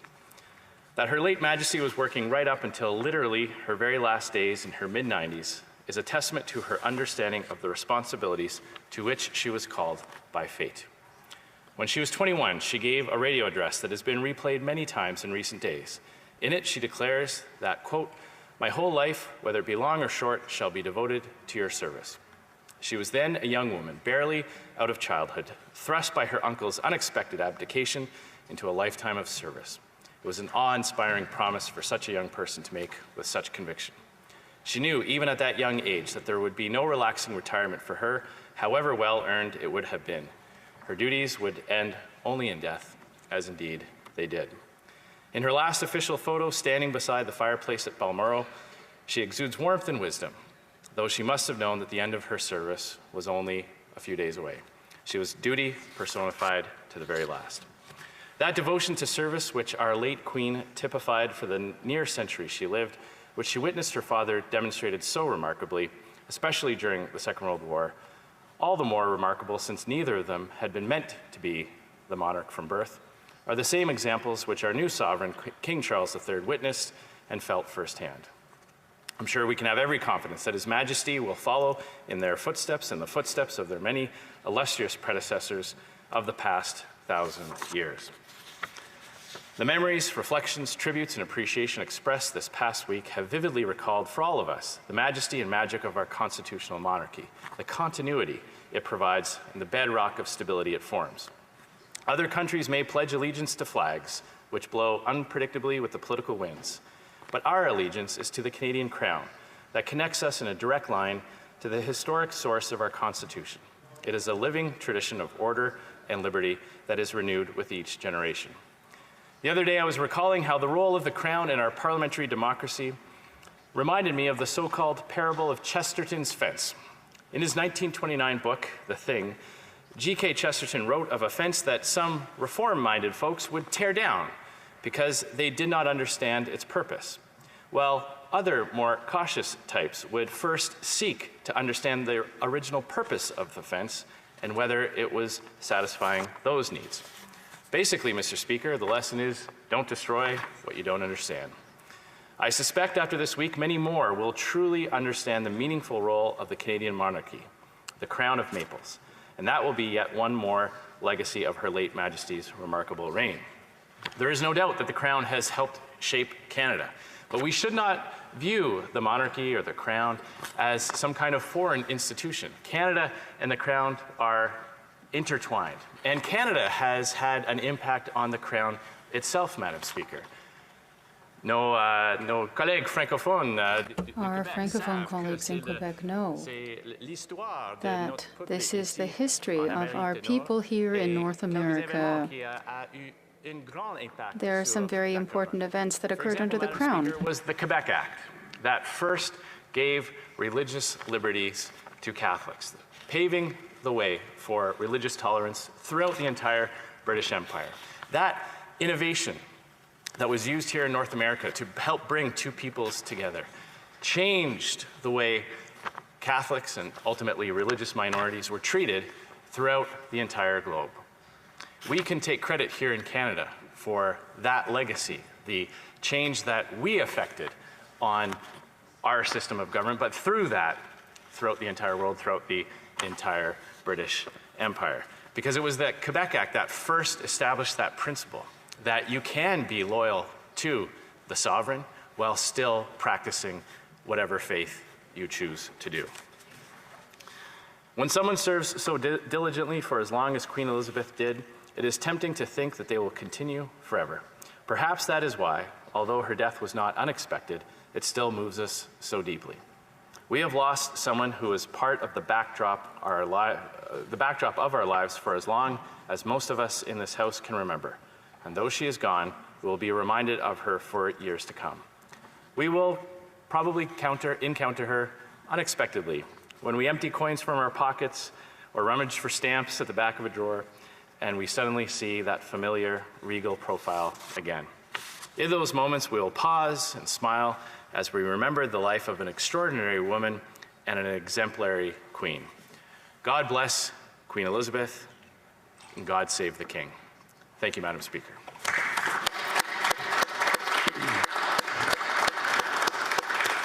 The Honourable Member for Etobicoke Lakeshore. Thank you, Madam Speaker. It's always an honour to rise in this House. It's particularly so today, given the reason we're here. And it's always a pleasure to speak when you're in the chair, I might add. Madam Speaker, last week when the world learned of the passing of Her Majesty Queen Elizabeth II, I thought back in history about Winston Churchill, who was the Prime Minister upon her becoming Queen, and the Prime Minister when her late father passed away, King George VI. When the King died, Winston Churchill said, "It struck a deep and solemn note in our lives, which, as it resounded far and wide, stilled the clatter and traffic of 20th century life in many lands and made countless millions of human beings pause and look around them." The same could be said about the passing of his daughter. As we stop pause and reflect on her 96 years of life. The world has seen so much change. In her life, she witnessed it all. And in those extraordinary 96 years, in many circumstances, she was truly a trailblazer. For starters, as we've heard, Her Majesty was a fully trained mechanic, having joined the Women's Auxiliary Territorial Service, and worked as a mechanic and a truck driver during the Second World War. As a member of the ATS, she was the first female of the royal family to be an active duty member of the British Armed Forces. And not surprising, she was also the last surviving head of state to have served during the Second World War. In 1953, it was her coronation on June the 2nd that was the first event televised to the tune of 27 million viewers around the world. On December 25, 1957, she made history with her decision to televise her Christmas message 25 years after her grandfather, King George V, began the Christmas Day tradition on his radio address. Her Majesty modernized the way the royal family interacted with the public. It was during her visit to Australia in 1970 when the Queen set a precedent with the royal walkabout, shaking hands with public rather than appearing at a distance, and this is a tradition that continues today, Madam Speaker. And in 2011, Madam Speaker, she made history again by being the first British monarch in 100 years to visit Ireland. Of course, she was the longest-serving British monarch in history. There are so many firsts, Madam Speaker. Her Majesty also was an individual who embraced advances in technology. In 1969, the Queen expanded her universe, along with many other world leaders, of course, when she included a message of goodwill on the mission to the moon. These messages were transferred onto a silicone disc, which still sits on the moon's surface today. She sent her first email in 1976 from a British Army base, and she was an early believer in Facebook, signing on in 2010, which I'm pretty sure is much earlier than I joined Facebook, for that matter. Politically, over 70 years, we all know Her Majesty was head of the Commonwealth, linking more than 2 billion people worldwide. And she watched 14 different British Prime Ministers come into power during her time as monarch, starting with Winston Churchill up until our most recent British Prime Minister. In Canada, it was 12 Prime Ministers, from Louis St. Laurent, who we've heard about today, to our current Prime Minister. Speaking of Canada, time and again, Her Majesty marked Canada's modern history. Over the course of 70 years, 23 royal tours. Queen Elizabeth II saw this country from coast to coast to coast, and there was for every major milestone. It was no secret she loved this country. She would even proclaim it was good to be home when she would come to Canada. There are other details about her that bring a smile to her face. Her Majesty was a soccer fan and an avid Arsenal fan, and even invited the team for afternoon tea at the Palace in 2006. I'm to understand she had a sweet tooth and had a piece of chocolate cake every day, and including on her birthday, and she shared it with all of her staff and the people in the Palace. The Queen took delight in her stamp collection. It was built on the collection of her father and previous monarchs and filled about 300 albums. But heaven forbid you see her handbag over her arm, because it was a sign to staff that she was bored with the person she was speaking to. So my colleagues, beware. If I ask where my handbag is when you're speaking, you now know why. I expect I'll be doing it a lot when the opposition is asking questions during question period. While the Queen served with dedication, sincerity, and loyalty, she equally committed to her family. As a mother, grandmother, and great-grandmother, she clearly took great pleasure in her family. I want to pause about some personal reflection of my own. I was born in Thunder Bay, Madam Speaker, and one of probably my earliest memory of Her Majesty was when she came to Thunder Bay or Fort William in 1973. It was a big event. The streets swelled with people.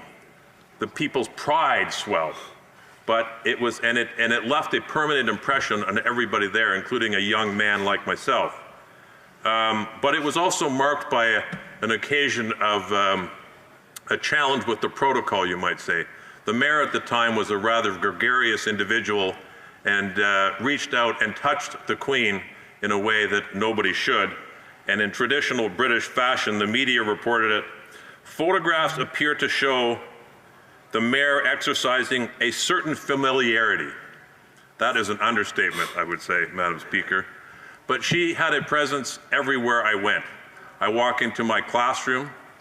I walked into many courtrooms. I was a lawyer, just to be clear. And she was always there looking over us. She was a fixture in our lives since the day everybody in this chamber was born. And she will be for the rest of our lives, I should add. I had the honor to meet His Royal Highness King Charles III when he and the Queen Consort came to Canada this past May. And I know I speak on behalf of the Government of Canada, all Canadians, the people of Etobicoke Lakeshore, when I wish him the very best as he takes on his new responsibilities. He has big shoes to follow. And to Her Majesty Queen Elizabeth II, rest in peace, ma'am. You certainly deserve it. Long live the King.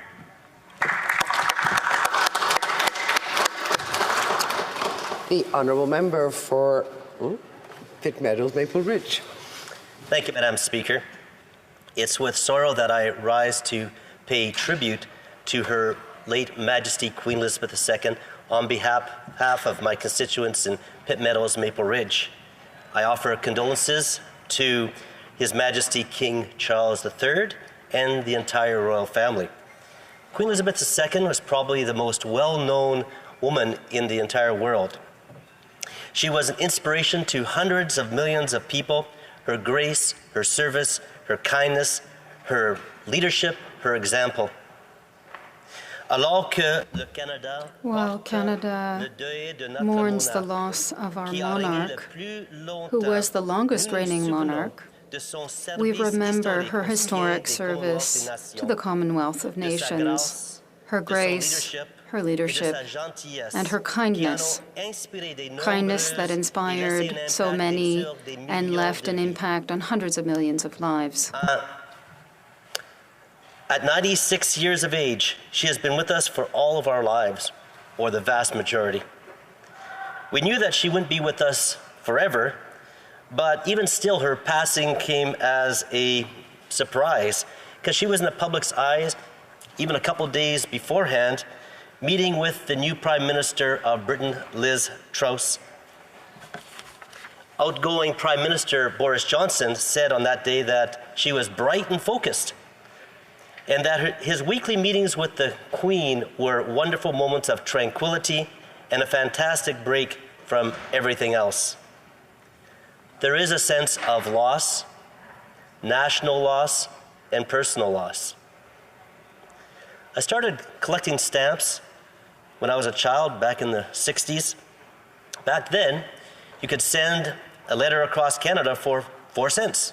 Then it was 5 cents, 6 cents, 8 cents, and now we don't even put a numerical value on the stamps. Hers was the lovely face on it. On our pennies, and I do have a jar full, nickels, dimes, quarters. On one side is maple leaf, beaver, caribou, the blue nose schooner, and on the other side is her face. We literally carried her with us. She was not only the Queen of Britain, but also the Queen of Canada, our Queen, and the longest serving Queen in Commonwealth and British and Canadian history. Madam Speaker, Canada is the third most enduring democracy in the world. No small feat. Only the United Kingdom and the United States have been democracies for longer. The stability of our parliamentary system contrasts with so much of the rest of the world which has undergone revolutions, wars, or under oppressive rule. We are a constitutional monarchy whereby the Queen and now the King are the official head of a state under the rule of law and of Parliament chosen by the people. The roots of our freedom trace back to the Magna Carta Libertatum, which is Latin for the Great Charter of Freedoms, signed to make peace between King John in 1215 and unhappy barons some 800 years ago. There are symbols of the crown everywhere, the country and government, here in Parliament. For example, the mace, which is right before us here, is a symbol of the authority of the sovereign Queen now the King, and the power of the House of Commons. The Crown is the institution upon which our entire system of government rests. It's on the authority of the Crown that we uphold democracy, peace, justice, and order in Canada. We should never doubt that the Crown is indeed a Canadian institution. Madame le Président. Madam Speaker, during the American Revolution, Quebec had the opportunity to join the other American colonies. And we shouldn't forget that the British had only conquered New France about 15 years before that. But French Canadians decided that it was a much better idea to remain a colony under the King and the British Parliament in order to best preserve their language, their religion, and their freedoms. Her Majesty Queen Elizabeth was proud that Canada was a francophone nation, and she insisted on speaking to us in French on every possible occasion. Exemplified service and set the standard for all leaders to follow. As has been mentioned, on her 21st birthday in 1947, she broadcast to the world from South Africa, "I declare to you before that my whole life, whether it be long or short, shall be devoted to your service." And Queen Elizabeth II did live a life of service. In fact, she served in the military during World War II against Nazism as a second lieutenant. On her first televised speech in 1957, she said, "I cannot lead you into battle. I do not give you laws or administer justice, but I can do something else. I can give you my heart and my devotion." Happily, she did live a long life. On August 28th, just a few days before her passing, I organized an outdoor ceremony to award Platinum Jubilee Awards in honor of the Majesty's 70th year of reign, and in recognition of my constituents' dedication to community service. It was a very special time, recognizing some of the well-known people and others that aren't well-known. I think of one gentleman who for many years has carried with him he's walked for about 10 kilometers a day, and with him he brings a garbage bag just and collects garbage along his way. He says it's just, he wants to keep it fit, but we all benefit from his service. On her Platinum Jubilee, when it comes to how to mark 70 years as your Queen, she said, there is no guidebook to follow. It really is a first. I remain committed to you, serving you to the best of my ability, supported by my family. And she says, while I may not have attended every event in person, my heart has been with you all. The Queen had her own style. According to her biographer, as the Queen was quite petite, she felt that it was important to be seen in order to be believed. With that in mind, she chose to wear outfits of bright colors in her public engagements. With color-coordinated hats and umbrellas, it was hard to lose sight of the Queen, even when it was raining cats and dogs. She kept the same style for decades, monochromatic, being colorful, eye-catching, yet unflashy. She said that no one would recognize her if she wore more drab clothing. She once said that grief is the price that we pay for love. As we grieve the passing of the Queen Elizabeth II, it's because of our affection for her. And this sorrow is in response to the love that she had for her subjects over many, many years. Madam Speaker, as a member of His Majesty's loyal opposition, I join my colleagues in offering my full support to our new King, His Majesty King Charles III. As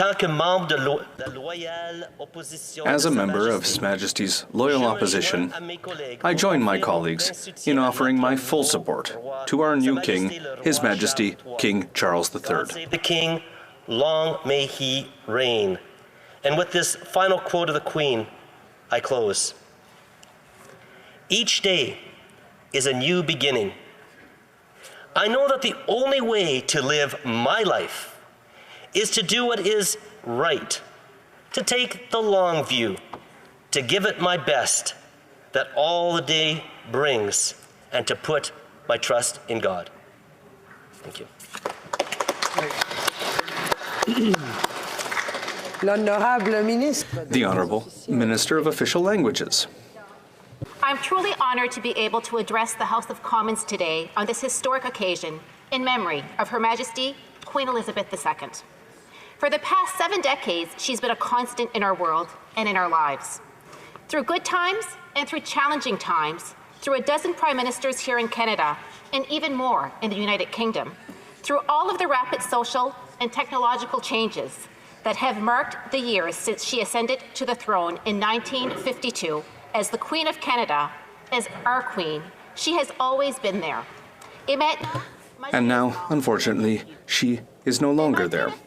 But despite the fact that she is not with us anymore, we have seen the proof every day since the announcement of her passing. She will never be forgotten. From around the world, she truly was a remarkable woman, and her memory will live forever.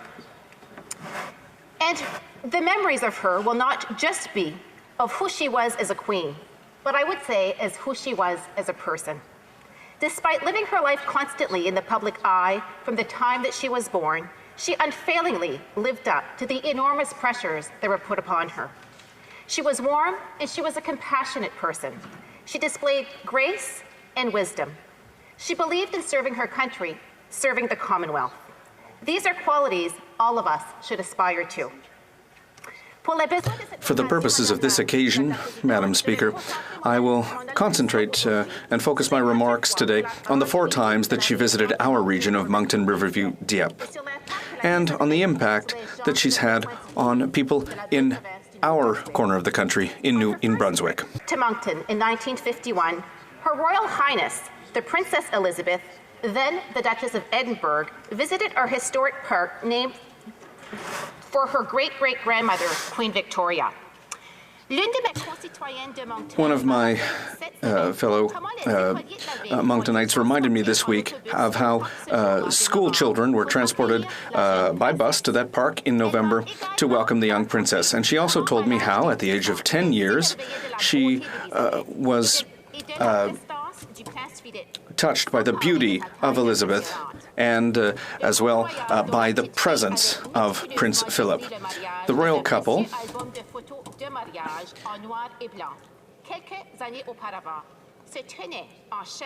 were there right in front of her for this little girl who had spent much time collecting pictures of the royal couple. It was a very special moment. Said that it must have been a fine day, but she couldn't really remember the details. It was all so thrilling, she said. The day just seemed to glow. Madam Speaker, I have to tell you, I live near Victoria Park, and I walk through the park whenever I'm home. It is, in fact, a beautiful place, but I also have to admit that a fine day in the park in November in New Brunswick was no means guaranteed. I can only guess that it was, in fact, the Duke and Duchess of Edinburgh who made the day shine so bright in my constituents' eyes. As we all know, it would only be 3 short months after her visit to Moncton that the Princess Elizabeth, a young wife and mother of 2 toddlers, would suddenly lose her beloved father, King George VI, and take the burden of the crown all in an instant. The young Princess Elizabeth would never have imagined at that time that she would be wearing the crown for the next 7 decades, and that she would become, for so many of us, not only a monarch, but also a maternal figure, and eventually a grandmother to us all. Also never have imagined that day that in 70 years on the throne, she would never once falter in her duty, and that she would remain a symbol of grace and distinction for so many of us. Queen Elizabeth then came back to Moncton and to Victoria Park just 8 years later, but this time as our sovereign. It was during that royal visit of summer 1959, which has remained the most memorable for the people of New Brunswick. At that time, the Queen and Prince Philip had just begun a cross-Canada tour when a violent storm hit the Northumberland coast in New Brunswick. 35 men and boys, all but 4 of them from the tiny village of Escumnac, New Brunswick, were forever lost to sea. Upon hearing of the tragic news, and throughout her 45-day royal tour in Canada, Her Majesty continued to ask regular updates about the disaster. However, upon arriving in the Yukon Territory, the Queen, she suddenly fell ill. We know now she was secretly suffering through morning sickness in the first trimester of her pregnancy, and when she confided this to the Prime Minister, John Diefenbaker, he suggested she and Prince Philip should shorten their tour. It was also suggested to her that perhaps the Sovereign use the New Brunswick leg of her tour to simply rest once they arrived to our beautiful province. But the Queen didn't want to hear anything about such an idea. And not only did the royal couple respect all of their engagements in New Brunswick, but they even added others, taking the time to meet the widows and the orphans of the Escumenac disaster on the pier in Pointe-du-Chêne, where the royal yacht Britannia had been docked. And there on the pier, over a summer day, our Queen herself, a young wife and mother, did her best to comfort those who were grieving, switching with ease from English to French as needed to properly console them. The Moncton Daily Times, the newspaper of the day, among the mothers and wives weeping on the wharf was none other than Her Majesty herself. It has been said many times, the stoicism and resolve Queen Elizabeth II demonstrated throughout her life was something all in the realm have brightly admired. And in this instant, during the time of terrible tragedy in our province, her resolute strength surely gave everyone great courage. But in our little corner of New Brunswick, on that day, the compassion in her heart briefly took the place of her great strength of stoicism, and all New Brunswickers were touched to see Queen Elizabeth II so openly express her sadness. It was later reported the royal couple broke precedent and donated an undisclosed but generous sum to the fund set up for families of the lost. Queen Elizabeth and Prince Philip's gift inspired people around the world to donate to the cause as well. And New Brunswick have never forgotten that kind gesture on their part. The Queen and the Prince visited New Brunswick again in 1984, during much happier times, and then nearly 2 decades later in 2002. Her Majesty and the Duke of Edinburgh returned to Moncton for that area for their final visit. Next week, Madam Speaker, it'll be 20 years since she visited us during her Golden Jubilee tour. During that visit, she took the opportunity to help the people of my hometown of Dieppe celebrate their 50th anniversary. During that visit, she also opened the new passenger terminal of what is now Romeo Leblanc International Airport for Greater Moncton, because she wanted to honor the welcome that the people of Moncton had for the thousands of travelers who were blocked at the airport following the September 11, 2001 terrorist attacks. And throughout her glorious reign, Her Majesty was there for the people of New Brunswick, in good times and also in bad times, just as she was there for the people throughout the Commonwealth. We will never forget her. Now, Madam Speaker, I would like to conclude my remarks with a story, not about our departed Queen, but rather our new King. It is a story that was never publicly reported and really not widely known. While the tragedy of Escumenac is fading in the memory for many New Brunswickers, some of the darkest days in Moncton, Riverview, and Dieppe's history are unfortunately still painful memories for many of my constituents. 8 years ago, following a shooting in our community, 5 members of the RCMP were shot, including 3 who were killed. At the time, I was working within the Victims Coordination Services for the RCMP in Kodiak. In the aftermath was something impossible to describe in words. Thankfully, messages of support from the public and private came from around the world, and they really helped our people heal. One of those private messages of support came from His Royal Highness, the Prince of Wales himself, who also sent personal letters and bouquets of flowers to the wives of the 3 fallen RCMP members. It was maybe just a small gesture, but it was also a reminder that in our most difficult moments, grace does still exist in this world. This considerate and kind gesture for others from our future king is the sort of thing that we all learn from our parents, but only if we're lucky enough. Prince of Wales has had a good fortune for having his mother with him for the past 73 years, and she has been a shining example. God bless the Queen, and God bless the King. Merci, Madame la Présidente. The honourable member for Brantford-Brant. Thank you, Madam Speaker. I want to begin by expressing my deepest condolences to the royal family during this most heart-wrenching time. Her Majesty's sense of duty to Canada, along with her commitment to other members of the Commonwealth, was continuously demonstrated through her noble actions, and I know I speak for many when I say we are forever grateful for her devotion to this country. I declare before you all that my whole life, whether it be long or short, shall be devoted to your service. These are the famously remembered remarks from the speech that Princess Elizabeth made on her 21st birthday in 1947. This vow was more than promised, it was undeniably fulfilled. In 1951, 2 years prior to her coronation, Princess Elizabeth made a visit to my riding of Brantford-Brant. It was the first of 3 times that Her Majesty visited my riding. Accompanied by her husband, Prince Philip, the couple passed through the city on their way to review cadets at the Royal Military College in Kingston. Again in 1984, Her Majesty made her second visit to Brantford.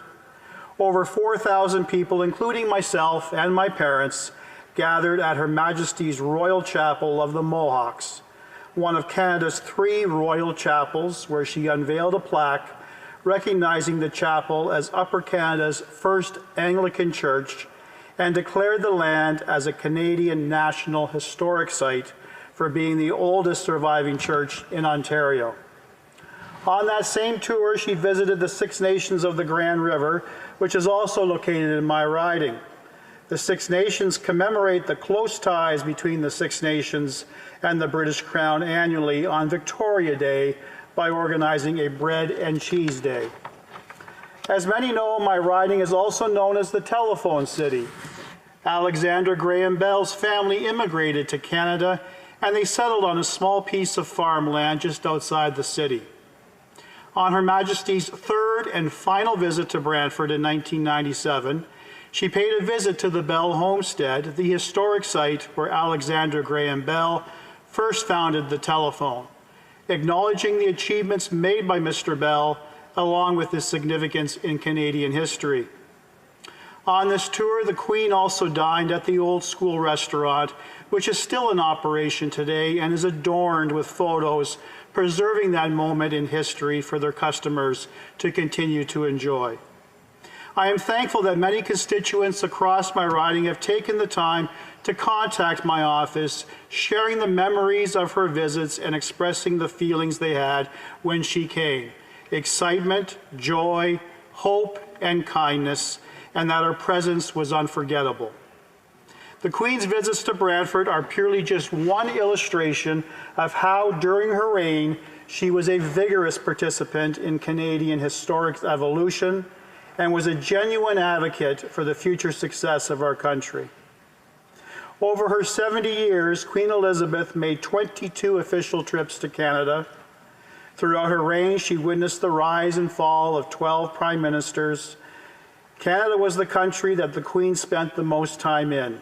Thus, I think it's safe to say that the Queen had a special place here in Canada, and we are thrilled to serve as her home away from home. Her Majesty's commitment to Canada only just began when she was crowned Queen of the United Kingdom in 1952 and became the first monarch to open the doors of our Parliament in 1957.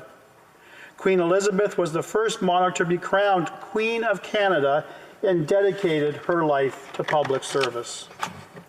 Following the unforgettable footsteps of her great-grandmother, Queen Victoria, who had approved the Federation Act of 1867, Queen Elizabeth II went on to grant the Constitution Act of 1982 its royal assent. It was her influence on this legislation that laid the foundation for Canada to amend its constitution and allowed the Charter of Rights and Freedom to become law, permitting Canada to enter a new era, an era full of patriotism and pride. Millions of people around the world, in Canada and across the other 14 countries in which the Queen was head of state, are mourning. During her reign, Elizabeth traveled to 117 countries, including 56 Commonwealth states, and presided over 2.5 billion residents. She was undoubtedly the world's most traveled world leader, and her visits certainly played an important role in spreading democratic values throughout the globe throughout the last 70 years. In her 1947 speech, she encouraged everyone to make the Commonwealth freer, happier, more prosperous, and a more powerful influence for good in the world. To accomplish that, she said we must give nothing less than the whole of ourselves, and she did exactly that, and we must continue to uphold that vow.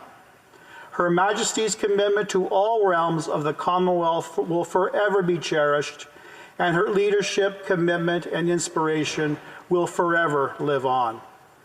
The passing of Her Majesty was heartbreaking.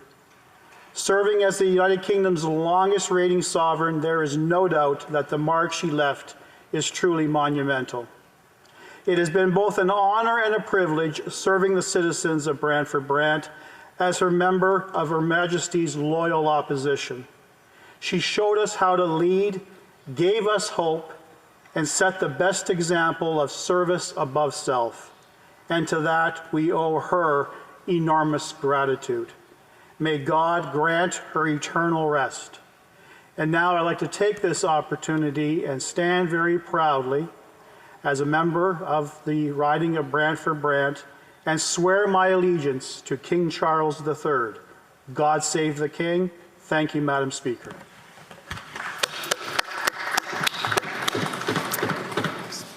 The honourable member for the Yukon. Thank you, Madam Speaker.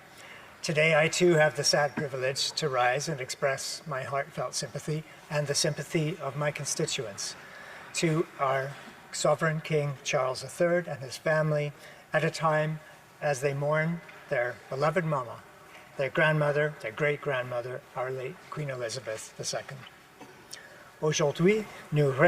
Today, we are reflecting on the 70 years of service that our Queen, as head of state, gave, who played a central role in the life of Canadians. Most Canadians alive today have known no other head of state.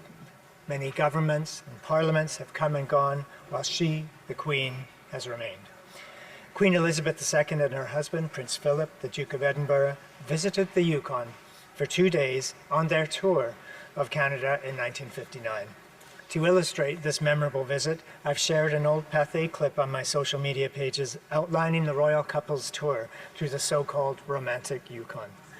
Of course, 64 years ago, Whitehorse, only recently named the territorial capital, was quite a different place. Streets were still unpaved, some houses still lacked indoor plumbing. The great era of Yukon sternwheelers had ended only a few years before, and with a thriving army base, there remained a substantial military presence in the community. There are still Yukoners who remember proudly that visit, including that the power went out one night in Whitehorse, leaving the royal couple in the dark overnight. During their visit, they toured the McBride Museum and boarded a special royal train on the White Pass and Yukon Railway for a short trip to the edge of the town.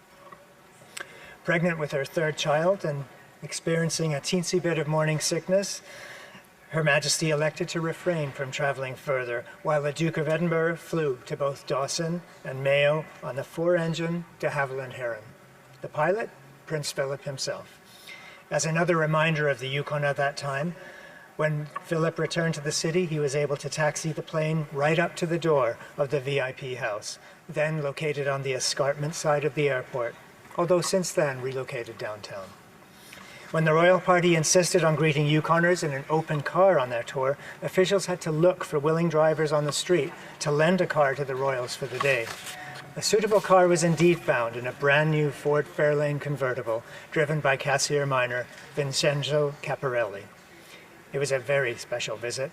To revisit this occasion is to remind us of the relationship that the Yukon and many Yukoners enjoy with the Crown. Canadians have felt various emotions. For some, it was like losing a family member. And others are reflecting upon her service and her role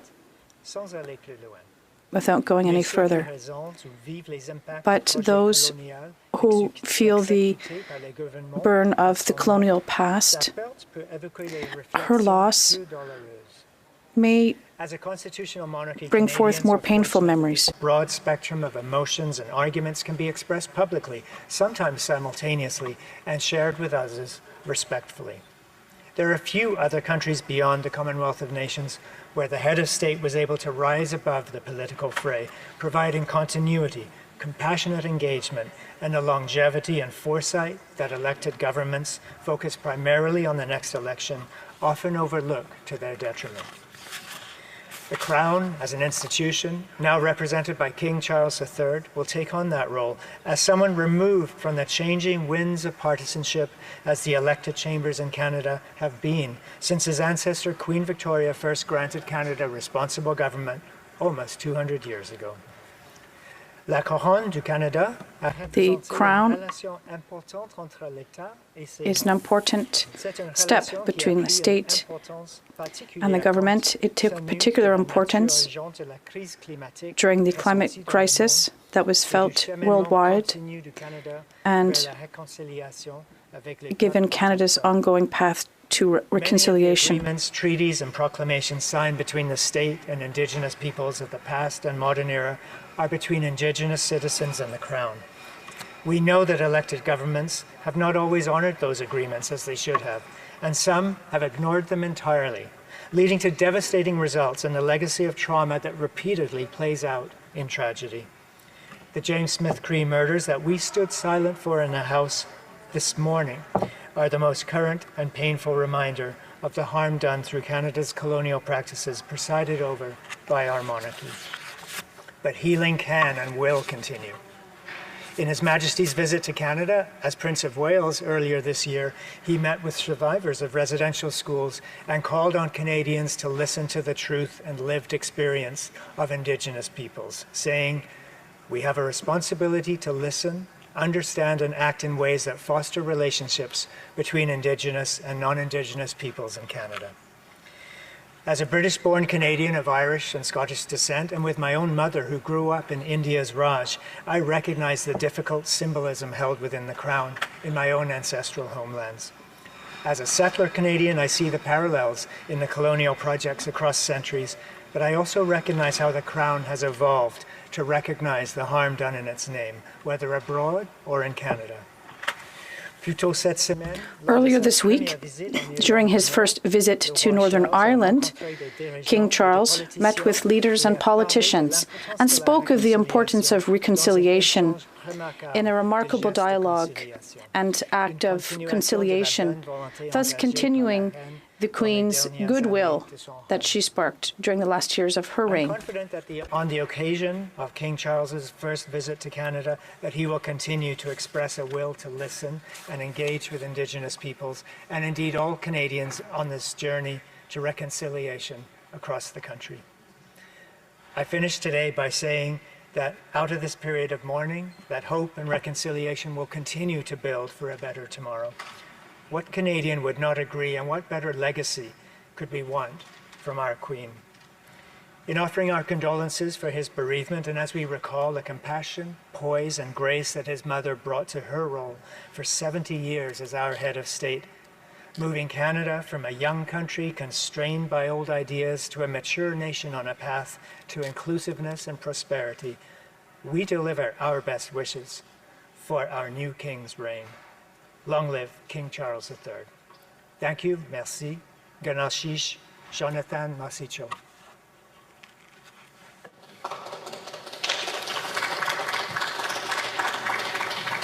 Resuming debate, the honourable member for Etobicoke-Mactaquac. Thank you, Madam Speaker. It is with sadness in our hearts that we are gathered here today to pay tribute to an absolutely all-encompassing, and sometimes when you begin to think about the impact that Her Majesty Queen Elizabeth II had, not only on the United Kingdom and the Commonwealth, but the entire world. Our hearts grieve at the tremendous loss for all of us, and in particular those of us with whom she had impact with, both here in Canada, especially a country that she visited so often, I think the most often visited country outside of the UK.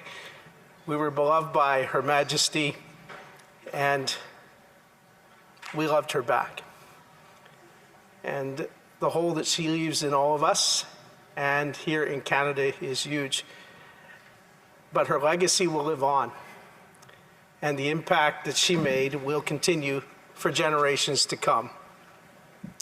I'd like to start by extending to the royal family my deepest and heartfelt sympathies, to the royal family and to all those who are grieving the loss of Queen Elizabeth II. The stability that Her Majesty brought to the role as Queen was something that all leaders can only aspire to and hope to provide to the people that they represent and serve. When I think back on the years that she served and all the turmoil that our world has gone through in the time of her service and throughout her lifetime, it's rather remarkable. She was raised as a child in the time of global turmoil. She knew what it was to be in the midst of World War II and World War conflict. And in that time, she knew what it was to have her family be under threat of attack. She probably experienced fears like everyone else and wondered what the future would hold. And even at that stage, beginning to feel a bit of the weight that was going to come upon her when she ascended to the throne. Hard to believe that during her reign, she served no less than 12 prime ministers, from the Right Honourable Louis St. Laurent through to our current prime minister. She served 15 United Kingdom prime ministers, beginning with the one-of-a-kind and one and only Sir Winston Churchill. What a way to begin her reign as Queen, in serving alongside and with Mr. Churchill, through to just 2 days prior to her passing, swearing in her 15th Prime Minister, Prime Minister Liz Truss. She was there during the time of the assassination of Martin Luther King Jr. She was Queen when Apollo 11 made the first moon landing. She was there during the Vietnam War and experienced what the world was going through during that time. She's been there and experienced the joy of seeing the first ever woman elected as Prime Minister of the UK, and that being Margaret Thatcher.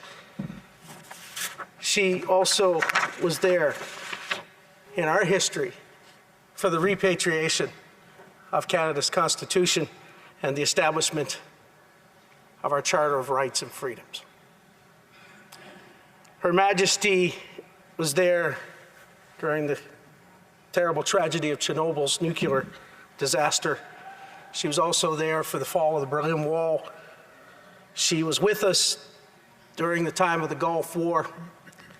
She was also there for the end of the apartheid. She was there to witness the end of strife in Northern Ireland. She was also with us through the tragedy of 9/11, the war in Afghanistan, and of course she was there when our world experienced the banking crisis and mortgage crisis and the Great Recession of 2008-2009. She witnessed the start of the Arab Spring. And of course, more recently, she has been with us through COVID-19. Throughout the vicissitudes and the ups and downs that our world has gone through, Her Majesty has remained a beacon of stability, hope, and strength and courage. No matter what our world was going through, whenever Her Majesty spoke, she spoke with a calmness and a resoluteness that resonated with all the people that she had influence over. She bore many titles. She's referred to as the Queen, referred to as the head of the Commonwealth, our sovereign, and Her Majesty. But it has been said of the Queen that her most preferred title, her favorite title, was Her Grace. She loved to be referred to as Her Grace. And as the story goes, she wanted to be referred to as that and loved that title because she felt very much, deeply, that she was in the role that she was in as Queen because of the grace of her Lord and Savior. She took that role very seriously because she saw it as a fulfillment of her calling here on earth. I quote Her Majesty at the time of her coronation, and she said, "Therefore I am sure that this, my coronation, is not the symbol of power and a splendor that are gone, but a declaration of our hopes for the future and for the years I may be, by God's grace and mercy, be given to reign and serve as your Queen." The Queen bore witness to the importance of faith in her life and in our world through all kinds of circumstances. She celebrated the joys of our seasons and reflected upon her faith in her annual Christmas addresses that many of us remember with fondness. And I'm sure, as we all know, she drew strength in times of crisis and tragedies from her faith, and she would share that with all of those of us who would hear her messages. See, she was not immune to the sufferings of her people. And not only was she the Queen, she was also a mother, a grandmother, a wife, great-grandmother, and an aunt. And she experienced all that those roles can bring to a person's life and emotions. See, Her Majesty experienced the death of her father in 1952 and became our sovereign at the young age of 25. In August of 1997, we all remember the tragic loss of Princess Diana. She's also endured the passing of her husband in recent years. She understands stress and strain and times of turmoil that face all of us in our lives. But she added that added component that when you're a leader, where do you go when your heart is heavy and you're grieved with the affairs of the people you feel a responsibility for? Where does the Queen go when her heart is overwhelmed? Where did the Queen go when she felt like she needed to talk to someone? Well, she tells us, and she expresses it to us, and where she got her strength. She said, "I know just how much I rely on my faith to guide me through the good times and the bad. Each day is a new beginning, and I know that the only way to live my life is to try to do what is right, to take the long view, to give my very best in all that the day brings, and to put my trust in God. To many of us, our beliefs are of fundamental importance," she said. For me, the teachings of Christ and my own personal accountability before God provide a framework in which I try to lead my life. I, like so many of you, have drawn great comfort in difficult times from Christ's words and examples. Today, it is my hope in this House that where the Queen, Her Majesty Queen Elizabeth II, found comfort would also be the source of our comfort, that we would look to the same one that she, the Queen, looked to and find great joy and comfort in the midst of deep sorrow and loss, knowing that our hope goes beyond here. Thank you, Madam Speaker. God save the King, and may God continue to bless and keep Canada. Resuming debate, the Honourable Minister of Labour. Madam Speaker, there's a story that's told quite fondly back home of Her Majesty Queen Elizabeth II. During a visit to St. John's in 1997, she was invited to tour the historic Purity factories, which are the purveyors of such Newfoundland delicacies as peppermint knobs and hardtack. And at one point, she stopped next to a worker in the factory in his white factory coat and his hairnet, and watched with him as the belt went by, filled with rum and butter kisses or some such. There was a prolonged silence because the worker was at a complete and total loss for words, with the monarch, the Queen of Canada, standing right next to him, until she politely inquired, "What is it exactly that you make here?" And he immediately answered, before she even had a chance to finish her question, $12.75 an hour, Your Majesty. Now, I don't even know if that story is true, but I sure want it to be. We all did at the time. In a time before Facebook, it was the kind of story that leapt over backyard fences. It moved so fast, and people laughed at it so good-naturedly because we saw ourselves in it. The awkwardness of the poor fellow being chosen to answer the questions of the Queen, who had unexpectedly stopped next to him, of all people. Maybe it was the practical nature of Newfoundlanders who assume that when you're first asked, "What is it exactly that you make here?" you're referring to what it is you earn. And only perhaps, upon a second question, what it is you produce. Or perhaps it was because we all knew that if this Queen asked you the question, "What is it exactly that you make here?" it wasn't because she was asking about what you make, it was because she was asking about you. That's how we saw her. That's how we knew her. A gentle smile under a broad-brimmed hat, purse at her wrists, flowers in her hands, walking along lines and lines of people in parks, in malls, in factories, stopping every few steps with polite inquiries here and there, a handshake, a laugh, and then moving along, unfailingly happy to be in the presence of others with never a sign of fatigue or disinterest, day after day, month after month, year after year, every year of our lives. Of our lives. She was a constant. She was a constant. And it feels like there are so few constants in our lives anymore. Maybe that's why so many of us were surprised, not so much by her passing after such a long and rich life, but by our reaction to it. In what seems to be such a tumultuous time, a pandemic, a war in Europe, global events taking on such careening velocity with all of our technology, her constant presence calmed, it soothed, it inspired.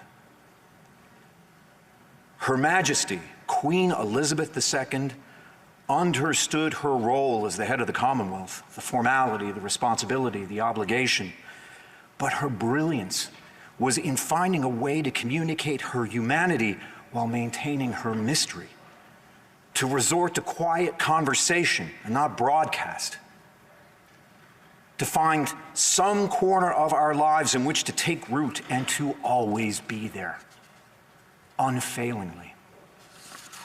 She understood more than most how we starve for constants in our lives. Even if she was only in the corner of our eye on TV as we made supper for the kids, a fleeting image on our phones as we took the bus home from work, there again, in her hat, the line of people, her smile, her purse, her laugh. Some of those people were in on the joke with her. They know why she laughed. They know how she soothed. Great story aside, that fellow at Purity Factories knows exactly what she said, and he will never forget it. Heads of state, presidents, prime ministers, all humbled by her presence, to whom she gave searingly good advice that came from experience, that came from having as her first British prime minister to come calling Sir Winston Churchill. No matter your station, she was a constant, unfailing, unflinching. She was our North Star, now snuffed out. In the days ahead, we are going to notice a sky a little emptier and realize what we had all along: a steadfast guardian of our Constitution, an embodiment of the higher calling offered by public service, and the face and voice that we could rely on in troubling times. For now, we are burdened by our sadness and for our loss, but in the days to come, we will be buoyed by the example she set and the comfort that she offered. Madam Speaker, on behalf of my constituents and all Newfoundlanders and Labradorians, I extend our most sincere condolences to His Majesty the King of Canada, the royal family, and to the people of the Commonwealth and around the world who are mourning the passing of Her Majesty, Queen Elizabeth II, perhaps the greatest servant to the people any nation has ever known. Thank you.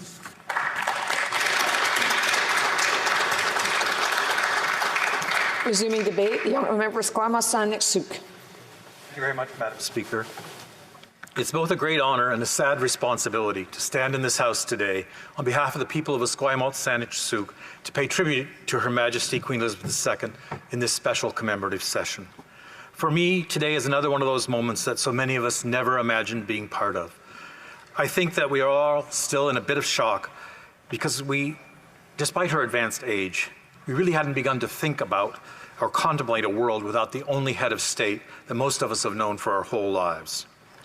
It's an inspiring reminder of just how long and in how many ways the Queen served all of us, to note that not only was she our longest serving monarch, but Queen Elizabeth was among the dwindling group of veterans who proudly served in World War II. In early 1945, as a young woman of 19, she joined the British Auxiliary Territorial Service, becoming the first female member of the royal family on active duty, where she served in non-traditional roles in learning how to drive and maintain vehicles, an interest she maintained for the rest of her life. When we think of her long reign, it's important to remember that her succession to the throne really was doubly unexpected. In 1936, the unexpected abdication of her uncle, King Edward VIII, made her heir to the throne at age 11. Then, the early and equally unexpected death of her father, King George VI, in 1952, thrust her into the role of Queen at the age of 26. Yet Queen Elizabeth seems to have intuitively understood from the beginning that the role of constitutional monarch requires a broad knowledge and a depth of understanding of both politics and world affairs in order to carry out the role of Queen effectively. And she worked very hard at making sure that she was fulfilling that role in the best way that she could. She knew that, though her powers were in fact very few, they remained very significant. Now, my apologies here for still being a bit of a recovering political scientist, even after 11 years in the House, but I do think an understanding of the role of constitutional monarch is important to understanding just how good a Queen Elizabeth II was.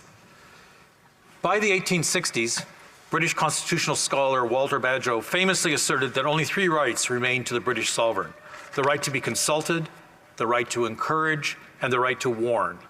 A clear statement of the line between governing and reigning in a constitutional monarchy. And while the Queen could exercise those rights in private, other important functions of the monarchy always required that those rights be exercised only in private.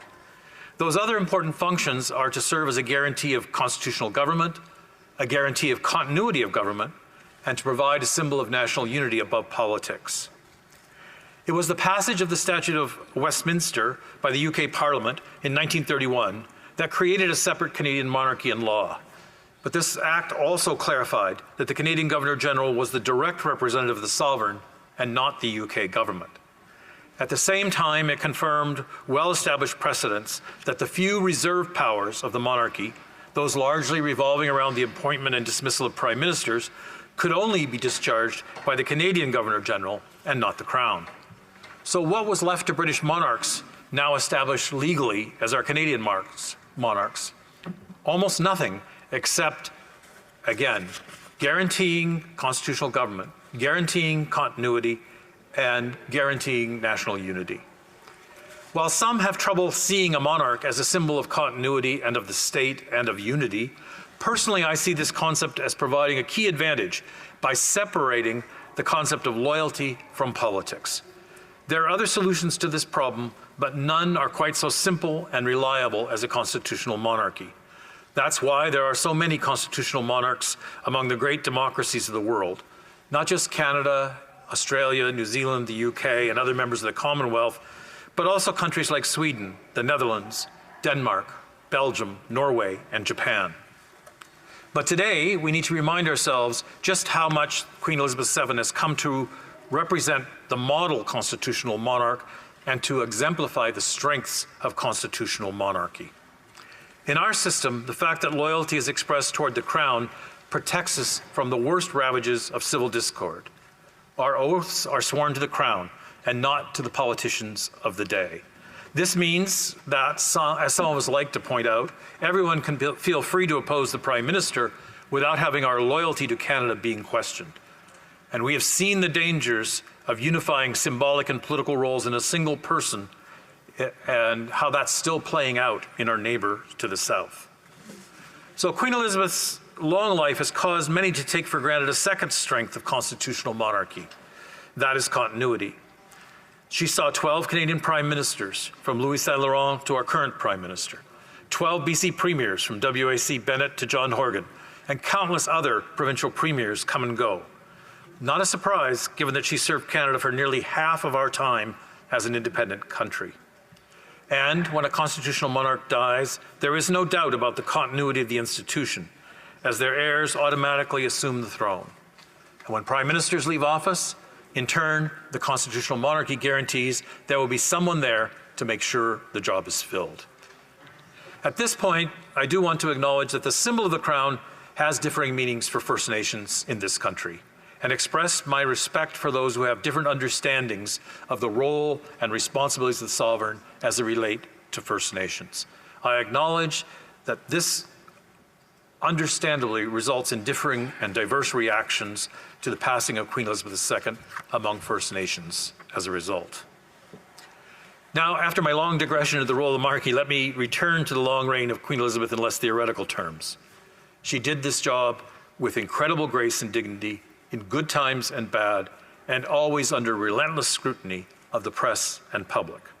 But somehow, despite those limitations inherent in her role, Queen Elizabeth still managed to let the person she was shine through.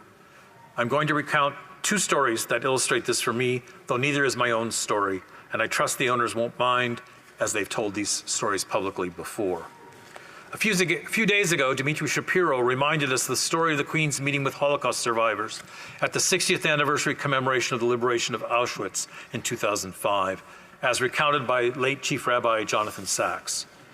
Sachs wrote about the Queen's attendance where she met with Holocaust survivors.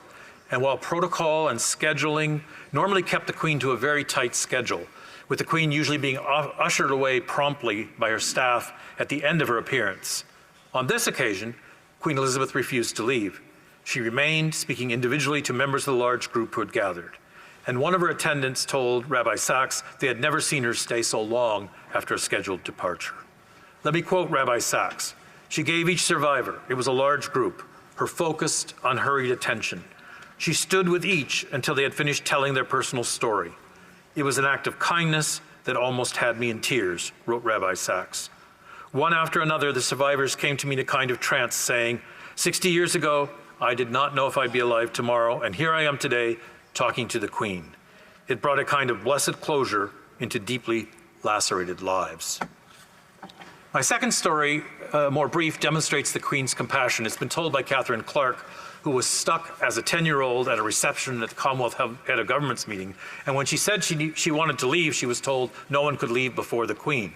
So she waited by the door And a short time later, the Queen came by and asked why she was still at this reception after all this time. And Catherine told the Queen she was waiting for her to leave first, to which the Queen responded, "Well, let's go then, shall we?" And she took her hand and off they went. There are so many, many more stories of this kind, stories of her kindness and of her genuine interest in the ordinary people she served. She's touched so many individuals and families. Even in my own family, my uncle, John Garrison, now in his 80s, still likes to recount the story of serving as part of an honor guard when Queen Elizabeth placed a wreath at the Canadian Cross on a visit to Arlington National Cemetery in Washington in 1957. He recalls standing along the red carpet when she passed, close enough to reach out and touch her, though he says with his glint in his eye, "Even at a young age, I understood things wouldn't go well for me if I actually did that."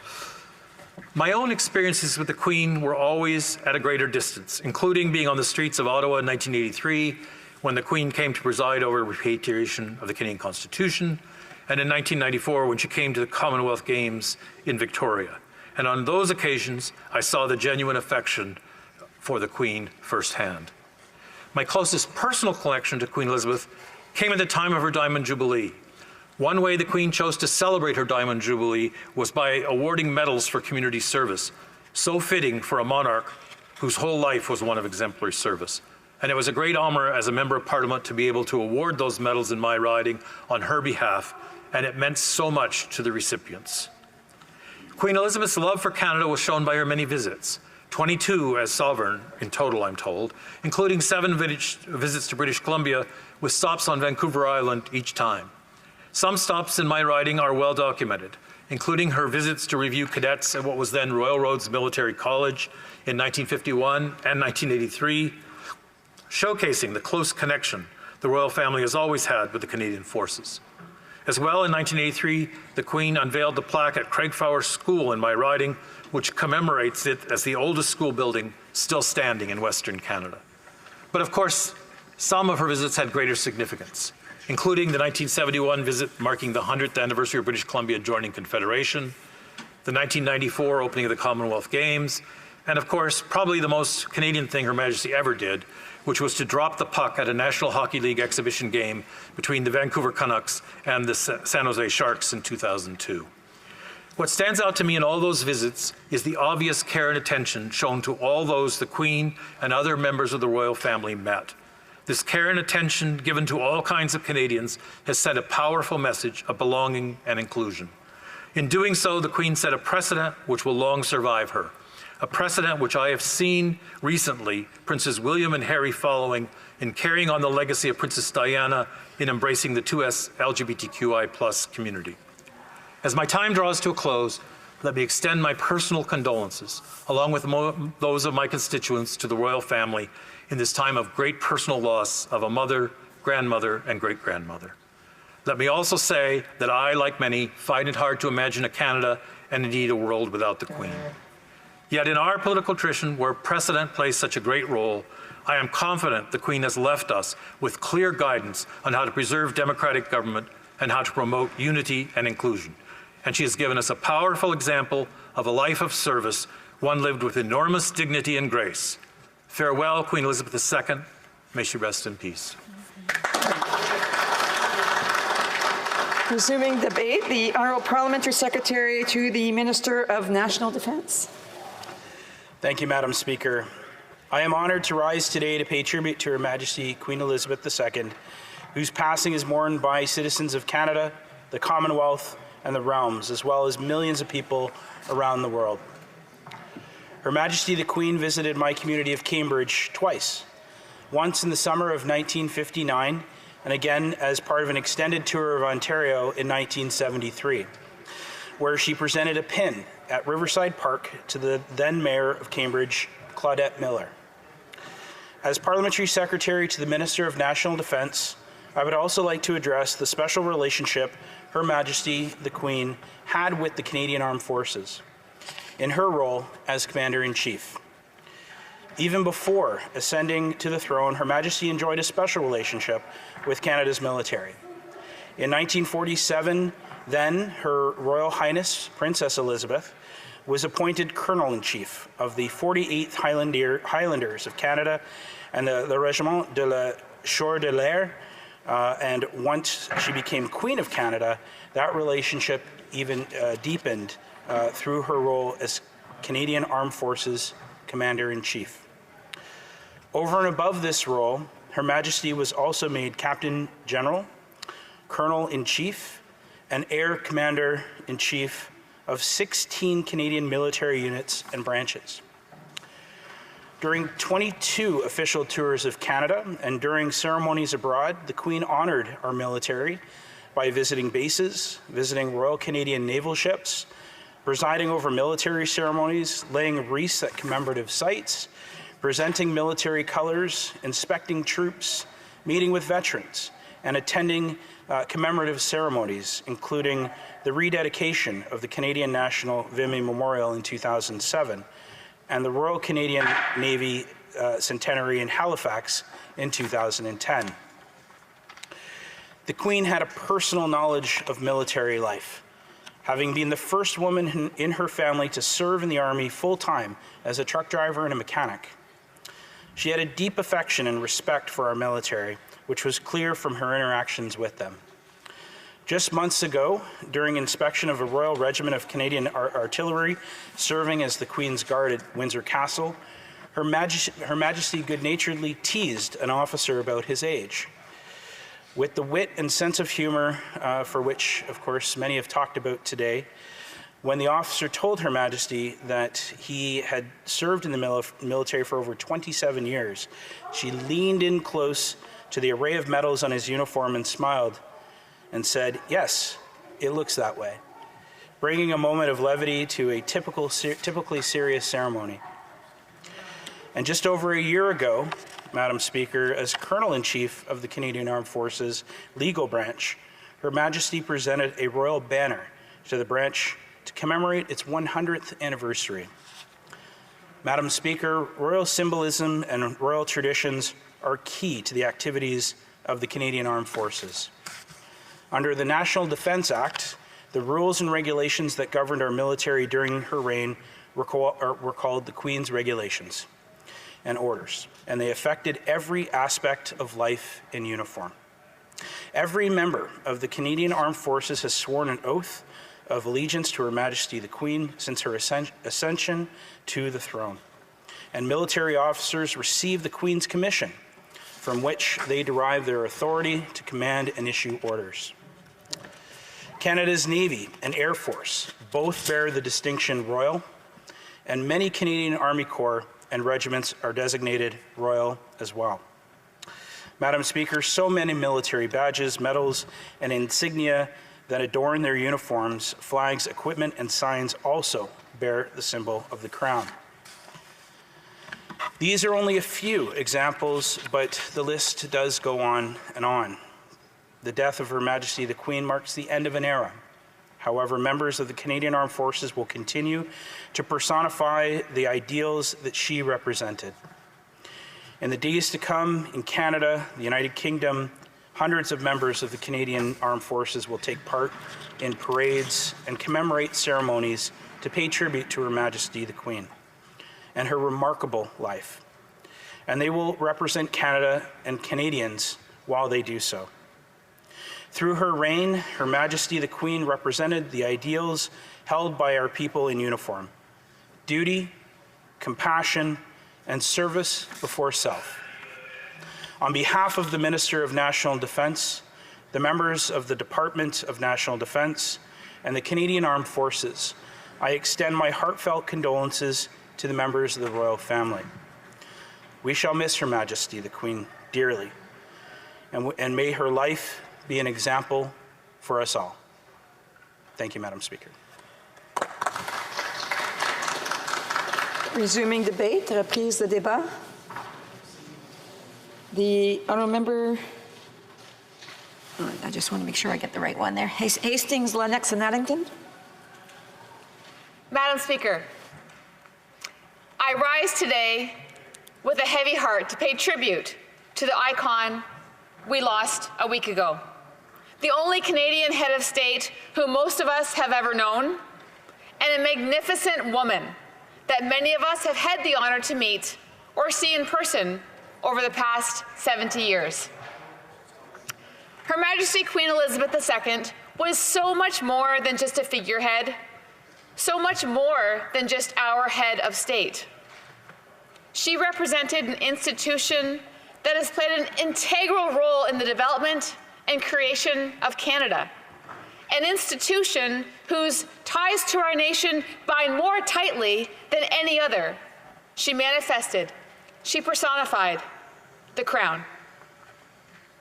Today, we have heard and will continue to hear many moving speeches about what Her Majesty meant and continues to mean to us here in this place and to our constituents across this great land.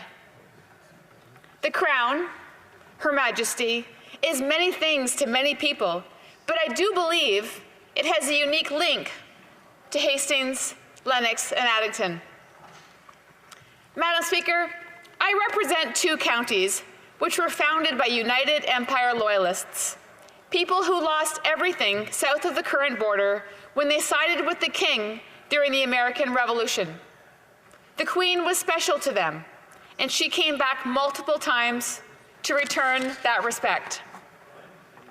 The King had promised United Empire Loyalists and their descendants religious freedom when they came to the colonies, and had delivered on that promise over many decades, keeping the colonies safe from religious conflicts of Europe in the 17th and 18th centuries.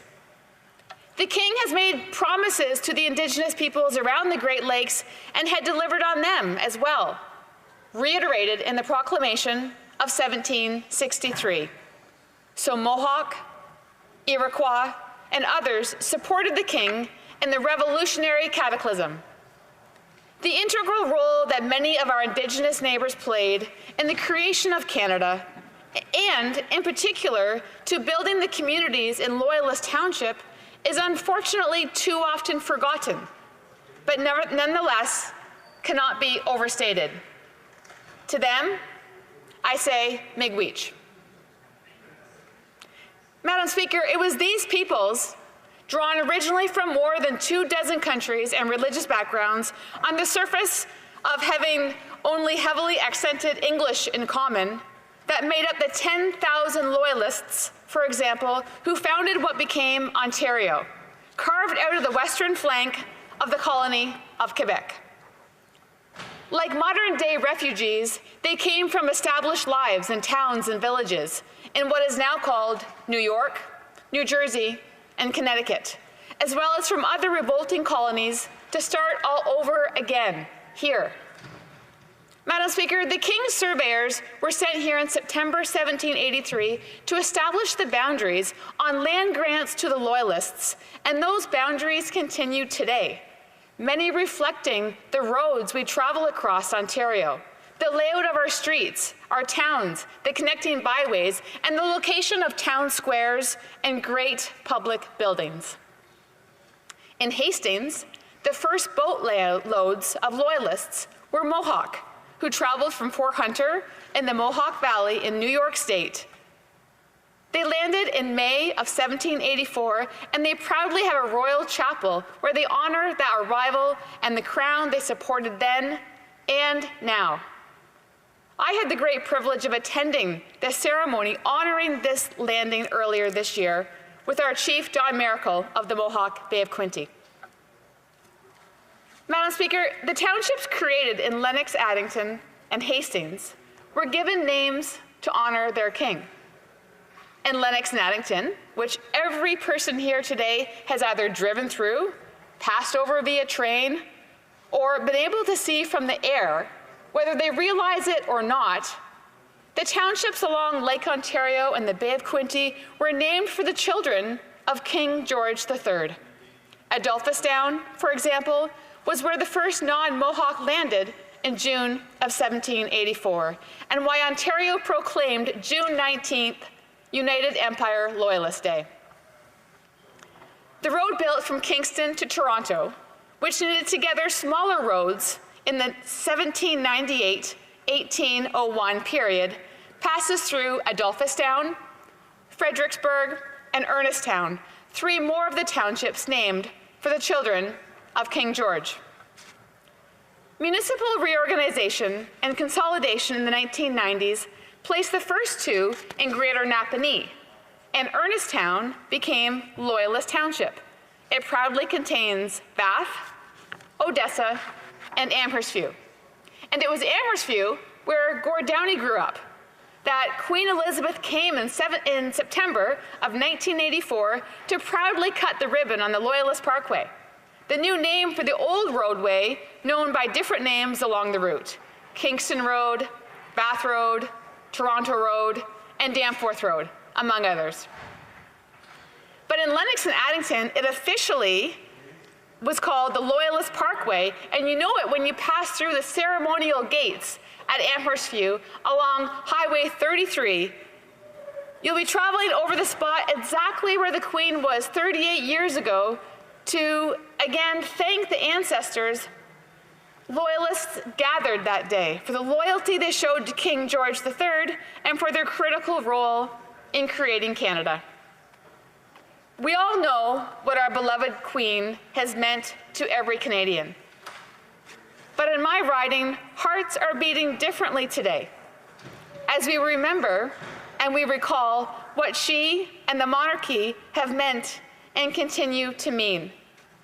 Not just in the foundation of populating of our area, or her ribbon cutting and kind words in Amherstview, or the 1973 whistle stop at Napanee, or when her yacht Britannia carried her in our waters by Amherst Island, where the Royal George escaped an American attack in the War of 1812, and not just in the local visits to next door Kingston in 1959, 1973, 1976 to open the Sailing Olympics, either which my constituents and their parents attended in vast numbers.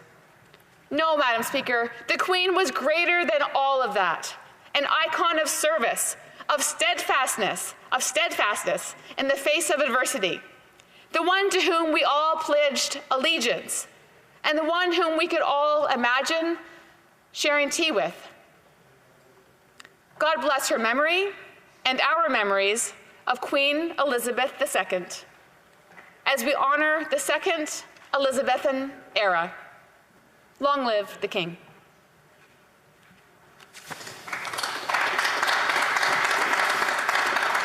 Resuming debate, the honourable member for King's Hands. Thank you very much, Madam Speaker. It's always a privilege to be able to stand in this House, and I stand here before you, Madam Speaker, and indeed my colleagues with mixed emotions. Of course, both happy to be able to return and be able to see colleagues on both the government and the opposition benches that I haven't had the chance to see since June. But of course, deeply saddened by the events that just recently took place in Saskatchewan in James Smith Cree Nation. And of course, what we're here today to discuss, which is the passing of our Queen Elizabeth II. Just first, Madam Speaker, to the families that lost loved ones in Saskatchewan, we are indeed all thinking of you, and we stand with you. Madam Speaker, I'd like to send my condolences to the royal family, but indeed to those around the world who are mourning her passing. She was a mother, she was a grandmother, and indeed a great-grandmother, but she was also our Queen and our head of state for millions around the world. What I hope to do with my time today is to highlight some of the Queen's incredible contributions to public life throughout her 70 years on the throne. I'd also like to talk about the importance of the Crown and of Canada's relationship with the UK as a constitutional monarchy. Madam Speaker, I think it goes without saying that the Queen was a dedicated public servant, and I think all of us in this House, indeed all Canadians, have probably had an opportunity to reflect on her time serving as our head of state. We recently just had a national caucus in New Brunswick, and indeed, of course, the reflections of how best to be able to move forward in her passing. But literally 36 hours before her death, she was performing her constitutional obligation. She was performing her public service by welcoming the United Kingdom's new Prime Minister to form government in her name. And I think that in its core is a reflection of how seriously she took her job as the sovereign of not only, of course, the United Kingdom, but the realms and the Commonwealth that she served as the head of state. And it is significant. Of course, as has been mentioned, Madam Speaker, in various speeches today, in her first address to the Commonwealth, she dedicated her life to public service.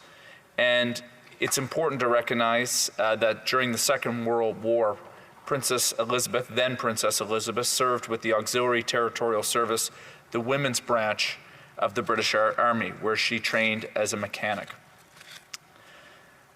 I want to take a moment, Madam Speaker, to talk about Her Majesty's relationship with Canada. And as has been referenced, Canada was the most visited country outside of the United Kingdom in the Commonwealth that the Queen visited. She visited Nova Scotia on 5 separate occasions. And I'm wearing a McLaughlin tie today. Of course, I have deep Scottish roots and connection to the United Kingdom. And I think about the fact that the Queen loved visiting Balmoral Castle, loved her time in Scotland as part of the Highland Games specifically, and I think certainly on a reflection of her visits to Nova Scotia, particularly enjoyed our province because of those deep Scottish roots that our provinces share with the mother country. In some ways, Madam Speaker, the Queen reminded me of my grandmother, and I say this in the best of terms possible. They are in relative same age. My grandmother is now 93, born just 3 years after the Queen, and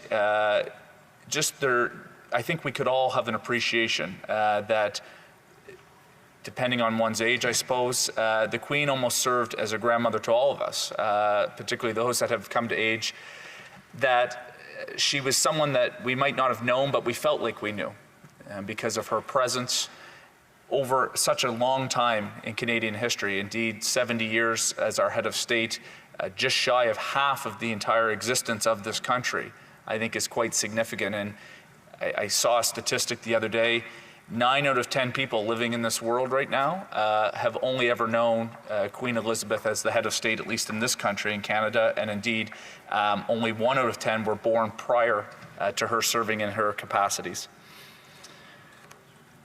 I had the opportunity, of course, there's a number of reflections that are coming out since Her Majesty's passing. One video that I found particularly funny that I think probably reflects the type of person that she was. I found it actually on social media. There was a police officer that had been part of her guard. And it's only about 1 minute and 30 seconds, Madam Speaker, this particular video, but the police officer goes on to explain that during one of their walks that he would have accompanied her on in Scotland, there was 2 American tourists that ran into them along the road. And it became very apparent that they did not know that this was Queen Elizabeth. And without going into great detail, I would encourage those to actually go find the video on Twitter. The Queen played along and said, look, no, I haven't met the Queen, but my police officer has. And the police officer had jumped in and said, well, yes, I have met her. She can be cantankerous at times, but she has a great personality. And those 2 American tourists, according to this story, walked away not even knowing that they had just met the head of state, of course, for Canada, but indeed the realms.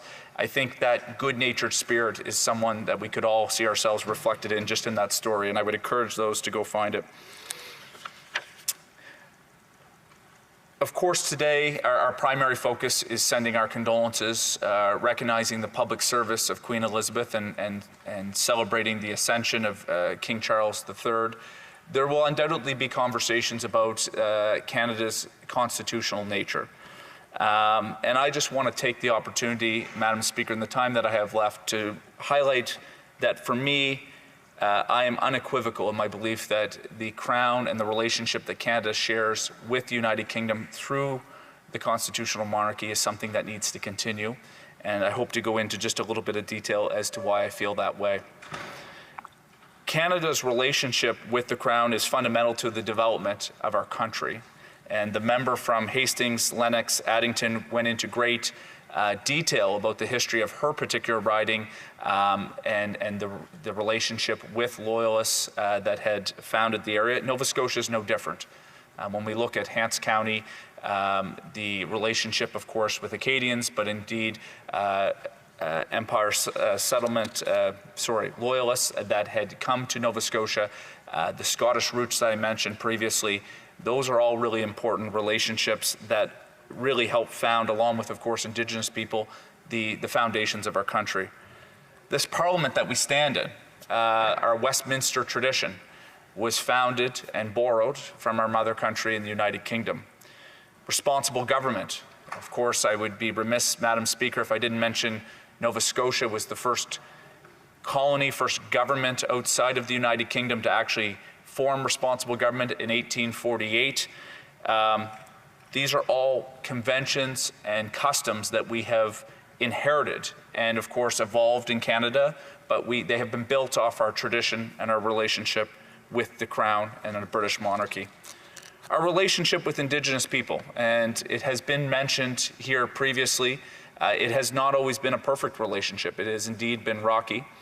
But in the conversations that I've had with Indigenous constituents, perhaps even a little bit to my naivety, I was surprised at the deep connection that my Indigenous communities in Kings Hants share with the Crown, particularly because when we talk about treaties that predated the founding of Canada, those were signed directly with the British Crown. We think about the friendship treaties in the 1700s, particularly in 1763. Those were formed through and, of course, enshrined in our Constitution in 1982.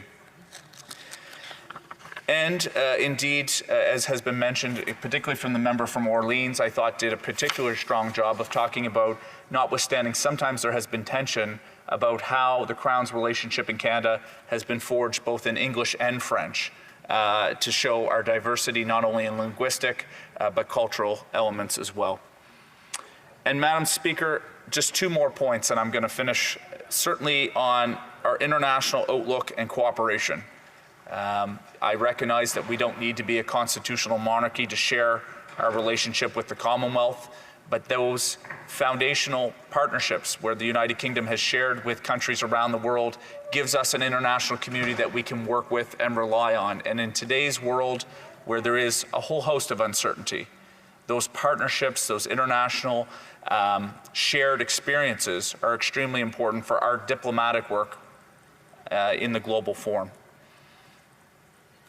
It's often quoted that democracy is not necessarily the best form of government, but it's the best of all the other alternatives. And so when we look and examine about our own form of government as a constitutional monarchy, yes, there are other forms. But I think that those questions, whether it's a republic or other styles, come with a whole host of questions. And when we look at the transition between Queen Elizabeth II and the accession of King Charles III, the way in which that has been built over time, the certainty that it provides, indeed the way in which members have talked about the ability for us as parliamentarians to be focused on the partisan nature of politics, be able to debate vigorously here in the House, but all to be doing it in the service of the Crown and the country, I think provides important stability. And I wanted to make sure that my thoughts were on the record, Madam Speaker, and in Hansard. And I'm going to just say this, certainly on behalf of the constituents of Kings Hants, we welcome King Charles III as our new monarch in Canada.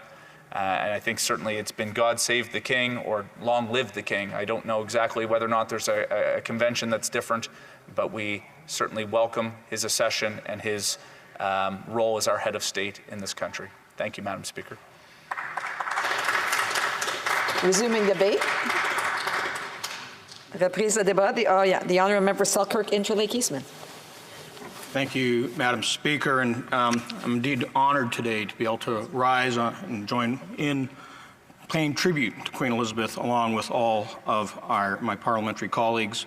On behalf of the constituents of Selkirk Interlake Eastman, I want to offer my heartfelt and all of our heartfelt condolences to the royal family and to all of the Queen's loyal subjects. Now, a lot of us have been talking about how the monarchy touches our ridings. And I can tell you that as being the member for Selkirk Interlake Eastman, the home to what was the headquarters of the Hudson Bay Company in Canada, the Lower Fort Garry, and the residence of the governor for the Hudson Bay Company is just located a little bit south of the modern-day city of Selkirk. The fort's in great condition, and every year we gather at the fort to commemorate the signing of Treaty 1 with the Anishinaabe, with the Ojibwe peoples and First Peoples of the land, who signed in 1871 with Canada, as Manitoba was a new province in 1870, had just joined Confederation, and the first numbered treaty in Western Canada was signed. And I can tell you from reading some histories on Chief Peguis, and of course Peguis First Nation and Seguin First Nation and Broken Head Ojibwe Nation are in my writing or alongside my writing, and that Chief Peguis, who was one of the original signatories, always took to heart that when he signed the treaty, he was signing with the Crown, Queen Victoria.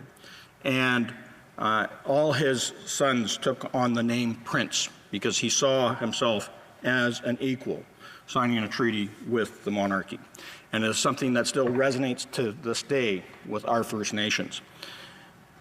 Now, Queen Elizabeth, ever since she ascended to the throne on June 2nd, 1953, at the young age of 25, upon the death of her father, King George VI, promised to serve her whole entire life, whether it be long or short, to the people of the country, of Canada, of the kingdom.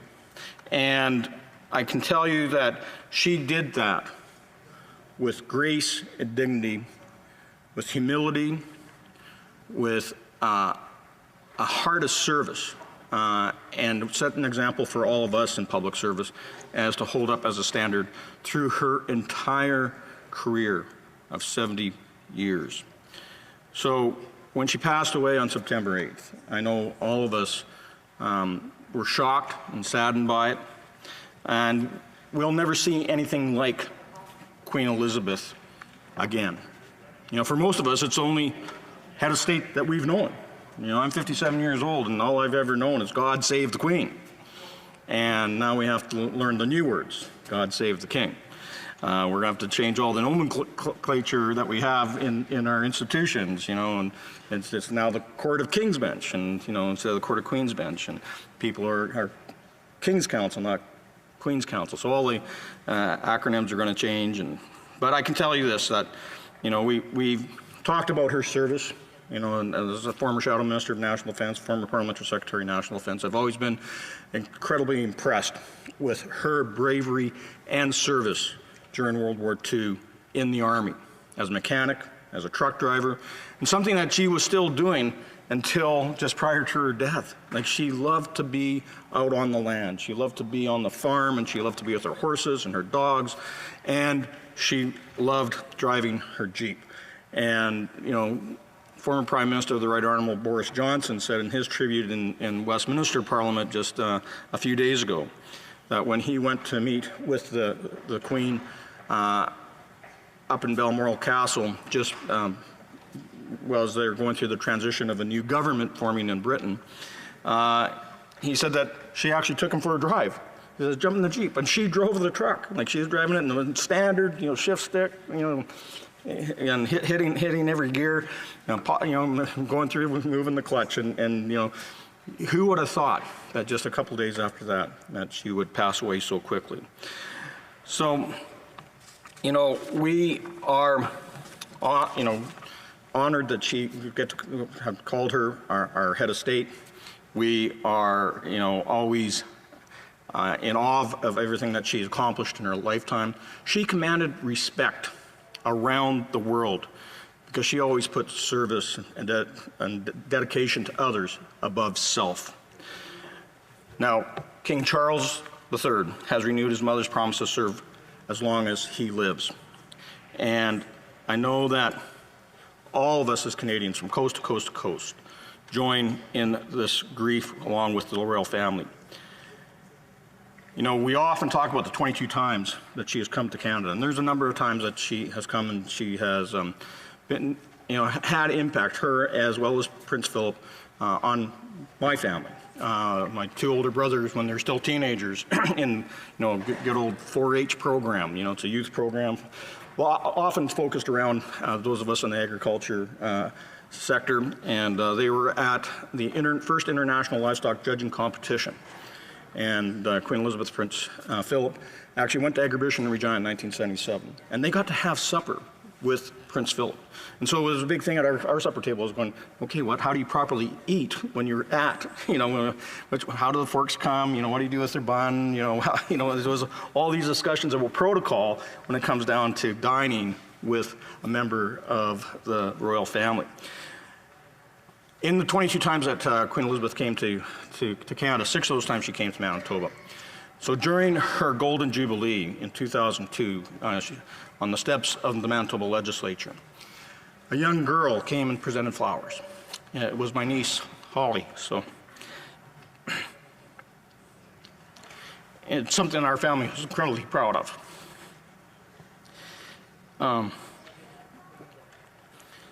She got to meet Her Majesty, present the flowers, and it was something that October 8th, 2002 will always be marked in her memory and our family's memory. She returned in Manitoba in July 2010, and she came to unveil the cornerstone of the Canadian Museum of Human Rights, the first Canadian museum to be established outside of the capital region. And she brought with her the cornerstone that came from the same region of England where the Magna Carta was actually signed in 1215. And she was dedicated to human rights. And if you look at her career and the work that she did all over the world, often it was focused in on protecting human rights. And so she made sure and made the point, and she is unveiling that rock, that the Magna Carta is where our modern parliamentary democracy was established, where civil liberties came into play, where the individuals, us as commoners, finally had a franchise in our own governance. And that is something that you want to make sure is focused and is centered in our own Canadian Museum of Human Rights. So as Canada and the world mourns our beloved sovereign, we also look to the future, to her son, King Charles III, who now sits as King of Canada. I had the pleasure of meeting King Charles a number of years ago, March of 2006, during Commonwealth Day celebrations in London. I was there at the Commonwealth Parliamentary Association's Westminster Parliamentary Seminar, and we got to attend and got to meet King Charles and Queen Consort Camilla. And I can tell you it was something I'll never forget. He was incredibly engaging and very easy to speak to. So may King Charles be blessed with wisdom and exercise justice and mercy, and may he live long.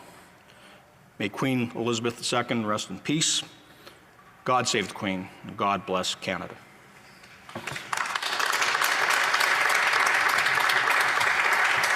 Resuming debate, the honourable for Lanark, Frontenac, Kingston. Thank you, Madam Speaker.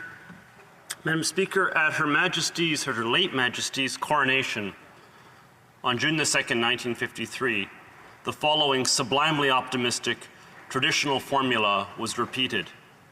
God bless Queen Elizabeth, God save Queen Elizabeth, may the Queen live forever. So long was our late Queen on the throne that it felt almost as if her reign really never would end, and it seemed possible to hope that the Queen really could live forever. She became so intimately woven into our memories that it felt to many people around the world as if she were a member of our own families. I think this happened not just because of the length of her reign, but also because she celebrated with us at every important event in our nation's life and mourned with her subjects at so many collective tragedies. Her reign started long before most of us were born, when, as a teenager, I first saw her in person at the 1982 event here on Parliament Hill, where she affixed her signature to Canada's new Constitution Act, which includes the Charter of Rights. She had already celebrated her Silver Jubilee, 25 years in the throne. So from my youthful perspective, she was already an eternal presence. This same perspective, I think, is very much the same for anybody who was less than kindergarten age when the Queen ascended to the throne, which means demographically over 90% of the Canadian population, and an even higher percentage in some other Commonwealth jurisdictions. There simply is no time in our memories when Queen Elizabeth was not there. She was even woven into pop culture, referred to in songs by the Beatles and Dire Straits, among many others. It was in this way that she came to feel like a member of the family to so many people who never actually met her. A year ago, when my own mother was in her final days, she kept a framed photo of the Queen at her bedside. Just as we learned that the fireman in the Beatles song Penny Lane, of him, we learned that in his pocket is a portrait of the Queen. Her presence, even if it was only in our imaginations, was a comfort. Does it make sense to act as if someone you have only ever seen from a distance is a member of your own family? I don't know. Nothing about human emotions seems logical when you try to examine them logically as opposed to emotionally. But whether we humans are rational or not, her loss feels to so many of us like the personal blow that it actually is to those who really did know her firsthand. Of course, this circle includes our new king, His Majesty King Charles III. Like his mother before him and a long line of ancestors before that, he faces the difficult task of assuming the duties which will occupy him for the rest of his life, and a moment of great personal loss, and he must step into his constitutional role precisely when the rest of us would be in a position to take bereavement leave. There's no reason to envy our monarchs for the terrible burdens they must bear. Under our system, a monarch wears the crown for life, and death alone can free them of their duties. Difficult as it is for those who must bear the heavy burden of the crown, it is one aspect of the genius of monarchy that the throne is never vacant, and that Charles reigned from the moment that the late Queen passed from this life into the arms of her own sovereign. In his first address as our king, His Majesty made the following observation about his late mother, and I quote, "In 1947, on her 21st birthday, she pledged in a broadcast from Cape Town to the Commonwealth to devote her life, whether it be short or long, to the service of her peoples." His Majesty went on in his speech to make some very apt remarks on the Queen's unparalleled commitment to this extraordinary long-ago promise. Then he added this, and I quote again, "As the Queen herself did with such unswerving devotion, I too now solemnly pledge myself, throughout the remaining time that God grants me, to uphold the constitutional principles at the heart of our nation." End quote. Even though, when viewed from the perspective of 1947, the day when she would assume the throne must have seemed to be far away to Princess Elizabeth, it was no small matter to make such a promise on the very day that she achieved the age of majority. And it seems to me, and I think to anybody who stops to reflect for a moment, that it is no less extraordinary for a man of 73, to whom the burdens of age are no secret, to make a similar lifetime commitment. The fact that our new king was willing to so firmly embrace this burden, from which he will never be freed, and to deny himself for the rest of his life of the pleasures of retirement that were enjoyed, for example, by the former monarchs of Belgium, the Netherlands, and Spain, is a sign, I think, that his commitment to duty is as firm as was Queen Elizabeth's, and for that matter, as firm as that of his grandfather, King George VI, who was such a courageous and steadfast leader during the darkest days of the Second World War. I think King Charles will be a good king, and the king has already demonstrated himself, more than any preceding Prince of Wales, to be a conscientious servant of all his peoples throughout the Commonwealth. He's intelligent, he's hardworking, his wife and consort, Her Majesty Queen Camilla, is an ideal partner, and of course, he has had an entire lifetime to learn from the best possible role model. The king is a man of no small accomplishment. He is an author. He's a skilled watercolorist. I was once given a book of his landscape paintings as a Christmas present. And he's a businessman as well, establishing the successful brand of high-quality organic products known as Dutch Originals. The profits from these sales, by the way, are donated to the King's or the Prince's charities, which the King built into a formidable network of charitable giving during his long tenure as Prince of Wales. I assume that at his coronation, which will take place sometime in 2023, the formula will be repeated. God bless King Charles. God save King Charles. May the King live forever. And, given the longevity of both his parents and of his grandmother, the much-loved Queen Mum, who passed away only after her 100th birthday, there is every reason to hope that his reign, too, will by modern standards or historical standards be a long one, if not long as measured by the extraordinary example of his mother. But like all reigns, it starts in sorrow. The Queen is dead, and there will be a permanent hollow place in millions of hearts across the planet, as there always is when someone loved is taken from us. Madam Speaker, God bless our departed Queen. I hope she knew how much she was loved by all those people she was never able to meet in her lifetime. Thank you.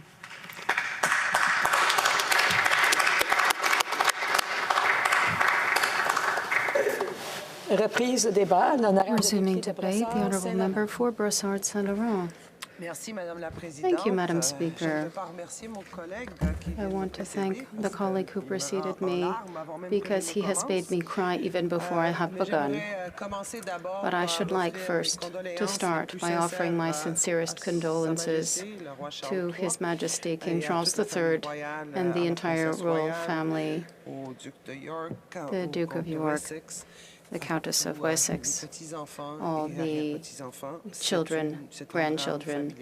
It's a very large royal family. It's a deep loss, and it's of them that I am thinking of when I speak today. So I rise to speak today. I agree a lot with the comments of the member for Lanark. He said a lot of what I feel with regard to Her Majesty and this incredible life devoted to the service of others. Such a long life, but such a successful life, such a generous life. She gave her time and of her talents generously, and she was a great humanist, and that is what I will always remember most about Her Majesty, her humanism. She was an inspirational woman through her action. She didn't make a lot of speeches, as we knew. She never gave interviews. But she inspired through her actions. They spoke for themselves. In 1952, she assumed a very large burden, following a very difficult sorrow, the loss of her own father. But in becoming queen at such a young age, she did so with a great deal of firmness. Her first prime minister was Churchill, who helped her to become aware of her role and responsibilities. But she also knew throughout the years how to impose her own way of seeing things as to the role that she fulfilled and should do. And I think that in that way, she was a formidable example for women. That started in the period of the pre-war period, or the post-war period, rather, to show their abilities and take their place in a society in which they would reach equality with men. I think that her actions, everything that she was able to show through her actions has been an inspiration for me personally throughout my life. She was a woman who was a master of the art of symbolism. She spoke eloquently through those symbols, and I admire her deeply. particularly for the visit she made to Ireland in 2011, the first time that a British sovereign had gone to the Republic of Ireland after independence. And we know the difficulties of the relationship between Ireland and Northern Ireland and the UK. But the Queen wanted this visit to take place in the spirit of reconciliation between Catholics and Protestants. This would ensure that peace would reign among the Irish on the island, that all of the Irish be reconciled. And I believe that having heard the speeches made, both in Ireland, when Northern Ireland, after the passing of Her Majesty, I have to say that it's extremely moving to see how deep the impact of that visit was on the relationships between North and South within the Republic. I believe that her courage to say some words in Gaelic was long awaited.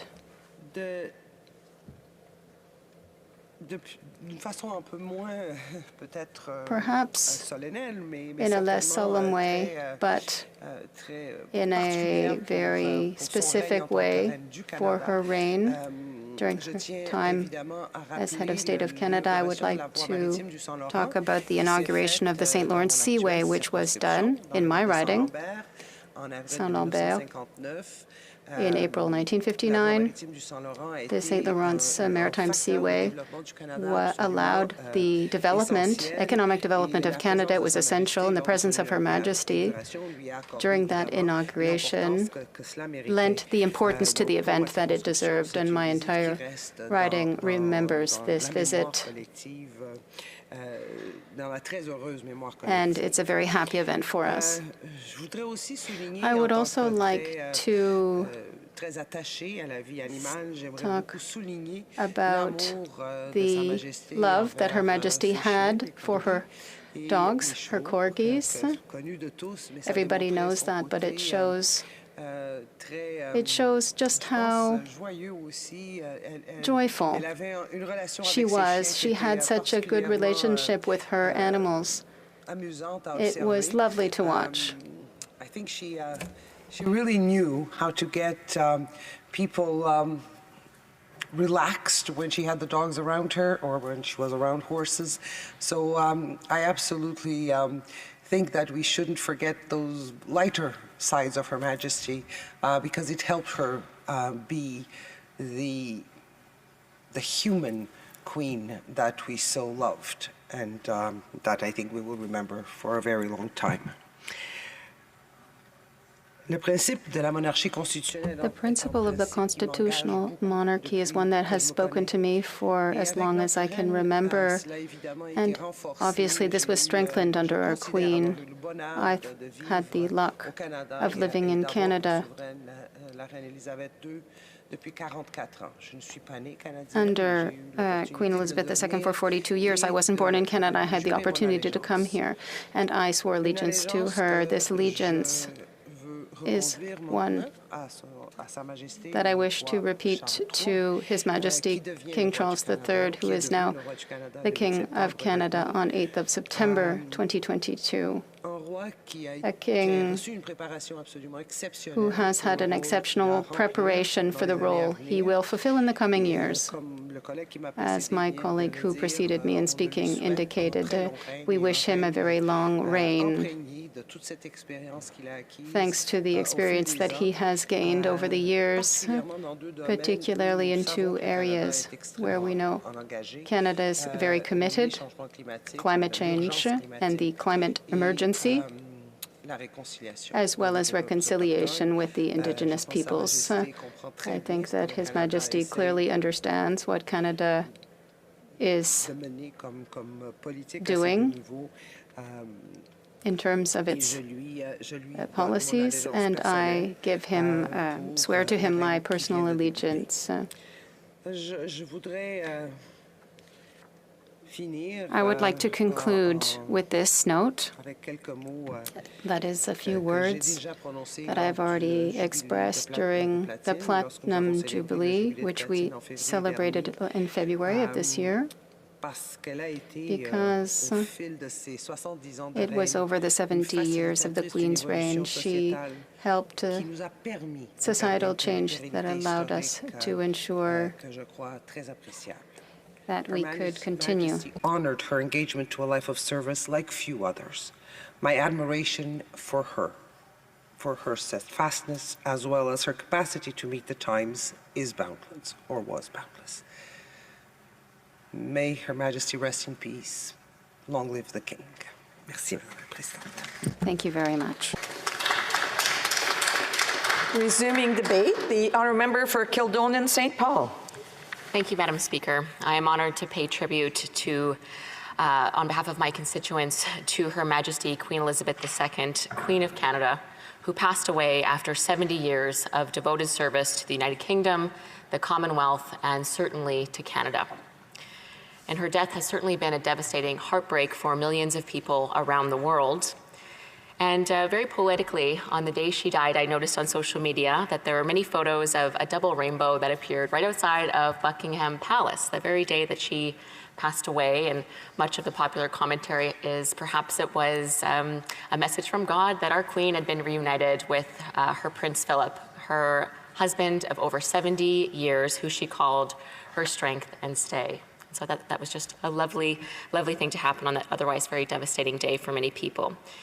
And there certainly was, as many people have seen, a sort of a magical sense about the Queen. And Peter Mansbridge actually recently said on his podcast that the monarch and the Queen was sort of a mix of fairy tale and history. I thought that was put very nicely. And certainly for our family, it was certainly part of our cultural heritage sort of discussions that we would have. And there was certainly an admiration and appreciation for Her Majesty. I know my maternal grandmother mentioned that she used to cut out photos of the Queen in her younger years, see the outfit she was wearing, what she was saying, how she was acting, what she was doing. And it's almost the modern day equivalent of Pinterest. I know there's likely many of us who have pinned an outfit or two of the younger royals. And so my grandmother was doing the very same thing 70 years ago out of admiration for Her Majesty. And my paternal grandmother, who greatly admired the Queen and sort of would always affectionately tease us to show her love, if we were dressed up for church or for a family gathering, she would say, "Oh, is Queen Elizabeth coming?" And so it was her way of giving us the highest possible compliment that we looked very lovely. And certainly my mother, like many women her age, greatly admired Princess Diana. And of my generation, of course, there are many new younger royals, notably the Princess of Wales, Catherine Windsor, who really sets a standard of decorum and professionalism and respectability that those before her have done for, well, over 70 years. But beyond perhaps a distant admiration, it wasn't something that was necessarily a cornerstone of my professional life or personal life until I swore an oath of allegiance to the Queen, which all members of Parliament have to do in order to become members of Parliament. And really, when I said those words, I, Raquel Dancho, do swear that I will be faithful and bear true allegiance to Her Majesty Queen Elizabeth II, the enormity of the responsibility I was assuming hit me like a waterfall. And that's where the clock really started to turn and think about, what does this really mean? What is my duty that I'm swearing an oath to uphold? And certainly I look to the Queen as an example. She was certainly the living embodiment of our ancient institutions, our symbols, our parliamentary traditions, our culture, our history, and certainly, again, our Canadian and Commonwealth values. And I saw it in swearing my oath that I was swearing to uphold those traditions and those values. And certainly it's not always easy. The Queen made it look very easy, and she did it for 70 years, and certainly led by example. And members of Parliament, of course, have our own duties to uphold those values and traditions. And really, Queen Elizabeth II was like no other historical figure. Her impact will likely be felt for many lifetimes to come, and it'll likely never be repeated, what she was able to accomplish. And we know she was born in 1926 as part of the world's greatest generation. That was defined and shaped by hardships of the Great Depression and the World Wars. And she personified those moral standards of the Western world and Judeo-Christian values. And when I found out she died, I did feel a deep sense of sorrow, but also a feeling of sort of some frustration, an anxious feeling.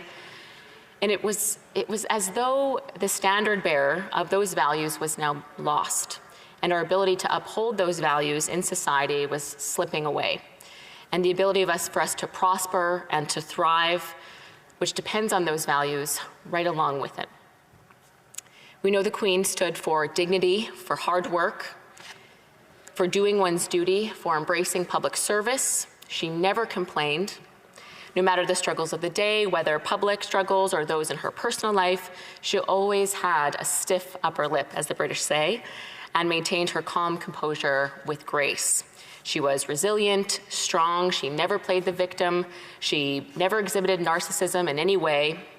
She was dedicated, stately, honest, decent, and was an absolute lady of decorum, good taste, and propriety, rarely, if ever, having a misstep in her 7 decades of her reign. It's truly remarkable. I think that's why millions of us are going to miss her. We need examples like this for ourselves, for our children, for our politicians, for our communities. And in 1947, on her 21st birthday, of course, famously, she did a radio broadcast heard around the world where she made a vow, where she said, "I declare before you all that my whole life, whether it be long or short, shall be devoted to your service." And she stuck to that vow for the rest of her life.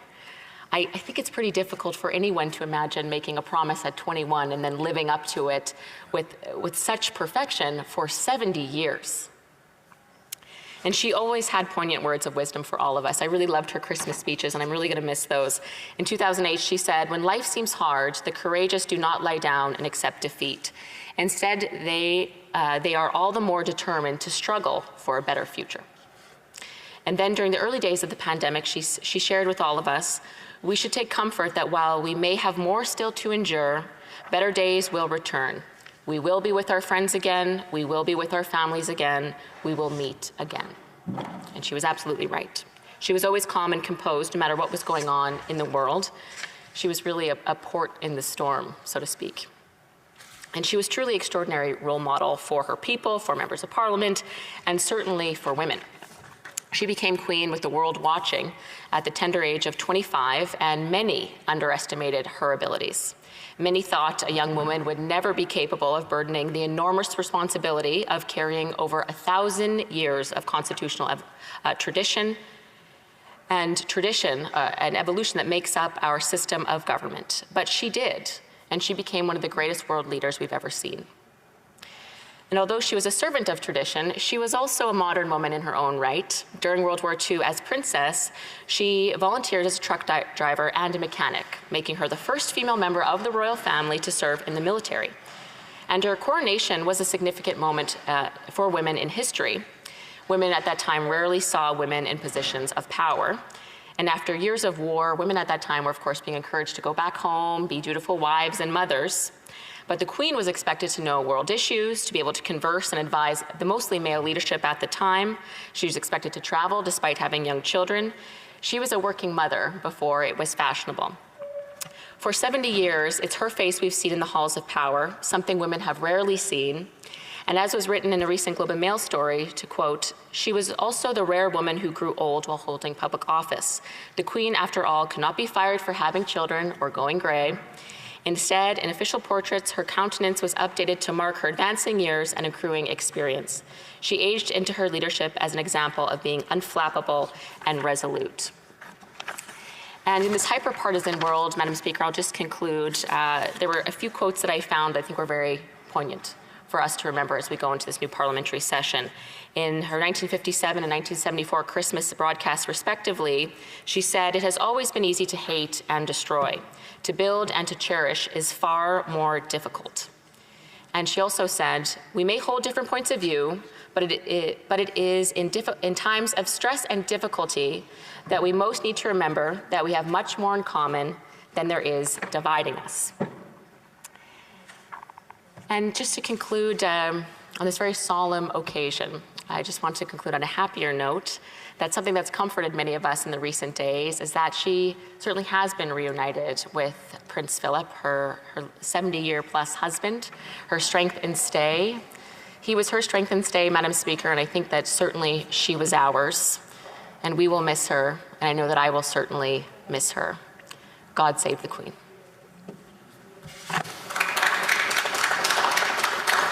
Resuming debate, the Honourable Parliamentary Secretary to the Minister of Fisheries, Oceans and the Canadian Coast Guard. Thank you, Madam Speaker. Like my colleagues in the House, it's with extremely heavy heart that I rise today to commemorate Her Majesty the Queen, Queen Elizabeth II. Madam Speaker, when the news broke of Her Majesty's passing, I was in the middle of a 5-hour drive to meet Atlantic colleagues, and I spent the remainder of the drive reflecting on the role of Queen Elizabeth II, the role she played in our country, in the Commonwealth, and in fact, the world. And what we heard today is so true. She was a constant. She was a beacon of peace for many of us.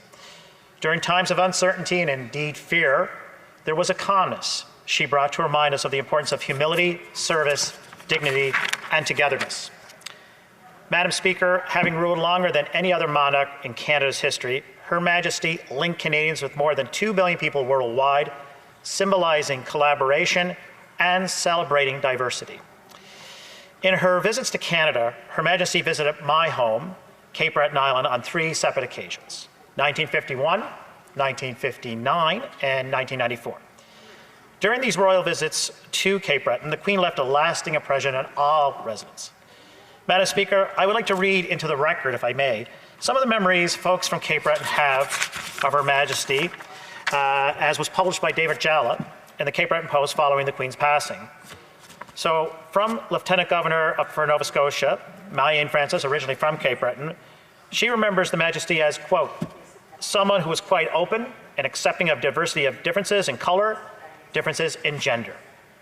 Manny MacDonald, former mayor of the CBRM, Cape Breton Regional Municipality, hosted the Queen and Prince Philip during the Queen's last visit to Cape Breton in 1994. And Mr. MacDonald recalled her to be a great conversationalist, and I quote, when we were talking with her, it was as if she was the only one we were talking to. She was very easy to speak with. She made me feel very comfortable. It's memories, Madam Speaker, like these that will continue to live on for years to come and will remind us of Her Majesty's reign and presence in our country as we move forward in this next chapter of Canada's history. Madam Speaker, despite her passing, I have no doubt that Canadians will continue to remember Her Majesty for her warmth, her compassion, her strong sense of tradition, and her service to Canada. On behalf of my constituents of Cape Breton Council, I offer our most sincere condolences to the royal family during this difficult time. Thank you. Resuming debate, the Honourable Member for Battle River Crowfoot. Thank you very much, Madam Speaker. And certainly it is an honour to be able to join in what is a solemn and somber occasion, most definitely. And Madam Speaker, it is an interesting way to start after what has been certainly a break, a summer for all of us, to gather here together in a nonpartisan way to recognize and honor an individual that is worth honor. And Madam Speaker, in our world, that is an increasingly rare and difficult thing.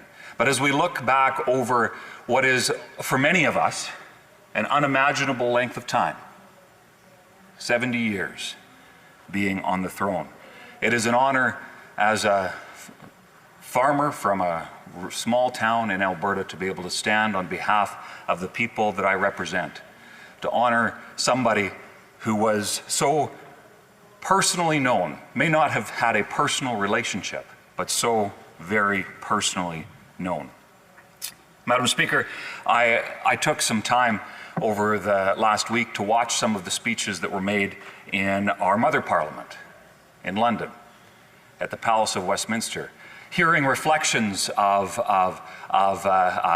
current and past prime ministers, individuals from across the United Kingdom, talk about their experiences. And Madam Speaker, likewise today, and I know across the Commonwealth, having individuals take time to honor the legacy, honor the service, honor the individual who personified so much of who we are as a people.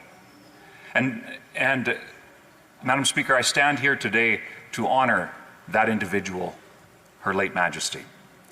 And a note that really stood out to me, if I could, Madam Speaker, from one of the speeches made in the Palace of Westminster that rings true as a Canadian and member of the Commonwealth. The statement was made that to the world, Queen Elizabeth was known as the Queen. But Madam Speaker, to us, she was our Queen. And it's that personal connection that has been talked so much about over the last week or so, where so many individuals, constituents, reaching out and sharing their stories about how they saw or interacted with Her Majesty in younger years. A campaign volunteer shared the story of how when she was a little girl, having survived scarlet fever, having the opportunity to sit beside and be encouraged by Her Majesty in the small city of Lethbridge during one of her early tours. Madam Speaker, hearing others that looked to her Christmas messages, which I know I certainly and I know many, many around the world will miss, having the opportunity to listen to those encouraging messages. So many others that whether in times of crisis, getting those words, or for those who had the opportunity to celebrate their 100th birthday, receiving that message. I know my late great-grandfather receiving that message from Her Majesty was as a former Brit immigrated to Canada to farm, was an incredibly powerful moment. There are so many, I would suggest millions, of personal connections. And Madam Speaker, that is profound in a world that is increasingly not personal.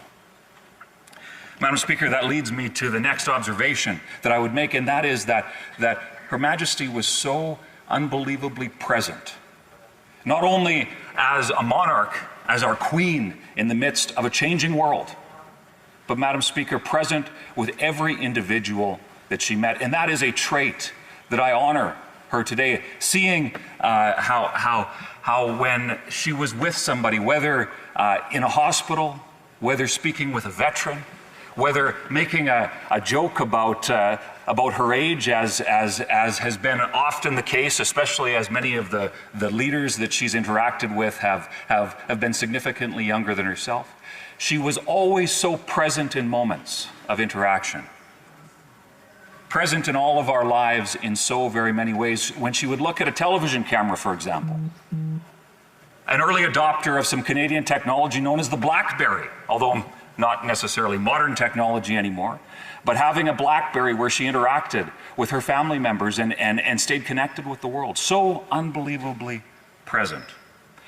And Madam Speaker, another observation that I believe is profound and worthy of honor here today is perspective. My wife and I often have the conversation about who, whether past or present, we would love to sit down and have coffee with. And when Danielle and I have these conversations, it's figures from long past, some individuals that are alive today, some more recent past. But Madam Speaker, always it seems, Danielle and I would come back to wanting to spend time with and to hear the stories from our Queen.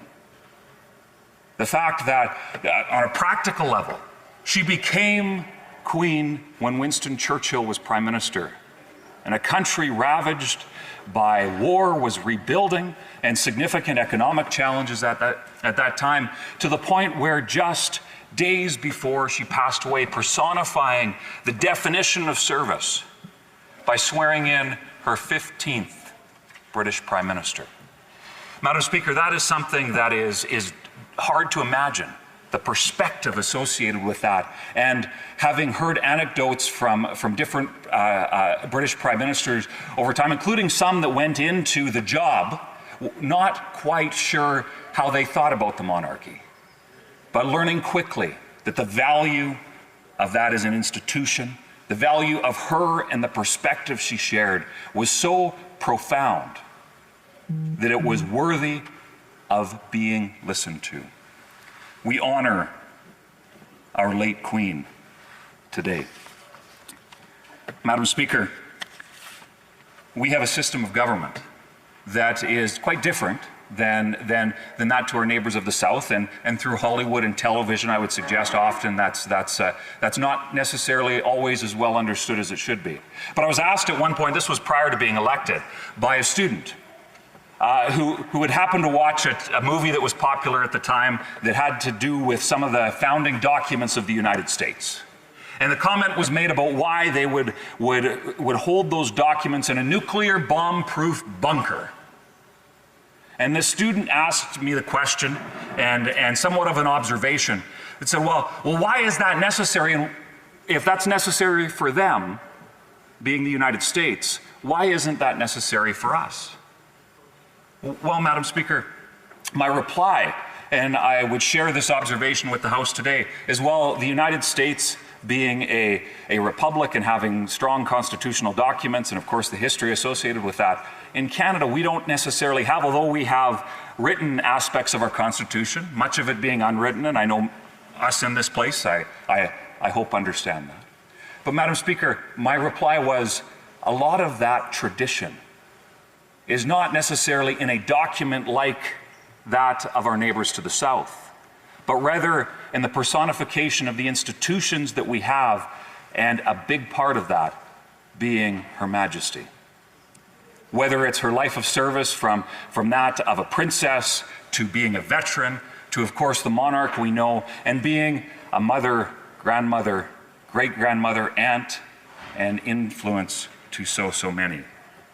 So much of our country, nearly half of the life of our nation having existed, being fostered and grown under her rule. Madam Speaker, powerful, powerful things to a woman who stewarded one of probably I would suggest one of the toughest jobs in the world. Well, especially on a practical note, while many monarchs and monarchies around the world were dissolving or falling out of touch or being taken away altogether, we saw her impact remain. So, Madam Speaker, as we have come to the conclusion of the second Elizabethan era, something that, like has been observed by many in this place in the touching tributes from most parties represented here, we have reason to pause and reflect about what that means for each and every one of us. From those personal interactions to the impact it has on our institutions, from the mace representing the power of the crown being transferred to the people and pointing towards the government, to the coat of arms, to everything that we touch as members of the Commonwealth and having a Westminster style of democracy.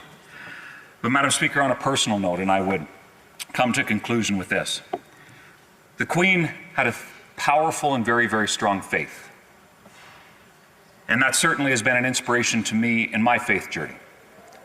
So I would note a couple of Bible verses here today.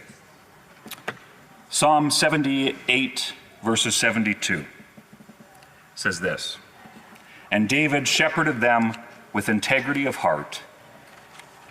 With skillful hands he led them."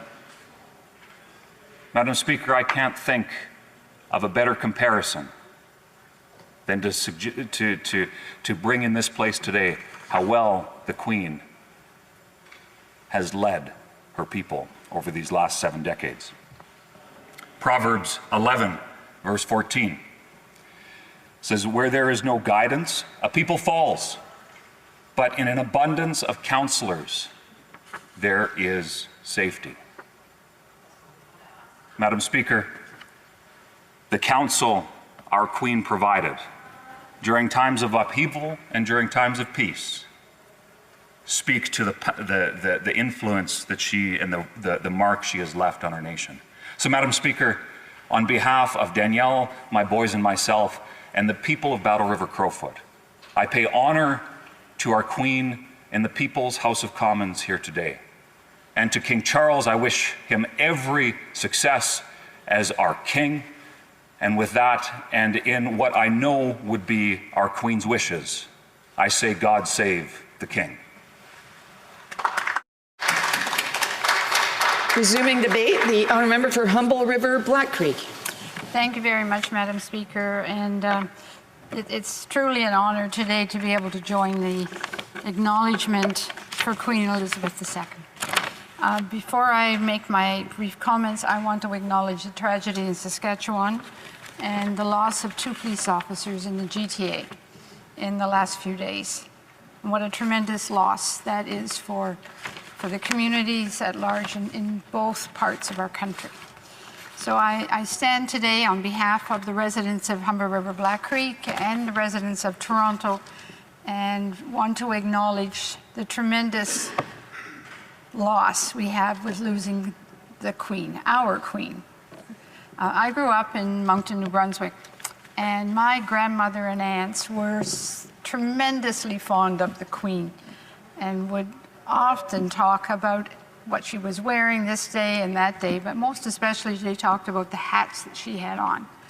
But I think the visual was the hat that she had on, but what wasn't so visible was the many hats that she carried every single day in order for the world that we live in 70 years ago and today to move forward in a peaceful fashion. The fact that she was constantly solid. She never looked frazzled, and she never seemed to let on about the amount of tragedy that she possibly was trying to cope with in her own life. She always looked together. She always looked like someone that we could depend on to be there as the head of the Commonwealth, to move our many, many areas forward on so many different ways that we had to deal with. Never did you see the Queen looking as if she didn't have the answers. She always seemed to have the answers when it was necessary to move us forward. But think back to 70 years ago when the Queen was asked to become the Queen and the leadership that she has shown in those many years. Long before it became the in thing for women to be recognized, she was put in that position as a woman, and she showed a tremendous amount of leadership that made us all proud. And I think forever in the day, we will always hold up Queen Elizabeth as a true leader, a true feminist, as they might want to call anyone, and move forward on all of these issues. We'll always look back and say she was the first who really stood out there in a strong, powerful way as a female to lead our countries and our Commonwealth forward. And so I want to thank her again on behalf of all of the residents of Humber River Black Creek for her lifelong commitment to Canada. But to make a lifelong commitment, as she did, to public service, we are asked to make a commitment to public service, and we accept that challenge. But for us, it's 2 years, 3 years, 4 years. It's not 70 years. And her commitment never moved. She made that commitment, and she continued with it for so many times. And all of us very much depended on her to be our Queen. And the fact that she visited Canada so many times meant so much, I think, to the residents, to Canadians, that the Queen was coming to visit. And it certainly was a big deal 50 years ago, and I think it was still a big deal today when the Queen was going to come and visit. Her commitment and devotion to all of us, members of the Commonwealth, but to world peace and the many endeavors that she put forward to make a difference in the world were important. So it's with very heavy hearts that we realize that legends have to pass away too. But I believe the Queen's legacy, the Queen's leadership, will live forever for all of us. A whole era has passed, almost a century of life. Her wisdom, her strength, and her dedication guided the Commonwealth and all of its people for 70 years of Her Majesty's reign. The strength that she demonstrated publicly, dealing with the many tragedies that she had to deal with in her lifetime as well, was an example of strength for all of us. The Queen once said in her Christmas message, and I know my colleagues have mentioned this already, each day is a new beginning. And I think as I say those words, I can hear her saying it, because she said it often. And I think this is a message for all of us. Each day is a new beginning. And I know that the only way to live my life is to try to do what is right, to take the long view, to give of my best in all that the day brings, and to put my trust in God. I think that would be a kind of a sentiment that would be nice if we all said this at the beginning of every day, especially in the House of Commons. It might help guide us all to do the important work that we want to do what's right every single day. Not always politically right, but to do what's right. What's right for Canadians. It's also what's right for ourselves, because we have to look at ourselves in the mirror. And I can only suggest that the Queen, when our Queen looked in the mirror, she was satisfied, because she gave it all to all of us. So may I say to our new King Charles III, I wish him luck, success, and peace as he takes on a very, very challenging job.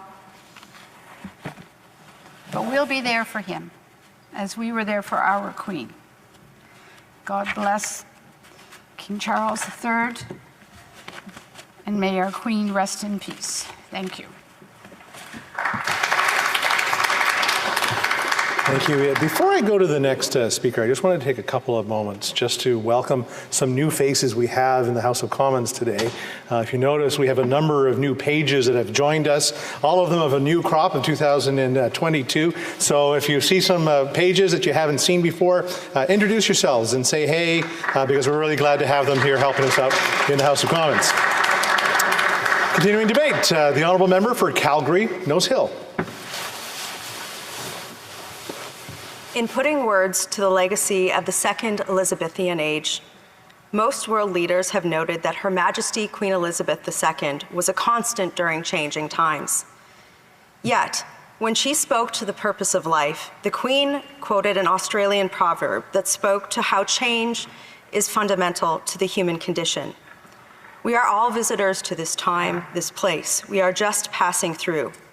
Our purpose here is to observe, to learn, to grow, to love, and then we return home. This is the paradox Queen Elizabeth's reigns presents us.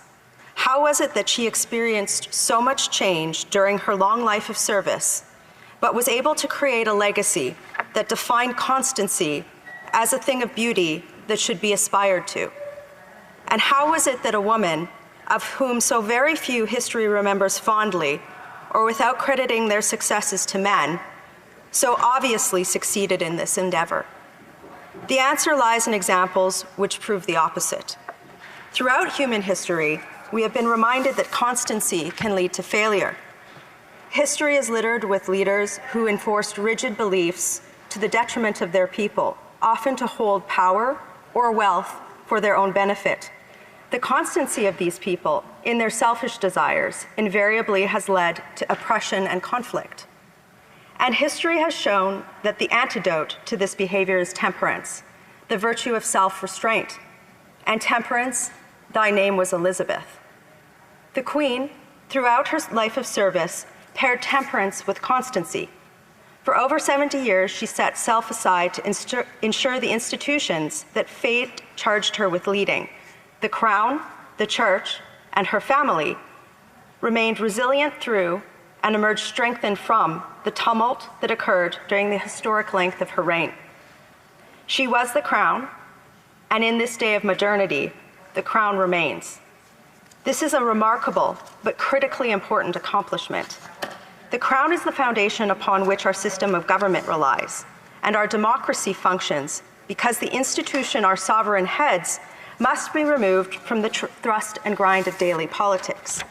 It must manage with a long view of institutional sustainability of both our democratic institutions and the Crown itself. Today, I would argue that the Crown, as the institutional underpinning of our democracy, is healthy and strong, and this is a credit to the Queen. Imagery of the virtue of temperance often shows a figure blending elements, usually hot and cold water in a vessel. To temper a substance is to mix it with something else to render it with greater utility. In ensuring that the crown remained relevant, as the pace of history quickened in the last 100 years, she created a crucible in which some of the most volatile global conflicts could be tempered. And ensuring that the crown was politically neutral but essential to democracy, the Queen was able to wield a soft power that had an important role in de-escalating conflict and dismantling systems of oppression.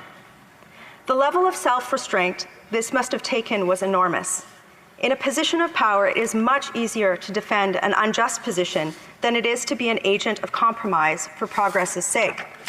Similarly, it is much easier to spill the seeds of change without first tilling the ground, rather than setting one's hand first to the hard work of incrementally preparing society for it to take root. The Queen did the latter of each with conviction in most crises she faced, and in doing so tempered the crown into an institution we see as aiding future generation as opposed to diminishing their prospects.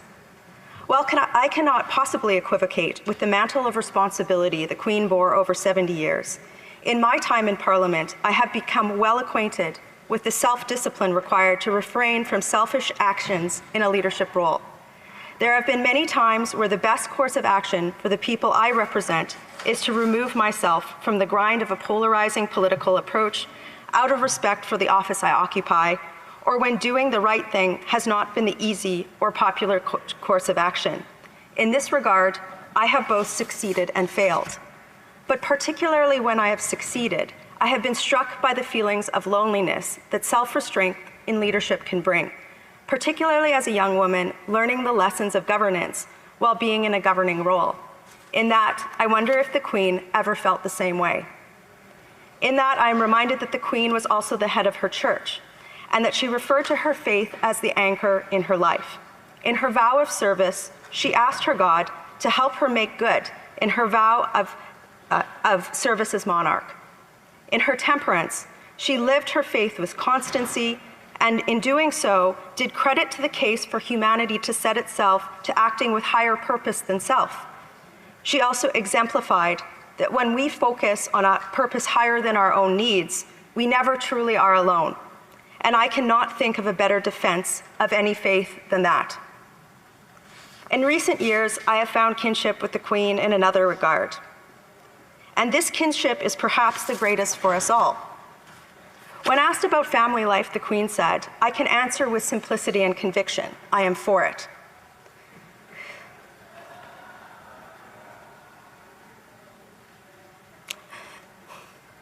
The role Queen Elizabeth played in the institution of her own family was also clearly marked by temperance, and must have been so, because any woman who has raised children will tell you that motherhood is already synonymous with selflessness.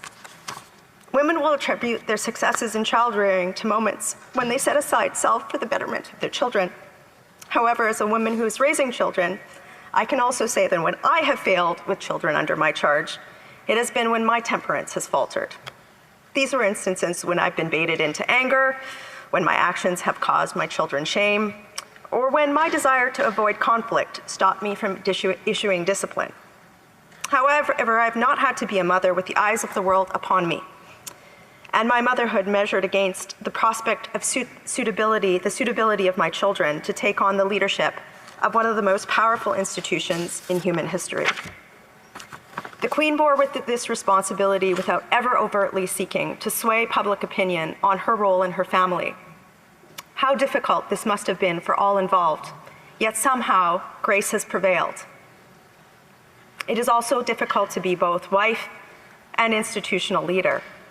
While changes in our society how society views gender roles have changed in the last century, many of the societal mores which dictate how women are to be in marriage must have weighed on the Queen.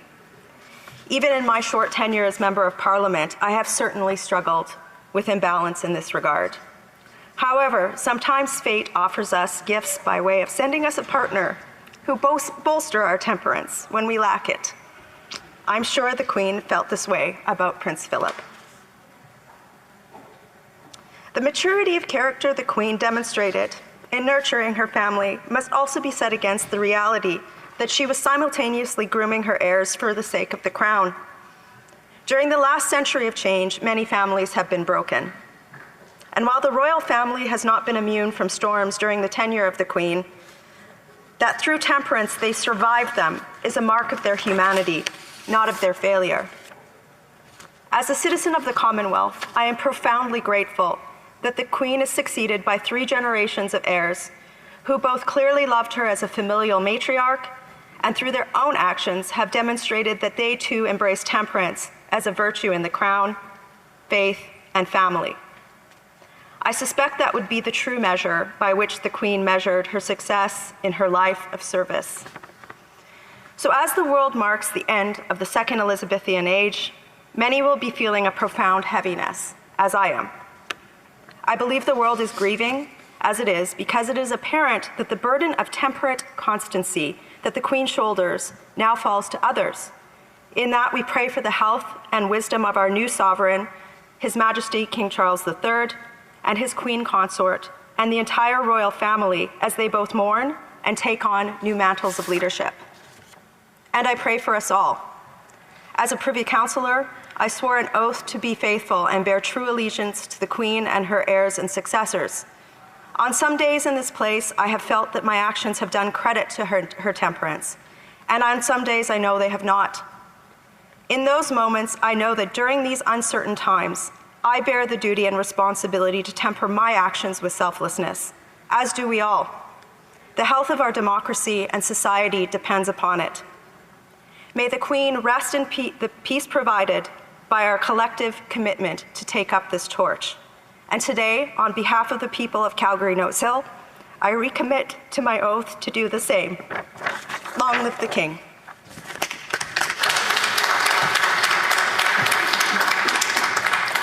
The honourable member for Langley Aldergrove. The world changed on Thursday, September 8th, 2022. It's been stated by many that most people alive today have known only one Queen of the United Kingdom, of the Commonwealth of Canada, and that is certainly true for me. We have a collector's magazine on our coffee table at home, dated June 1953, commemorating the coronation of the then 25-year-old Princess Elizabeth, who had been queen for a couple of months already, on the sudden unexpected passing of her father, King George VI. Now, just to date myself, I was born between those two dates of her ascension to the throne and her coronation. And it has been noted that Elizabeth has been Queen of Canada for almost half of its existence as a modern state. So it is historic that we now see a transition from a queen to a king, something we're all going to have to get used to. Now, even though the face of the monarchy has changed from Elizabeth II, who was well adored and loved by the whole world, to Charles III, who has very big shoes to fill now, nothing has really changed. As a member of Parliament, I swore allegiance to Elizabeth II and her heirs. Parliament wasn't dissolved. The government continues to function. The political party of which I am a member continues to be the loyal opposition, loyal to the crown. Now, Mr. Speaker, it bears noting that another historical event has taken place recently, and that is that our colleague, the member for Carleton, has now become the leader of His Majesty's loyal opposition, a phrase that has not been used in 70 years. I never met the Queen, but I always felt I knew her. Going back to my elementary school days at Virginia Park Elementary School in Edmonton, Alberta, every classroom in the school proudly displayed a more or less up-to-date photograph of the Queen. We saluted the flag. We recited the Lord's Prayer. We sang God Save the Queen almost as often as we sang our national anthem, O Canada. Now, I love that Canada is multicultural. I am personally a beneficiary of that, having been born to parents who had just recently immigrated from the Netherlands. And now, while they maintain many of their Dutch traditions, they truly value the rich traditions around their British crown and all that goes with it, parliamentary government. a stable monarchy, the stability offered by a monarch who rides above the politics of the day. These are concepts that they grew up with in their home country and which were instilled in us as children. I never met Queen Elizabeth, but it is in my DNA to respect the value that an unchanging monarchy brings to our national identity, stability, unity. Canadians see their elected representatives disagreeing about almost everything. And some days, judging by what goes on in this chamber, you'd think that there's very little unity and almost no national identity. But we can always turn to the crown and remind ourselves that, in fact, we are one. Now, how will Charles III measure up to his mother in performance of royal duties? I'm sure he'll do a great job. But in a way, it doesn't really matter. The functioning of the government does not depend on the strength or failings of the monarch of the day. But it matters a lot in this respect. More and more people in the Commonwealth nations and in Canada are questioning the relevance of a royal family that dates back to the Middle Ages, to feudal Europe, to an earlier days of class structures. None of this has place in our modern, egalitarian, democratic society. So how does this ancient tradition survive? Well, by adaptation, of course. Elizabeth II did that very well. She knew when to speak, when to be silent, when to be present, when to be absent, when to be transparent, and how to manage the mystique behind the royal throne. She demonstrated servant leadership since the very beginning of her public life. In a statement that she made to the Commonwealth on her 21st birthday, "My whole life, whether it be long or short, shall be devoted to your service." And for the next 75 years, she demonstrated that she actually meant those words. Nowhere was this commitment more to humble servant leadership more evident than her annual Christmas addresses. In 2014, she said this in her Christmas address: "For me, the life of Jesus Christ, the Prince of Peace, whose birth we celebrate today, is an inspiration and an anchor in my life." A couple of years later, in 2016, she included these words in her Christmas address: "Millions of people around the world now follow Christ's teaching and find in him a guiding light for their lives. I am one of them," she said. Now, as the years went by, Elizabeth became more vocal about her Christian faith. Maybe age gave her pause to reflect on her own mortality. Maybe the instability of the world around her made her reach for the stability that she found in this ancient faith. But maybe it was also Elizabeth II demonstrating servant leadership in her other role on earth, and that is head of the Church of England.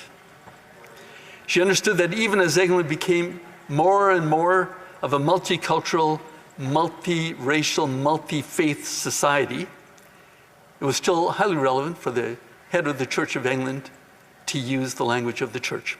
So, Mr. Speaker, in closing, I'm going to quote the Archbishop of Canterbury, who just said the other day, and I quote, "May her late Majesty Queen Elizabeth II rest in peace and rise in glory." Thank you.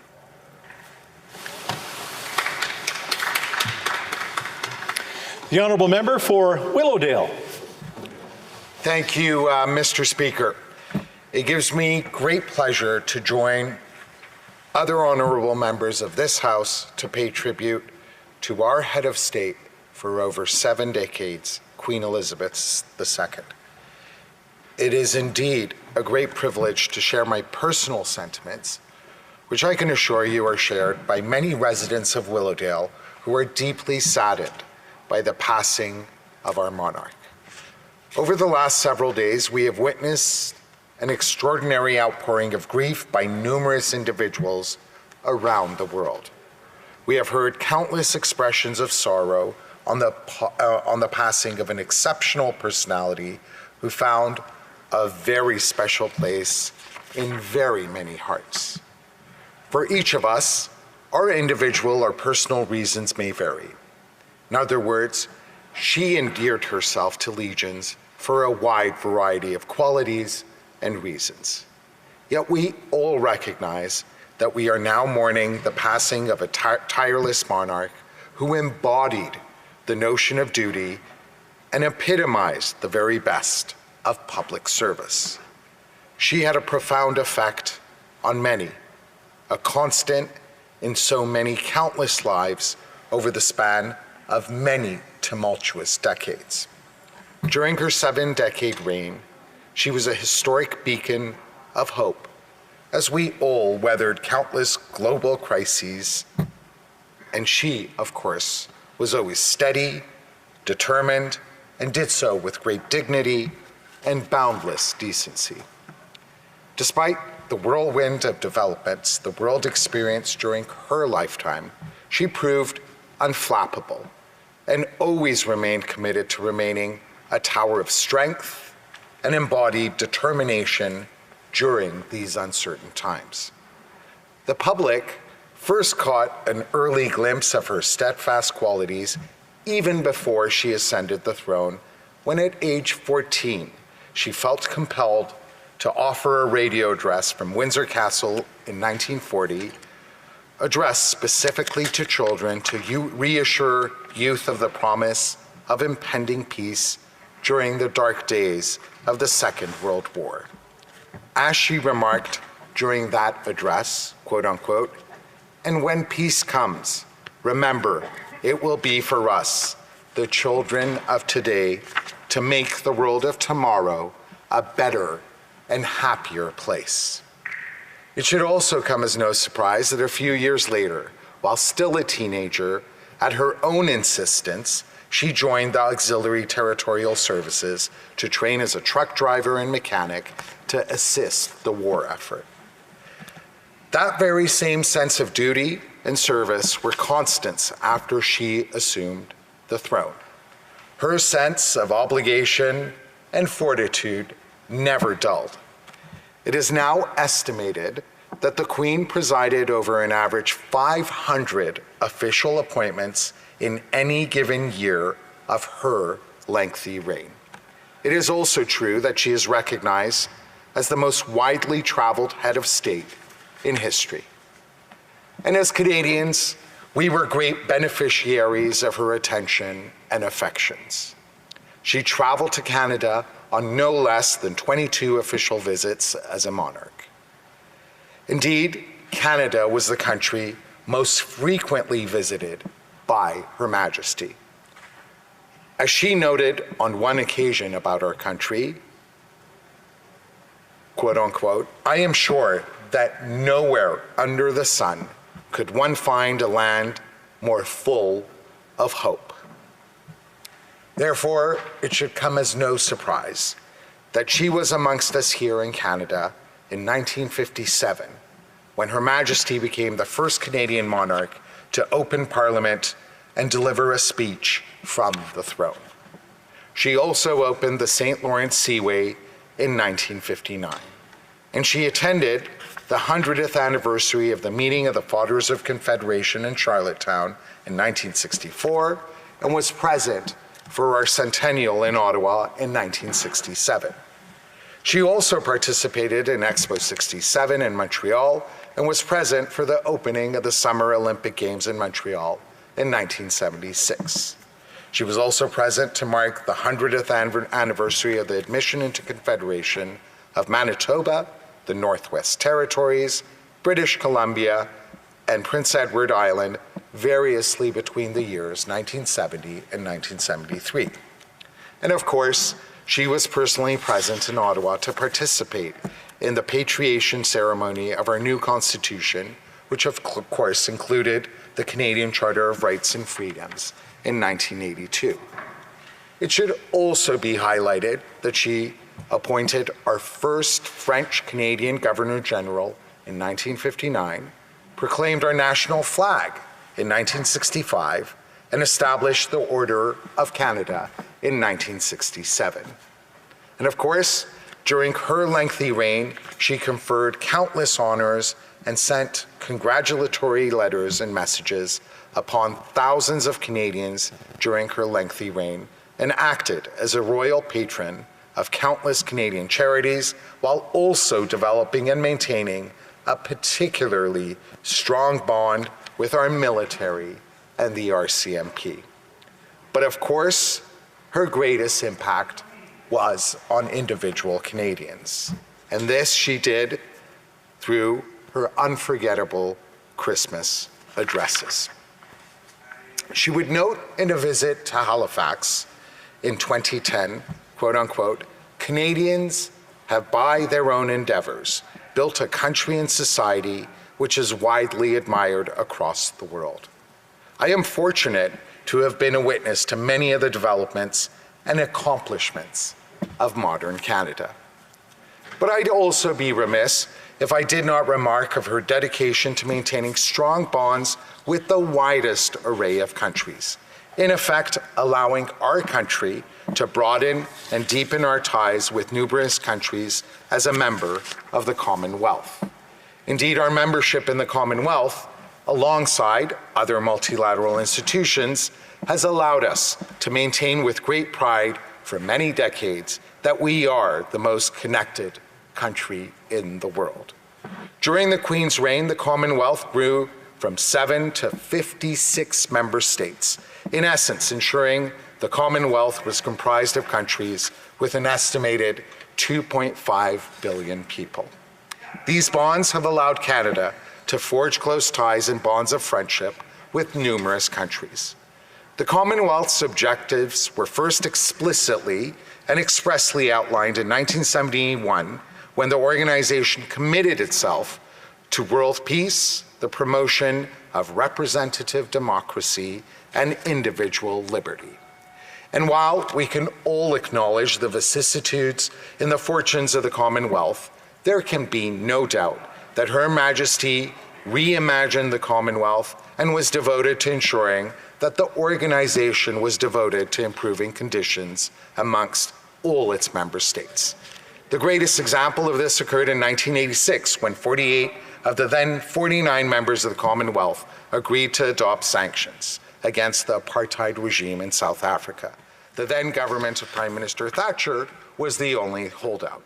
We now know, with the benefit of declassified diplomatic archives, not only that Canada assumed a leading role to cajole the United Kingdom to change its official position, but that the Queen also joined this endeavor, of course, only from behind the scenes and with great dignity and decorum. So allow me to offer my condolences to the royal family, and in particular, His Majesty King Charles. I join millions around the world in saluting Queen Elizabeth for her tireless decades of duty and service. May you rest in peace, Your Majesty. The honourable member for South Shore, St. Margaret's. Thank you, Mr. Speaker. In my brief parliamentary career, rising today to pay tribute to Her Majesty Queen Elizabeth II, on behalf of those whom I represent in South Shore St. Margaret's, is the greatest honor I could imagine. There have been many wonderful tributes to Her Majesty in this place today, and I will attempt to add some additional perspective in this commemoration of an exemplary life of dedication and service. The loss of one's mother leaves you feeling unmoored, that the anchor of the family is lost. It changes the family forever. Those of us who have lost our mothers, my mother, Rosemary Borgle Perkins, passed away less than 3 months ago on June 29th, know this to be true. There is a sense that you are adrift. And several of our colleagues in this place also lost their mothers this summer and are experiencing the same grief. The death of Her Majesty Queen Elizabeth II is a loss felt most deeply by her children, King Charles III, Princess Anne, Prince Andrew, and Prince Edward. Theirs is a loss of a mother's love. William Shakespeare captured it well for me, the feeling of a child once their mother is gone, in Henry V, when he wrote, "All my mother came into mine eyes and gave me up to tears." The royal family must feel that way in this period of public grieving, the way all of us feel when we lose a parent. Grief comes in waves like an ocean. waves of deep sadness and waves of great humor and joy. Queen Elizabeth said in response to the terrorist attacks of 9/11, "Grief is the price we pay for love." As her family grieves, as her nation and the Commonwealth grieve, we are demonstrating a global act of love, and thanks to Her Majesty and her family. She said, as we know, in her statement on her ascension to the throne, "My whole life, whether it be long or short, shall be devoted to your service." And indeed, we were blessed that her life was long, and she fulfilled her duties with grace, solemnity, passion, and humor. And the world is a better place for it. When we grieve for the loss of a person we care about, we often reflect on our life and tell a few stories about that person that captures their personality. If the House indulges me, I will tell a few stories about Her Majesty. My mother and father grew up in Halifax during World War II. It was a busy war port, and the King, Queen, royal family, and Winston Churchill played a huge part in their lives at that time. So when the young Queen Elizabeth, only 33, visited Nova Scotia for the first time as Queen, my mother and father had to go see her. They did, and when the motorcade passed, my mother and her sister ran down the road after the Queen like they were Beatles groupies and embarrassed the heck out of my father. And in this place, we all know the importance of the role that those that do tour advance for Prime Ministers play in serving our country. One of my best friends, Scott Munnick, played this role for Prime Minister Mulroney. Scott, in this role, often wore white running shoes with his suits, and he even wore them wearing black tie. While it looked a bit goofy, it was comfortable given the long days he had on his feet. And Scott's a big man, having been a defensive lineman on the Queen's University football team. He's hard to miss. During the royal visit in 1992 to celebrate Canada's 125th birthday, Scott wore white running shoes the entire time. RCMP security mentioned to him that a couple of times in the car, the Queen had asked about the fellow with the running shoes. On Canada Day, Her Majesty appeared at the noon-hour show on the Hill and returned for the evening show as well, something she had never done before. On the final day of departure at Uplands Airport, the farewell delegation included the Prime Minister, Mrs. Mulroney, and several ministers. They were lined up at the foot of the stairs to the aircraft. Once they were assembled, Scott stood on the opposite side at the foot of the stairs, out of the way, he thought. Her Majesty said her goodbyes and moved up the aircraft stairs. After a step or two up the stairs, she paused, turned around to Scott and said, "I really like your footwear." She then boarded the plane and flew back to London. Then in 1997, while serving in a similar role for Premier Harris, Scott organized the Ontario portion of Her Majesty's visit to Canada. At the last stop on the tour in North Bay, Scott was told to be present at a thank you event with Her Majesty. As the last person to be called into the personal audience with Queen Elizabeth and Prince Philip, the Queen invested on the fellow wearing the running shoes the Royal Victorian Order as a member of this dynastic order established by Queen Victoria, which is only bestowed by the monarch. It recognizes distinguished personal service to the monarch. Scott is the 2,072nd person in the Commonwealth to receive this honor since it was established in 1896. Again, in 2002, Her Majesty the Queen was in Regina to unveil the statue of her riding her prized horse, Burmese, a gift from the RCMP. The RCMP had transported the state landau to Saskatchewan for the event. The day was marred on and off by torrential rain. So the commanding officer of the RCMP asked the monarch if she would like the roof installed to keep her dry.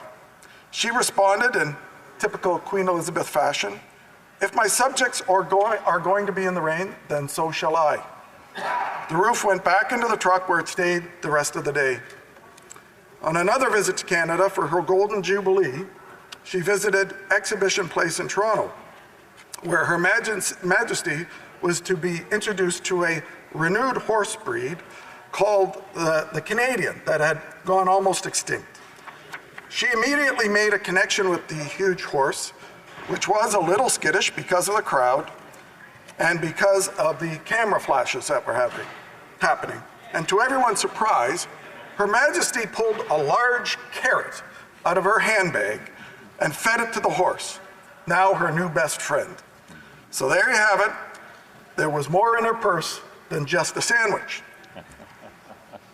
A staff member of mine, Dennis Drever, acted as official photographer for Royal Tours to Canada for Her Majesty and Prince Philip. He did that 3 times. At the conclusion of one of those tours, the Queen personally presented him, a professional photographer, with a hand-signed portrait of the royal couple and said, "It's quite odd, really, me giving you a photograph." Naturally, he accepted it with thanks, and it now hangs proudly in a place of honor in my Hill office. And in a story President Reagan told Prime Minister Mulroney, President Reagan hosted the Queen, and as the visit wound down, the President asked her what her schedule was the next day. She replied that she was going home, going to Canada. It spoke of her affection and love for Canada.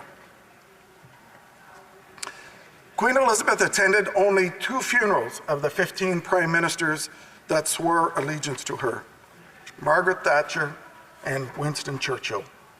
So I will conclude my tribute with the words of Winston Churchill in his final toast to Her Majesty Queen Elizabeth when he was Prime Minister. Churchill said this, "Never have the august duties which fall upon the British monarch been discharged with more devotion than in the brilliant opening of Your Majesty's reign. We thank God for the gift He has bestowed upon us and vow ourselves anew to the sacred cause and wise and kindly way of life which Your Majesty is the young, gleaming champion of. God bless Her Majesty Queen Elizabeth II, and long live King Charles III."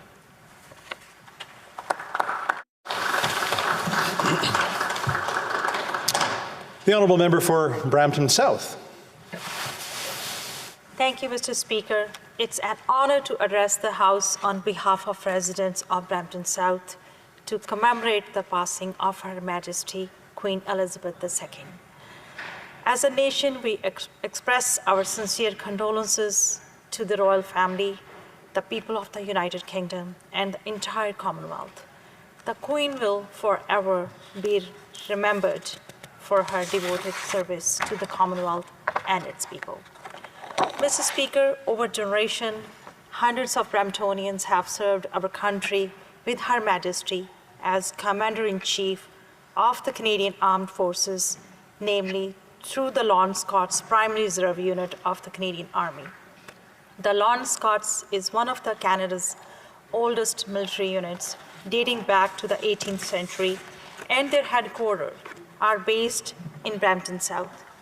The unit continues to defend Canada and has participated in nearly every engagement Canada has sent troops to. Many of the unit's veterans are now members of the Royal Canadian Legion Branch 15, and I want to take this opportunity to thank them for their service to our country. When Her Majesty's father passed away in February 1952, Princess Elizabeth became the Queen and head of the Commonwealth.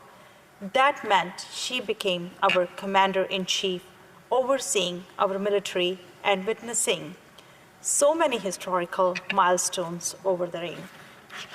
She was our monarch for almost half of this country's existence, and Canada was honored to host her 22 times as sovereign. She visited all 10 Canadian provinces and 3 territories during her reign, and just 5 years after she became Queen. She visited to open our Parliament in 1957. One of her visits took place in 1973 when the Queen and her husband, Prince Philip, visited Brampton for the 100th anniversary of the town. They were greeted by then Mayor James Archdeacon and were the guests of honor during the ceremony. They visit Brampton's Gage Park, our first municipal park, which is now located in Brampton South. Clipping from the official book published to commemorate that anniversary describe that, quote, Queen Elizabeth, on her arrival in Brampton on Friday, June 29th, was accorded one of the warmest welcomes she received anywhere during her 10-day visit. Canadian tour, Gage Park, site of the official ceremonies, was crowded by thousands of Bramptonians and visitors from many other Ontario communities. Hundreds of children were in the crowd, which prayed to see every moment of the Queen. End quote. Mr. Speaker, as you know, Brampton is commonly referred to as the flower town, flower city of Canada. And I'm often asked where this name comes from. Well, it starts with a man named Edward Dale, who moved to Brampton from England to grow vegetables and flowers. Edward Dale retired in 1882, and his son Harry Dale took over. By then, Dale Estate employed a quarter of Brampton's population with over 140 greenhouses to its name. Each year, they grow more and more roses and build more and more greenhouses. People came from around the world to see Brampton's greenhouses, and Dale's flowers were even enjoyed by royalty. Brampton's Dale Estate provided flowers 3 times over 2 years for the Queen and was the largest greenhouse operation in the Commonwealth at the point of the 1950s. In a letter sent following their visit to Brampton, the Queen and Prince Philip sent their warm thanks for the centennial rose bushes that were presented to them. Brampton continues to be a vibrant city full of beautiful gardens, and we carry forward this legacy. Mr. Speaker, my favorite part of the story of Her Majesty and His Royal Highness' visit to Brampton is that after the official ceremony, they met with 25 new Canadian citizens who had received their citizenship earlier the same day. It was a true moment that showcased her value of openness, compassion, and respect. The stories in local newspaper following Her Majesty's visit speak for themselves and her grace. She was happy to be in Brampton, and our residents welcomed her with open arms. 3 times a Brampton paper of the era read thousands of local hearts captured by the royal visitors. Another read, she was so gracious, so radiant. Her passing is a loss for everyone, and our Brampton residents have touching memories of her reign. Earlier this year, Canada celebrated the Platinum Jubilee of Her Majesty from coast to coast to coast, making her 70th anniversary on the throne. And just last month, I had honor to attend alongside colleagues the 65th Commonwealth Parliamentary Conference in Halifax. It was a gathering of more than 600 delegates talking about key global issues and solutions. Some of the core themes, including democracy, sustainable development, human rights, and especially the rights of women and girls. These are core Commonwealth values that we remain committed to protecting and promoting. Common ties and shared values are what makes the Commonwealth strong, and Her Majesty Queen Elizabeth II care about this deeply. Mr. Speaker, I want to note that the facts and stories I shared with you today were preserved by the tireless work of the Peel Art Gallery, Museum, and Archive historians and archive workers. I'm grateful for their efforts in collecting material of historical values to ensure that these stories are told for decades to come. Mr. Speaker, in conclusion, I want to encourage all members of this House and all Canadians listening to continue to build bridges with other democracies and promote values of peace, security, and prosperity. This is what the Queen devoted herself to and how she will be remembered by us. When the Queen departed Gage Park on the sunny June day in 1976, God Save the Queen was played by the Lon Scott Military Band. And today we reflect on the Queen's legacy and say, God save the King. Thank you, Mr. Speaker. The Honourable Member for Cowichan, Malahat, Langford. Thank you, Mr. Speaker. And it is an honor, and it is with profound sadness that I rise to join my colleagues in this special session of the House today to pay tribute to Her late Majesty, Queen Elizabeth II. Queen Elizabeth played many roles on the world stage, but her first and foremost duties were as a mother, a grandmother, and a great-grandmother. And so on behalf of my constituents in Cowichan, Malahat, Langford, I want to start by extending my sincerest condolences to the royal family, especially so to our new sovereign, His Majesty King Charles III, who must grieve the loss of his mother while assuming the heavy and solemn duties of the crown. You know, I've been listening to the speeches today, Mr. Speaker, and I know that many of my colleagues have remarked that for most Canadians, Queen Elizabeth II is the only monarch they have ever known. It is certainly true for me. I arrived on this earth in 1979, a year when the Queen was 53 years old and had already served as our sovereign for 27 years. Growing up, her image was ubiquitous. On all of our coinage, our $2 bills, our $20 bills, her portrait was displayed in clubs and in Legion halls and in our schools, just to name a few of the places. When a monarch reigns for that length of time, you can be forgiven for regarding her with a sense of permanence. Governments come and go, but the crown remains. An institution that has been a foundation for so many countries around the world during some very turbulent decades, including our own. Her presence was constant. It was a source of stability. And so when I heard the news last Thursday that members of her immediate family had been summoned to Balmoral because of her grave condition, my immediate thought was that it wasn't serious, and that she'd bounce back and continue with her duties, as she had always done. After all, she had met with the newly elected leader of the UK Conservative Party, Liz Truss, only 2 days before to invite her to become Prime Minister and form a government.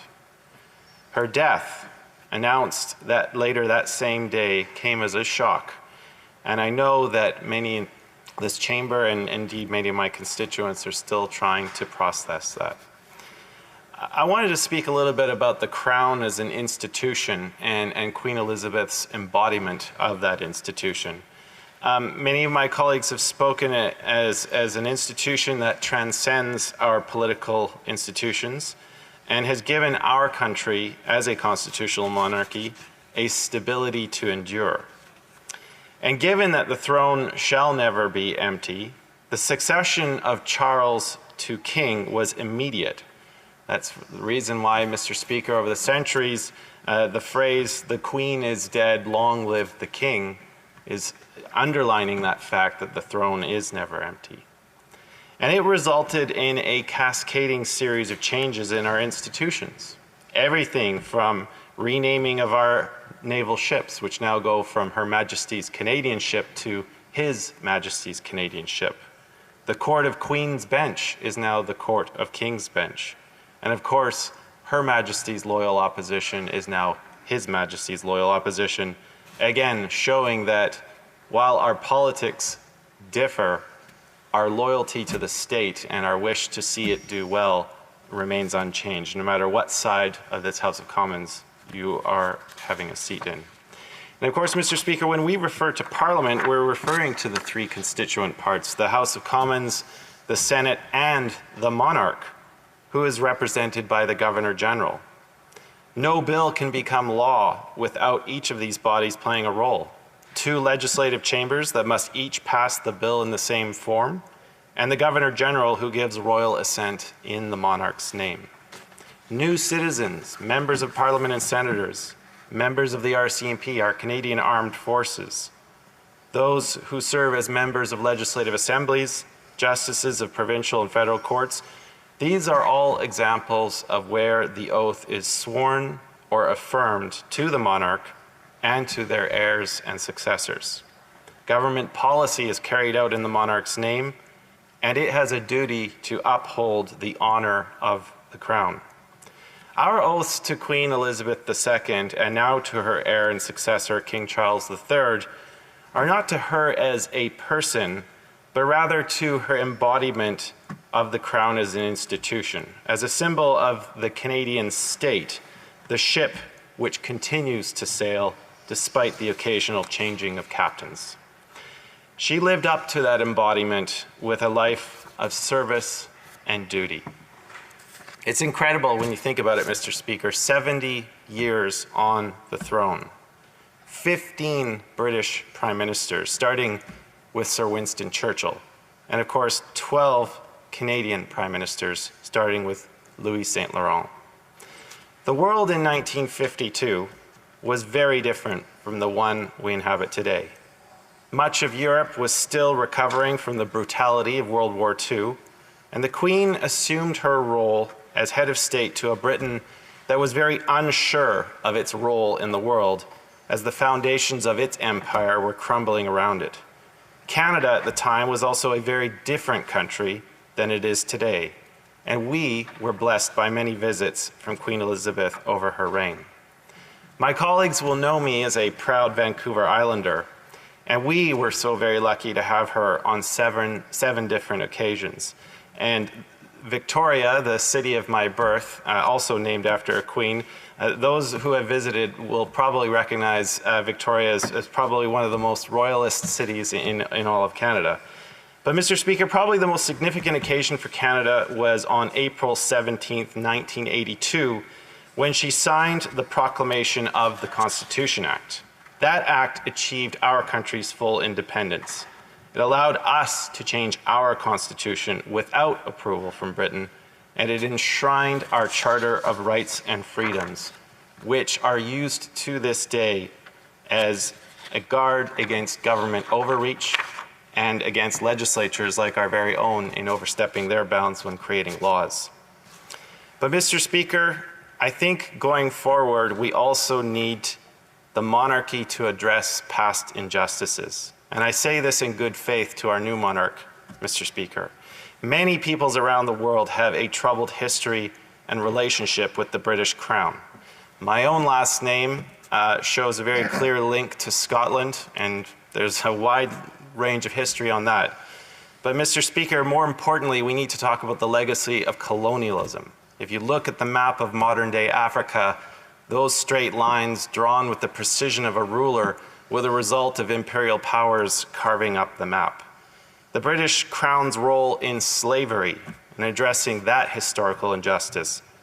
But importantly here in Canada, the treatment of Indigenous peoples. And I'm so very lucky to have had a conversation with an Indigenous constituent just this last week to serve as a reminder of that troubled relationship with the Crown. His Majesty King Charles III has an unparalleled opportunity to move the monarchy forward in a way that is acceptable and more relevant to today's generation. And he acknowledged that in a recent trip to Canada when he said, quote, "It has been deeply moving to have met survivors of residential schools who, with such courage, have shared their experiences. On behalf of my wife and myself, I want to acknowledge their suffering and to say how much our hearts go out to them and their families." As King, Mr. Speaker, he has an opportunity to go further, and it is my sincerest hope that in his first visit to Canada as King, His Majesty Charles III will meet with Indigenous elders across the country and listen to what they are saying.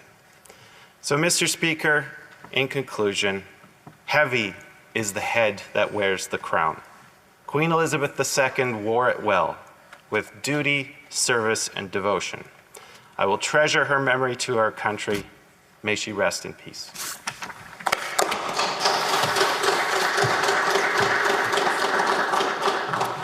The Honourable Minister of Tourism and the Associate Minister of Finance. Well, thank you, Mr. Speaker.